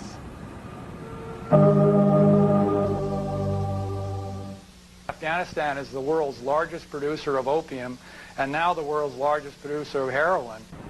دې علت دا ده چې 14 کاله دلته جنگ تیر شوی، زراعت تباه شوی، شفاخانې تباه شوي، تجارت تباه شوی، تعلیمي ادارې تباه شوي، مکتبونه تباه شوي، سړکونه تباه دي، ولږه ده، فقر ده، خلک بله اشاره نه لري څه وکړي. There can never be peace and democracy in Afghanistan. Why? Because peace and democracy would expose and cut off corporate America's opium and heroin trade at the source. So what was the payoff for the U.S.-British war on Afghanistan? 1, the uncooperative Taliban warlords got kicked out and replaced by the cooperative Northern Alliance warlords. 2, opium and heroin production and revenues skyrocketed. 3, Afghanistan got a new leader named Hamid Karzai, who just happens to be an ex-employee of Unocal Oil. 3, America got permission to build their oil and gas pipeline through Afghanistan. And 4, the Bush administration's favorite excuse for war, Osama bin Laden, was allowed to escape. America's second favorite excuse for war, Saddam Hussein, has always been America's patsy. In the 1980s, the United States supported Iraq's invasion of its neighbor, Iran, to stop the spread of Iran's Islamic Revolution. America played both sides of the Iran-Iraq war by supplying Saddam with chemical and biological weapons of mass destruction, and at the same time, America secretly sold weapons to Iran and illegally diverted the money to the Contra-revolutionaries in Central America. During the war, the United States sent a special envoy to see Saddam in 1983. He was Donald Rumsfeld, now the U.S. Defense Secretary. The two men discussed how to reinforce Iraq against a common enemy. This was at a time when Iraq was using chemical weapons on Iranian troops. U.S. companies were supplying components with Washington's knowledge. By 1990, President George Bush Sr. tricked Iraq into another war with another oil-rich neighbor, Kuwait. How? By supplying Kuwait with horizontal drills that could reach beneath the border of Iraq and siphon oil from Iraq's oil fields. Kuwait used the U.S.-made drills to steal 300,000 barrels of oil per day from Iraq, worth over $3 billion annually. The fuse was lit, and Kuwait did nothing to put it out. They pumped oil without restraint from Rumaila oil field, which was accessible to both Kuwait and Iraq, and they exceeded OPEC quotas, flooding the market and driving prices even lower.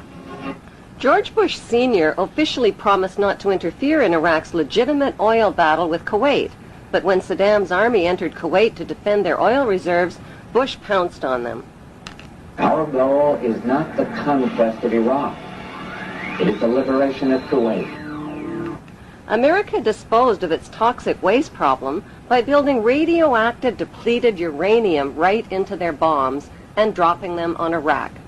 Bush Sr. not only devastated and poisoned Iraq's water systems and infrastructure, he weakened the economies of both Kuwait and Iraq, collected giant profits from rationed Iraqi food for oil programs, and landed massive rebuilding contracts in Kuwait. Bush Sr. followed up the Gulf War with 10 long years of deadly trade sanctions that killed another 1.5 million Iraqi people, including 600,000 children who were cut off from medical supplies. A bookstore in the United States today, you can find 50 books celebrating different aspects of the war and how grand it all was. And you only find one that points out that this was a war crime, that demonstrates the evidence that shows that we deliberately targeted civilians and killed more than 250,000 people in Iraq. You'll be fighting not to conquer anybody, but to liberate people. In March 2003, President George Bush Jr. launched the Second Gulf War.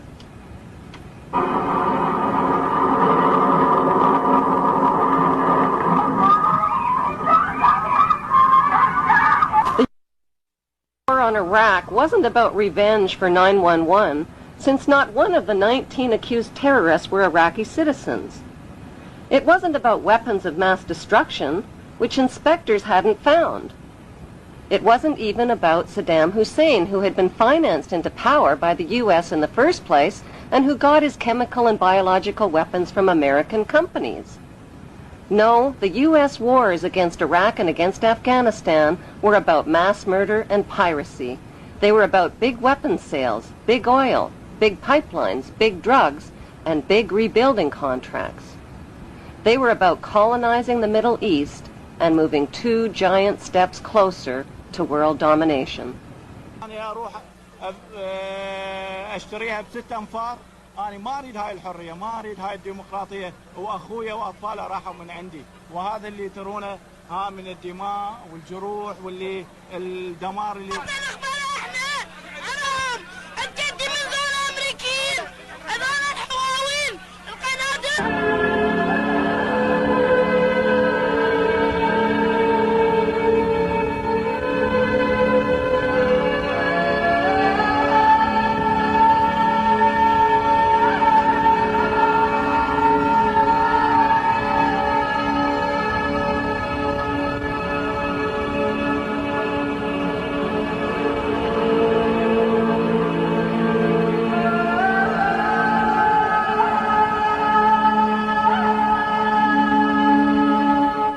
The theft and devastation of this ancient land by the U.S. government closely resembles the theft and devastation of Palestine by the Israeli government.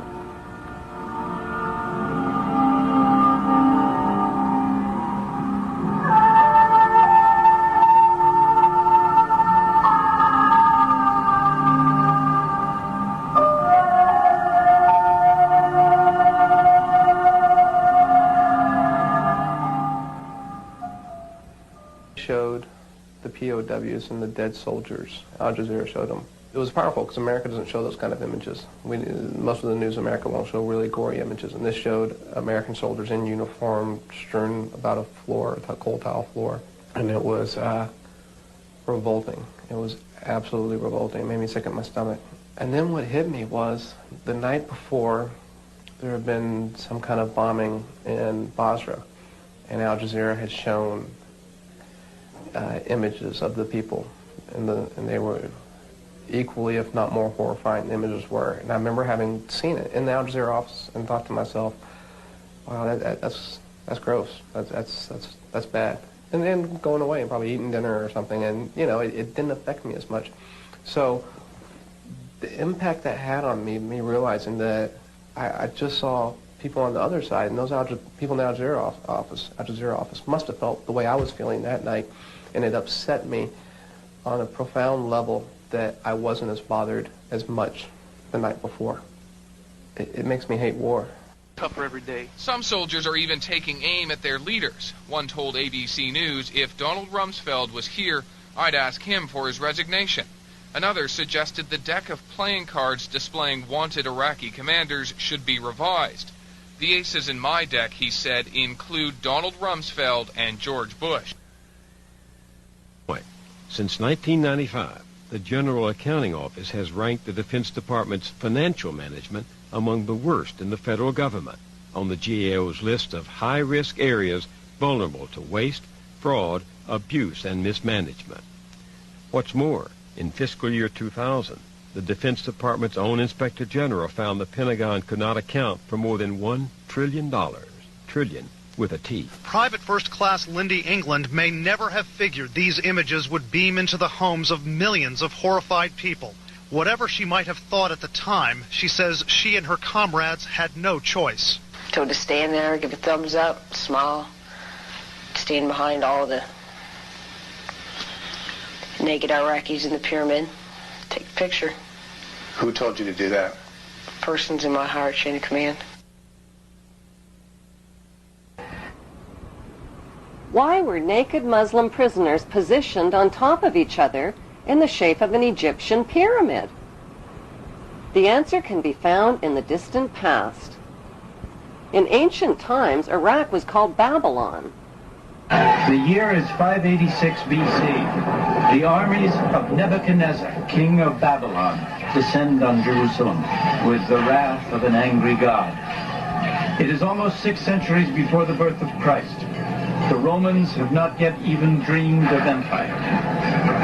It is a dark chapter in the history of the Jews, while Babylon's fierce star is rising.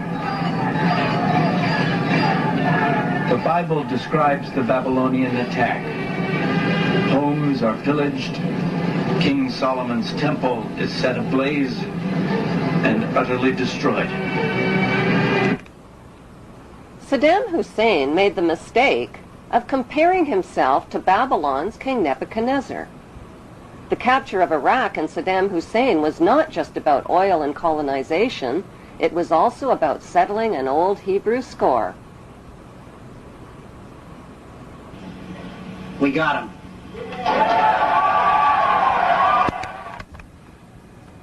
On December 13th, the producers of 911 released a new reality TV show called We Got 'Em.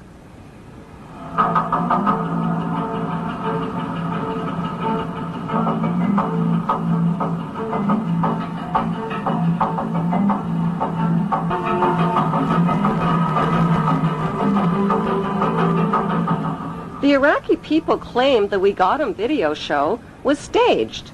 Why? Because the video shows ripe, yellow-colored dates growing on a tree to the left of the hole, where Saddam Hussein was supposedly captured.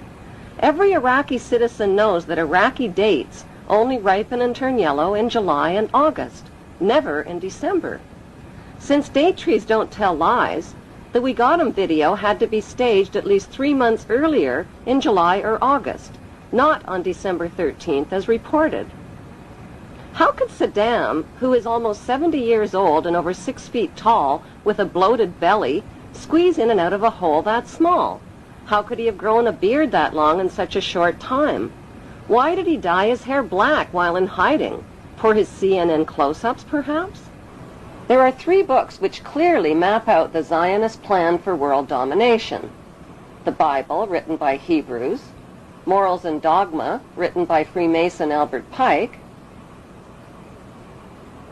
and the Protocols of Zion, written by the Priori of Zion and revised by the Zionist Illuminati. All 3 books describe the plan for an apocalypse or Third World War, which will give birth to one world empire and one world leader. This one world leader is called the Antichrist.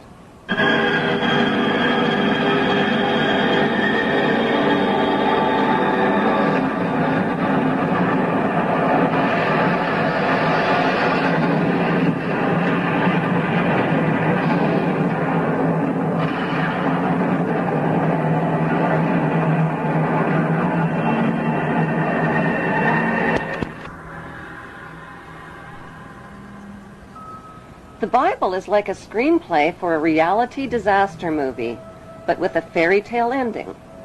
The Zionist plan is to create an apocalypse that will exhaust and depopulate the masses through deadly designer viruses, global terror, economic disasters, and nuclear war. These disasters are timed to occur between now and 2014, when the remaining survivors will gladly embrace the promises of a handsome, charismatic new leader who will unveil his plan of hope for eternal world peace. The only way to achieve eternal world peace, he will explain, is to put an end to the 5 causes of war. Secretly, he knows there is only one main cause of wars: the wars caused by his royal ancestors who planned, provoked, financed, and profited from them. He will sell his peace plan by telling the world that border wars will only end by creating a world without borders. Religious wars will only end by creating one world religion of interfaiths. Economic wars will only end by creating a cashless, debt-free society. Rivalry wars between rulers will only end by creating one world ruler. The tools used for war, from handguns to nuclear bombs, will be eliminated, and one world army will be created, which will guarantee world peace. How will this eternal peace plan be accomplished? Through the United Nations, which is the brainchild of the Committee of 300 Ruling Families. The UN is their vehicle for world government and is located on 18 acres of prime Manhattan land donated by the most visible of the ruling families, the Rockefellers. The UN is a closed organization with no public records or open meetings. U.S. taxpayers have already invested $2 trillion in this world authority. Although most of the people working for the UN are genuinely working for peace, the UN is a godless organization controlled by the Committee of 300. These inbred ruling families pretend to have royal blue blood, but their blood is no more blue or royal than Hannibal Lecter's blood. Some speculate that these families of evildoers are demons or aliens or evil shape-shifting reptilians, but there is a more scientific explanation for their madness. For thousands of years, these families have practiced inbreeding between sisters and brothers, uncles and nieces, mothers and sons, to keep the power and wealth all in the family. This practice of inbreeding over thousands of years has produced a clever but pathological breed of conscienceless, sociopathic families who will stop at nothing to own every ounce of gold, every drop of water, and every blade of grass on planet Earth. The United Nations, which they founded and control, has clearly stated its goals of establishing a new world order, a UN standing army, and a global taxation system. The Queen's husband, Prince Philip, and Evelyn Rothschild have already established an interfaith declaration for the creation of one world religion. What would life be like in this world empire with one world religion, one world army, one world economy, one world court, one world media, one world government, and one world dictator? What the public doesn't know is that Karl Marx's Communist Manifesto and the Russian Constitution have been built into the UN Charter, and that the New World Order will be a communist world order. Peace on earth will be a forced peace in which citizens will have no rights. No right to bear children without approval, no right to travel without authorization, no right to own private property, no right to privacy, no right to bear arms, no right to protest, no right to receive an inheritance, no right to choose an education or a job or even a place of residence, and worst of all, no right to live. The right to live will be based on an individual's rating of usefulness to the royal elite. In this planned world without borders or nations, citizens will be disarmed of all weapons, including handguns, and will have no means to protest, fight, resist, or challenge this one world authority who will control them spiritually, economically, and militarily. Every human being will be electronically tattooed and will become helplessly dependent on this one world authority for all of their most basic needs. The masses will eventually be taught to bow down and worship this one world dictator who will rule the entire world from his eternal throne in Israel. The big question is, who is this charismatic leader that the entire world would be willing to accept as their ruler? According to plan, this future world ruler will prove himself to be a descendant of Jesus Christ and Mary Magdalene, and will therefore be accepted by the Christian world.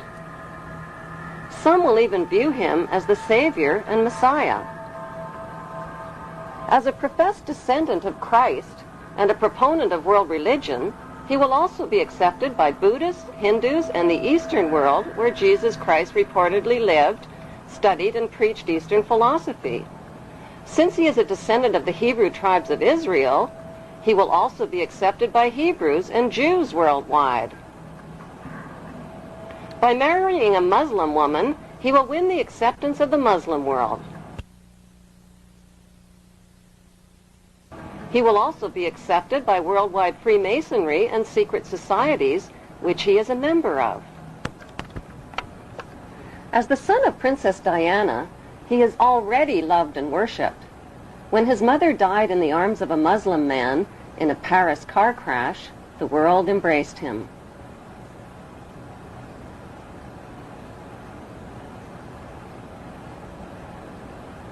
On May 31, 2004, the Rothschild-controlled Associated Press published a photograph worldwide taken by Alistair Grant. The photo shows Prince William posing with a lamb like Jesus Christ, who the Bible calls the Lamb of God. What is the significance of this photograph? To the unaware observer, the photograph is perfectly innocent, but to insiders familiar with the protocols of Zion, Freemasonry, and the Book of Revelations, William is identified in the photo as the Antichrist. The Antichrist has been described in art and literature as handsome and charming and a master of lies and deception. Freemasons call him the Baphomet, or Goat of Mendes. He has also been described as the embodiment of evil and the enemy of God, and has been called Satan, Lucifer, Pan, the Beast, and Amen. He is commonly illustrated with cloven hind hooves.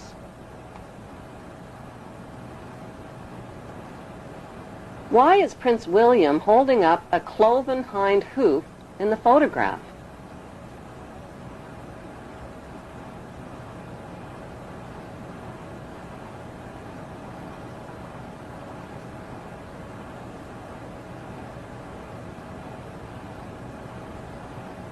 The question of whether God or Satan even exist has been fiercely debated since the beginning of debates.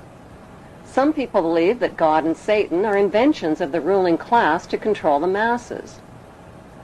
Most people acknowledge the existence of positive creative energy characterized by joy, love, and vitality, and the existence of negative destructive energy characterized by greed, hatred, and death. The triumph of evil in the world today is based on the ability of evil to disguise itself as its opposite and fool the masses. According to Masonic calculations, Prince William is predicted to be crowned world dictator in the year 2015 at the age of 33. Without organized intervention, life and peace on earth will take on a whole new meaning.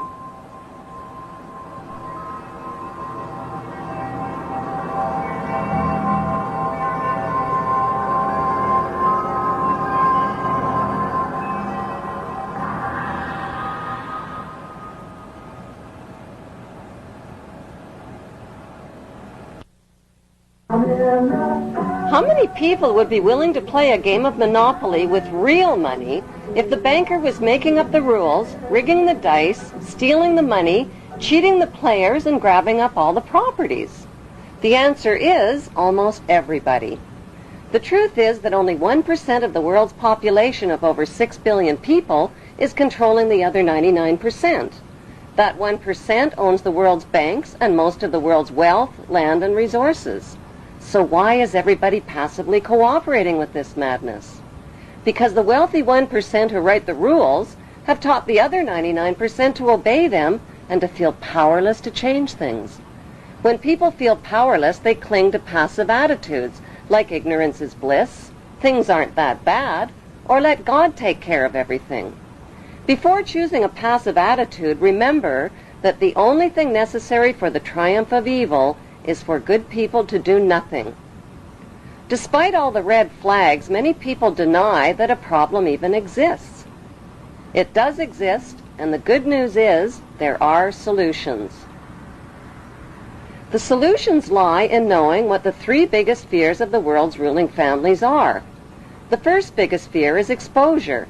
They have gone to great lengths to cover up their trail of crimes and to win the public's trust through their media monopolies.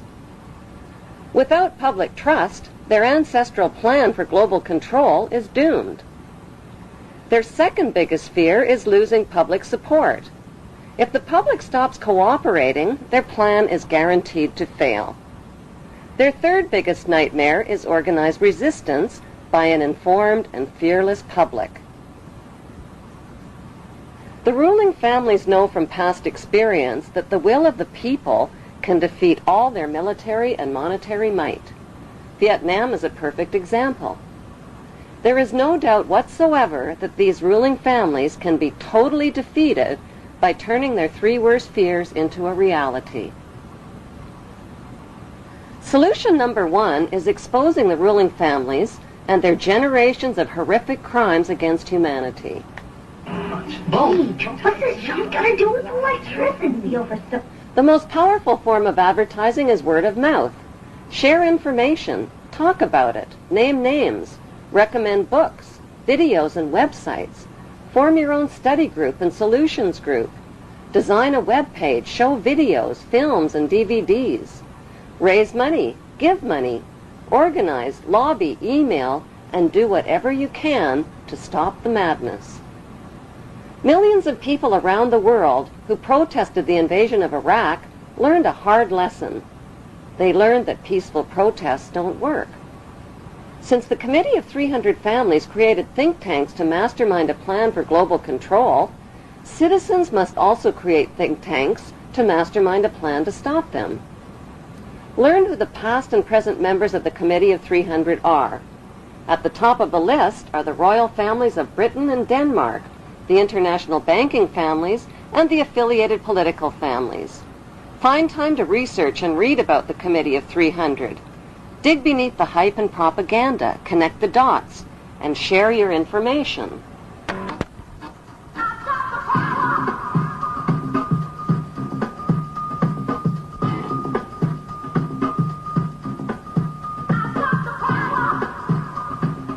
The second solution for ending the madness is to take back control over your own money.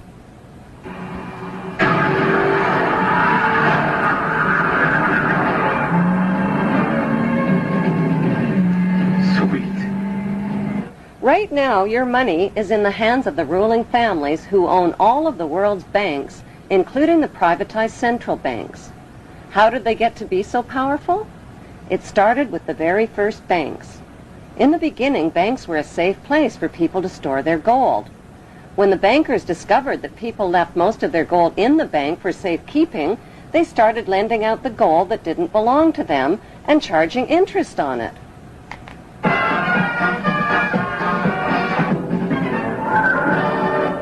Soon, kings and royalty were borrowing gold from the bankers to finance wars. Since wars were extremely good for business, the bankers started stirring up conflicts that led to more wars. Then they lent money out to both sides of the wars and collected huge interest rates.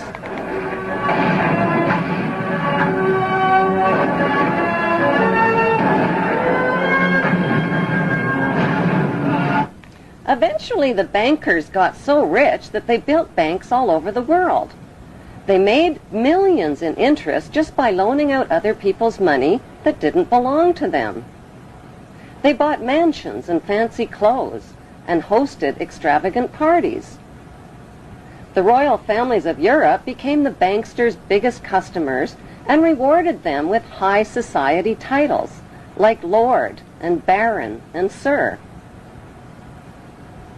Using their money and royal influence, the banksters changed the laws of nations so they could put the world's central banks, mints, and money supply into private hands, their private hands. Out of every $1,000 that each of their customers deposited in their banks, they kept only $100 on hand. They took the rest of their customers' money and made loans with it, invested it, and started up other businesses, like the steel business to create rails for their railway companies, to transport oil for their oil companies. Pretty soon, the banksters' new businesses grew into giant corporations. Those giant corporations turned the world's oceans, lakes, rivers, air, and soil into corporate toilets.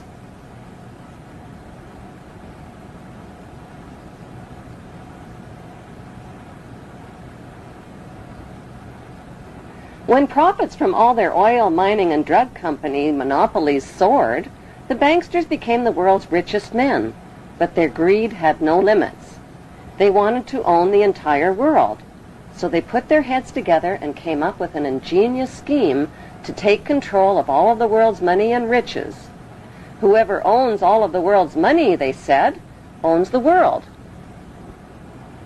Using their media corporations, they launched a gigantic advertising campaign. They told people they no longer had to save up their money and wait for all the things they wanted in life. They could have everything they ever dreamed of right now. All they needed was a shiny plastic card. People rushed to fill up their wallets with shiny plastic cards instead of money. Like lottery winners, they went on drunken buying sprees and bought everything in sight. All the things they couldn't afford.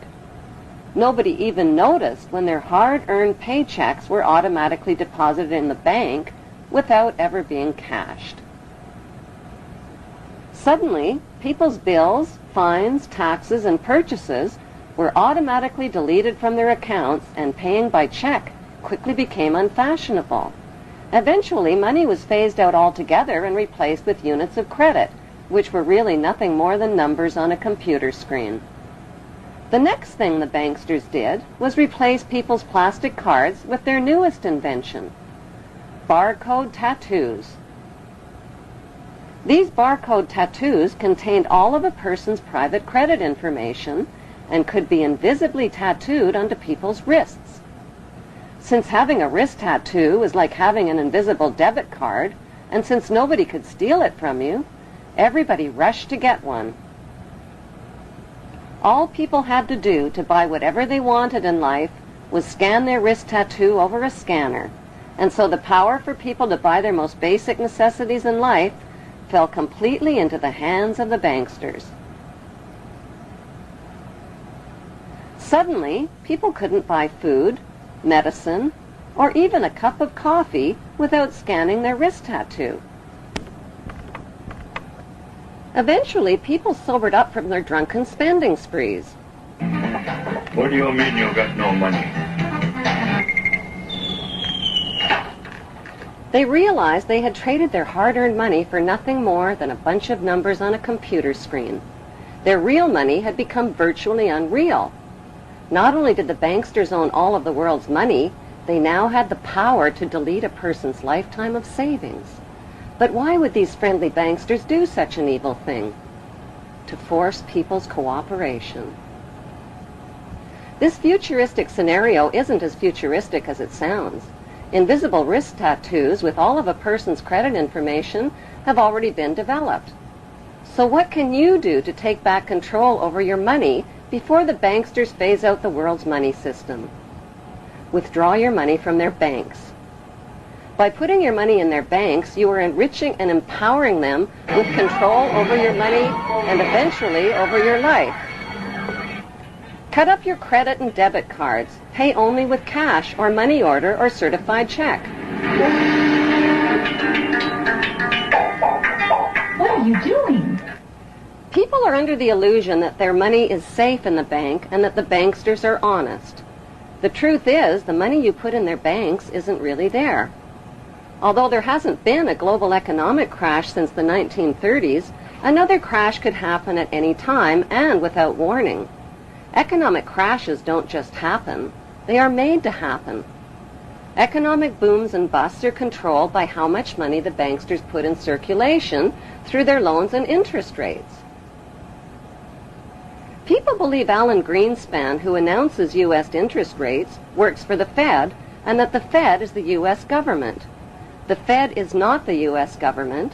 The Fed is the privately owned Federal Reserve banks, which are owned and controlled by the banksters. Every day the banksters move trillions of dollars around the world's banking and financial markets.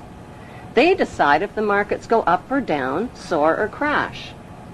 But why in the world would they want to crash the markets? To destroy people's confidence in the money system and create a dependent, cashless society. According to the Zionist plan written by Adam Weishaupt and Albert Pike, the ruling families will bankrupt the middle class and repossess their private property. They will reinstate the military draft and continue disarming nations until there's no one left to disarm. They will make it illegal to possess a firearm or any other weapon that could be used to resist them. When the crash does come, they'll blame it on the phony war on terror, which they control and finance on both sides. So what else can you do to take back control over your own money? Take all of your money out of the rigged stock markets and money markets. Cash in your treasury bills, bonds, and retirement savings plans. Most of the retirement funds have already been looted. Trade in your paper money for something of real value like gold, silver, and precious metals and stones. So where can you put your cash and valuables besides the bank? In a personal safe or a very good hiding place. It will prove to be much safer than the bank. It's not the neighborhood thieves you have to worry about, it's the global thieves. By keeping your hard-earned money and valuables out of the banks and stock markets, you are depriving the banksters of money for their wars, weapons, and mass murder. You are taking back control of your own money. You know where it is, and it's available when you need it. No interest, no service charges, no bank machines. Many people are under the illusion that their money is printed by the government. Money is not printed by the government. It is printed privately by the banksters, who stamp it with their Masonic symbolism.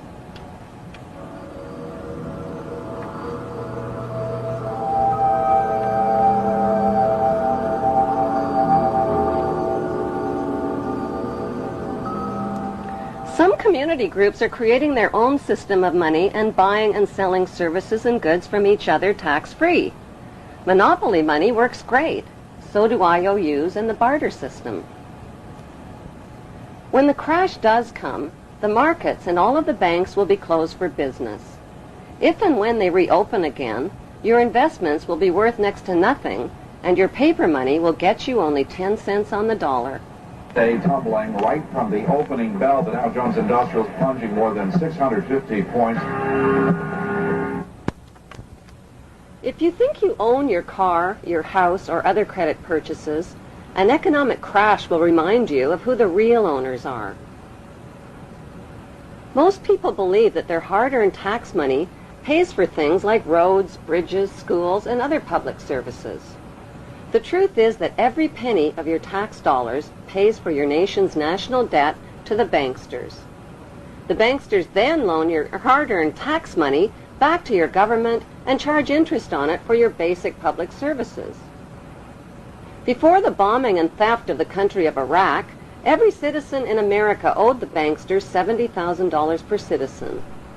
It is your skyrocketing debt and your nation's skyrocketing debt to the banksters that have helped them enslave the world, and they're doing it with your money, your labor, and your approval. Since the ruling families and their brotherhood of wealthy insiders hide their wealth and don't pay taxes, why should you? Find ways to avoid paying tax monies to these gangsters. If you earn an average salary over your lifetime, you will pay the banksters more than $1 million in taxes. 3/4 of your lifetime of work pays for your government's debt to the banksters and your personal debt to the banksters on your mortgaged house, your car loan, student loans, and other loans. The banksters' game is all about taking your money in taxes and then loaning your money back to you again with interest. They take property taxes, gas taxes, food taxes, clothing taxes, and dozens of other taxes and fees. Collectively, the public willingly hands over trillions of dollars annually to the banksters by depositing money in their banks, paying taxes to their central banks, supplying labor to their corporations, buying stock in their corporations, and then spending savings in their corporate superstores. So what do the banksters do with all your money that they pocket? They bomb, rob, kill, colonize, exploit, and advance their cause for global control and for your eventual enslavement. A third solution is to refuse to fight the banksters' murderous wars and to stop supporting others who fight their wars. One of America's favorite slogans is, "Support your troops," which means support your troops no matter what, even if the war is a lie, even if innocent families are being bombed, burned, and crippled with your tax money, even if your tax money is paying teenagers in uniform to die by the thousands for the lie. The majority of recruited soldiers are naive, duped, unemployed teenagers who are romanced into believing they are heroes fighting for freedom. But what they are fighting for is the wealthy ruling families who are systematically disarming the world of all weapons of resistance to their global empire. We've talked to Not to conquer anybody, but to liberate people. A fourth solution is to stop voting. Most nations have two main political parties, which means there are only two candidates for the top job. One is the candidate for the very rich, and the other is the candidate for the even richer. Both candidates are sponsored by the lobby groups of the ruling families. Many voters feel a need to vote for the lesser of two evils, but they are still voting for evil and supporting a corrupt electoral system. Both John Kerry and George Bush are members of Yale University's Skull and Bones Secret Brotherhood, which is rooted in German Freemasonry. Not only are Bush and Kerry Skull and Bonesmen, they are also descendants of British royalty, the black nobility, and the Hebrew tribes of Israel. A fifth solution is to stop obeying laws designed to disempower you. The success of the ruling families depends on your obedience of their laws that they make and break, including the 10 Commandments. A sixth solution is to buy small and think big. Stop shopping at corporate superstores like Walmart or corporate grocery chains which are owned by the ruling families and their affiliates. Buy from small businesses and farmers markets.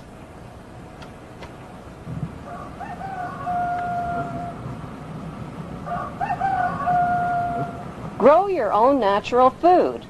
The banksters have been genetically modifying and patenting the food you eat, the seeds you need for growing food, as well as animal DNA.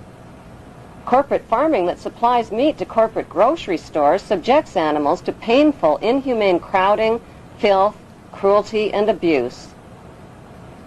A seventh solution is to stop donating to charities. Most of it pays administration fees. The ruling families have set up big charities and foundations to create a friendly, charitable image of themselves and to cover up their real agenda. Big charities serve as a hiding place to launder dirty money from the drugs and weapons trade. The Queen's husband, Prince Philip, is the international president of the World Wildlife Fund, which is one of the worst offenders. An eighth solution is to stop identifying with a flag or a national anthem. Refuse to sing praises to America's bombs bursting in air, or to Britain's gracious and noble Queen, who is neither gracious or noble.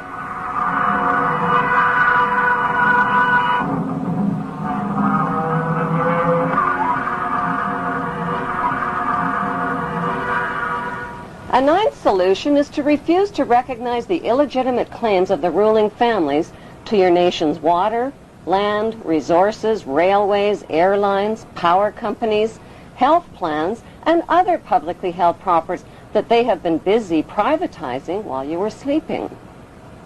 The ruling families have been stealing your nation's land and resources through corporate privatization, which means they've been buying up your nation's publicly owned property. And where is it all leading? To an eternal world empire in which the power of these ruling families can never be challenged, and the earth and all living things will be helplessly at their mercy.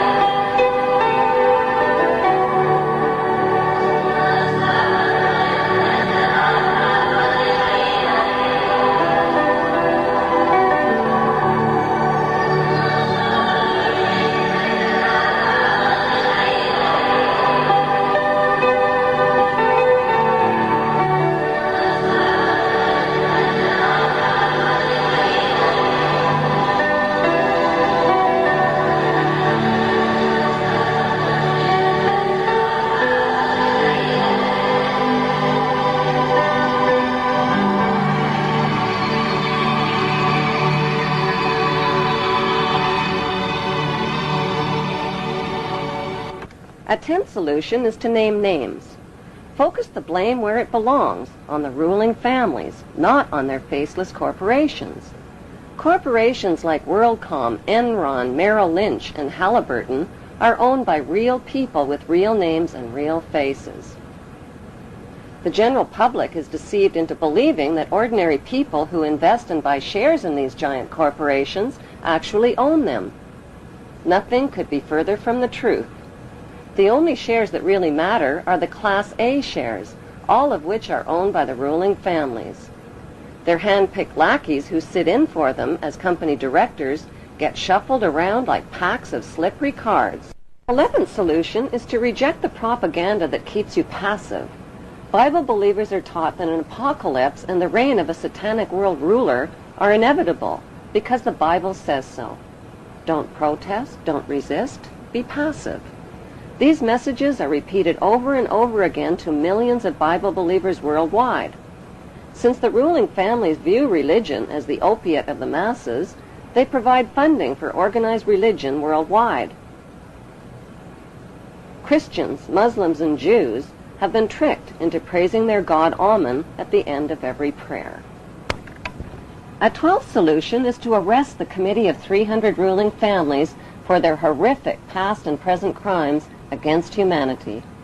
Those crimes include genocidal mass murder using America's atomic and chemical weapons of mass destruction on Japanese and Vietnamese families. Hundreds of thousands of innocent human beings were burned, deformed, and vaporized with taxpayers' money.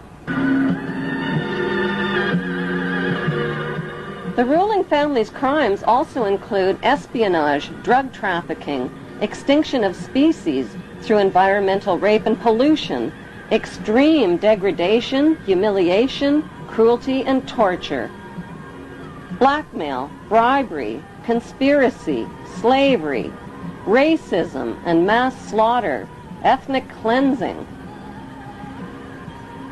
Their crimes include terrorism and the planning and cover-up of 9/11.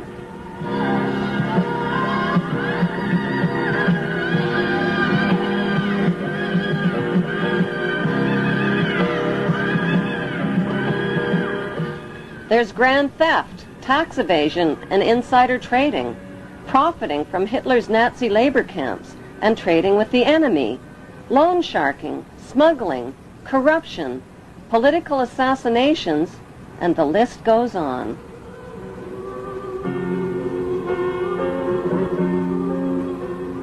The Committee of 300 Inbred Families are clever, ruthless, and morally insane. Since they control the military, the weaponry, and the world's wealth, who's going to arrest them for their horrific crimes, and how? The world's citizens must gather together in large numbers and make a citizen's arrest of each of these 300 families. Anarchy, let him go, fight his own war, let him impress daddy that way. No more blood for oil, we got our own battles to fight on our own soil. No more psychological warfare to trick us to thinking that we ain't loyal. If we don't serve our own country, we're patronizing a hero. Look in his eyes, it's all lies. The stars and stripes, they've been swiped, washed out and wiped, and replaced with his own face. Mars now or die. If I get sniped tonight, you'll know why. Cause I told you to fight. Come along, follow me as I lead through the darkness. Cause I provide just enough spark that we need to proceed. Carry on, give me hope, give me strength. Come with me, and I won't steer you wrong with your faith and your trust. As I guide us through the fog to the light. At the end of the tunnel, we gon' fight. We gon' charge, we gon' storm. We gon' march through the swamp. We gon' march through the marsh. Take us right. The 13th solution is to get past your fears and take action. Fear is paralyzing, and the ruling families know this. They use their media monopolies to fearmonger, terrorize, and paralyze the masses. You are either with us or you are with the terrorists, which really means if you are with us, you are with the terrorists. If 300 insane families can figure out how to steal the world's power and wealth and enslave the masses under one world empire, then 300 sane families can figure out how to stop them.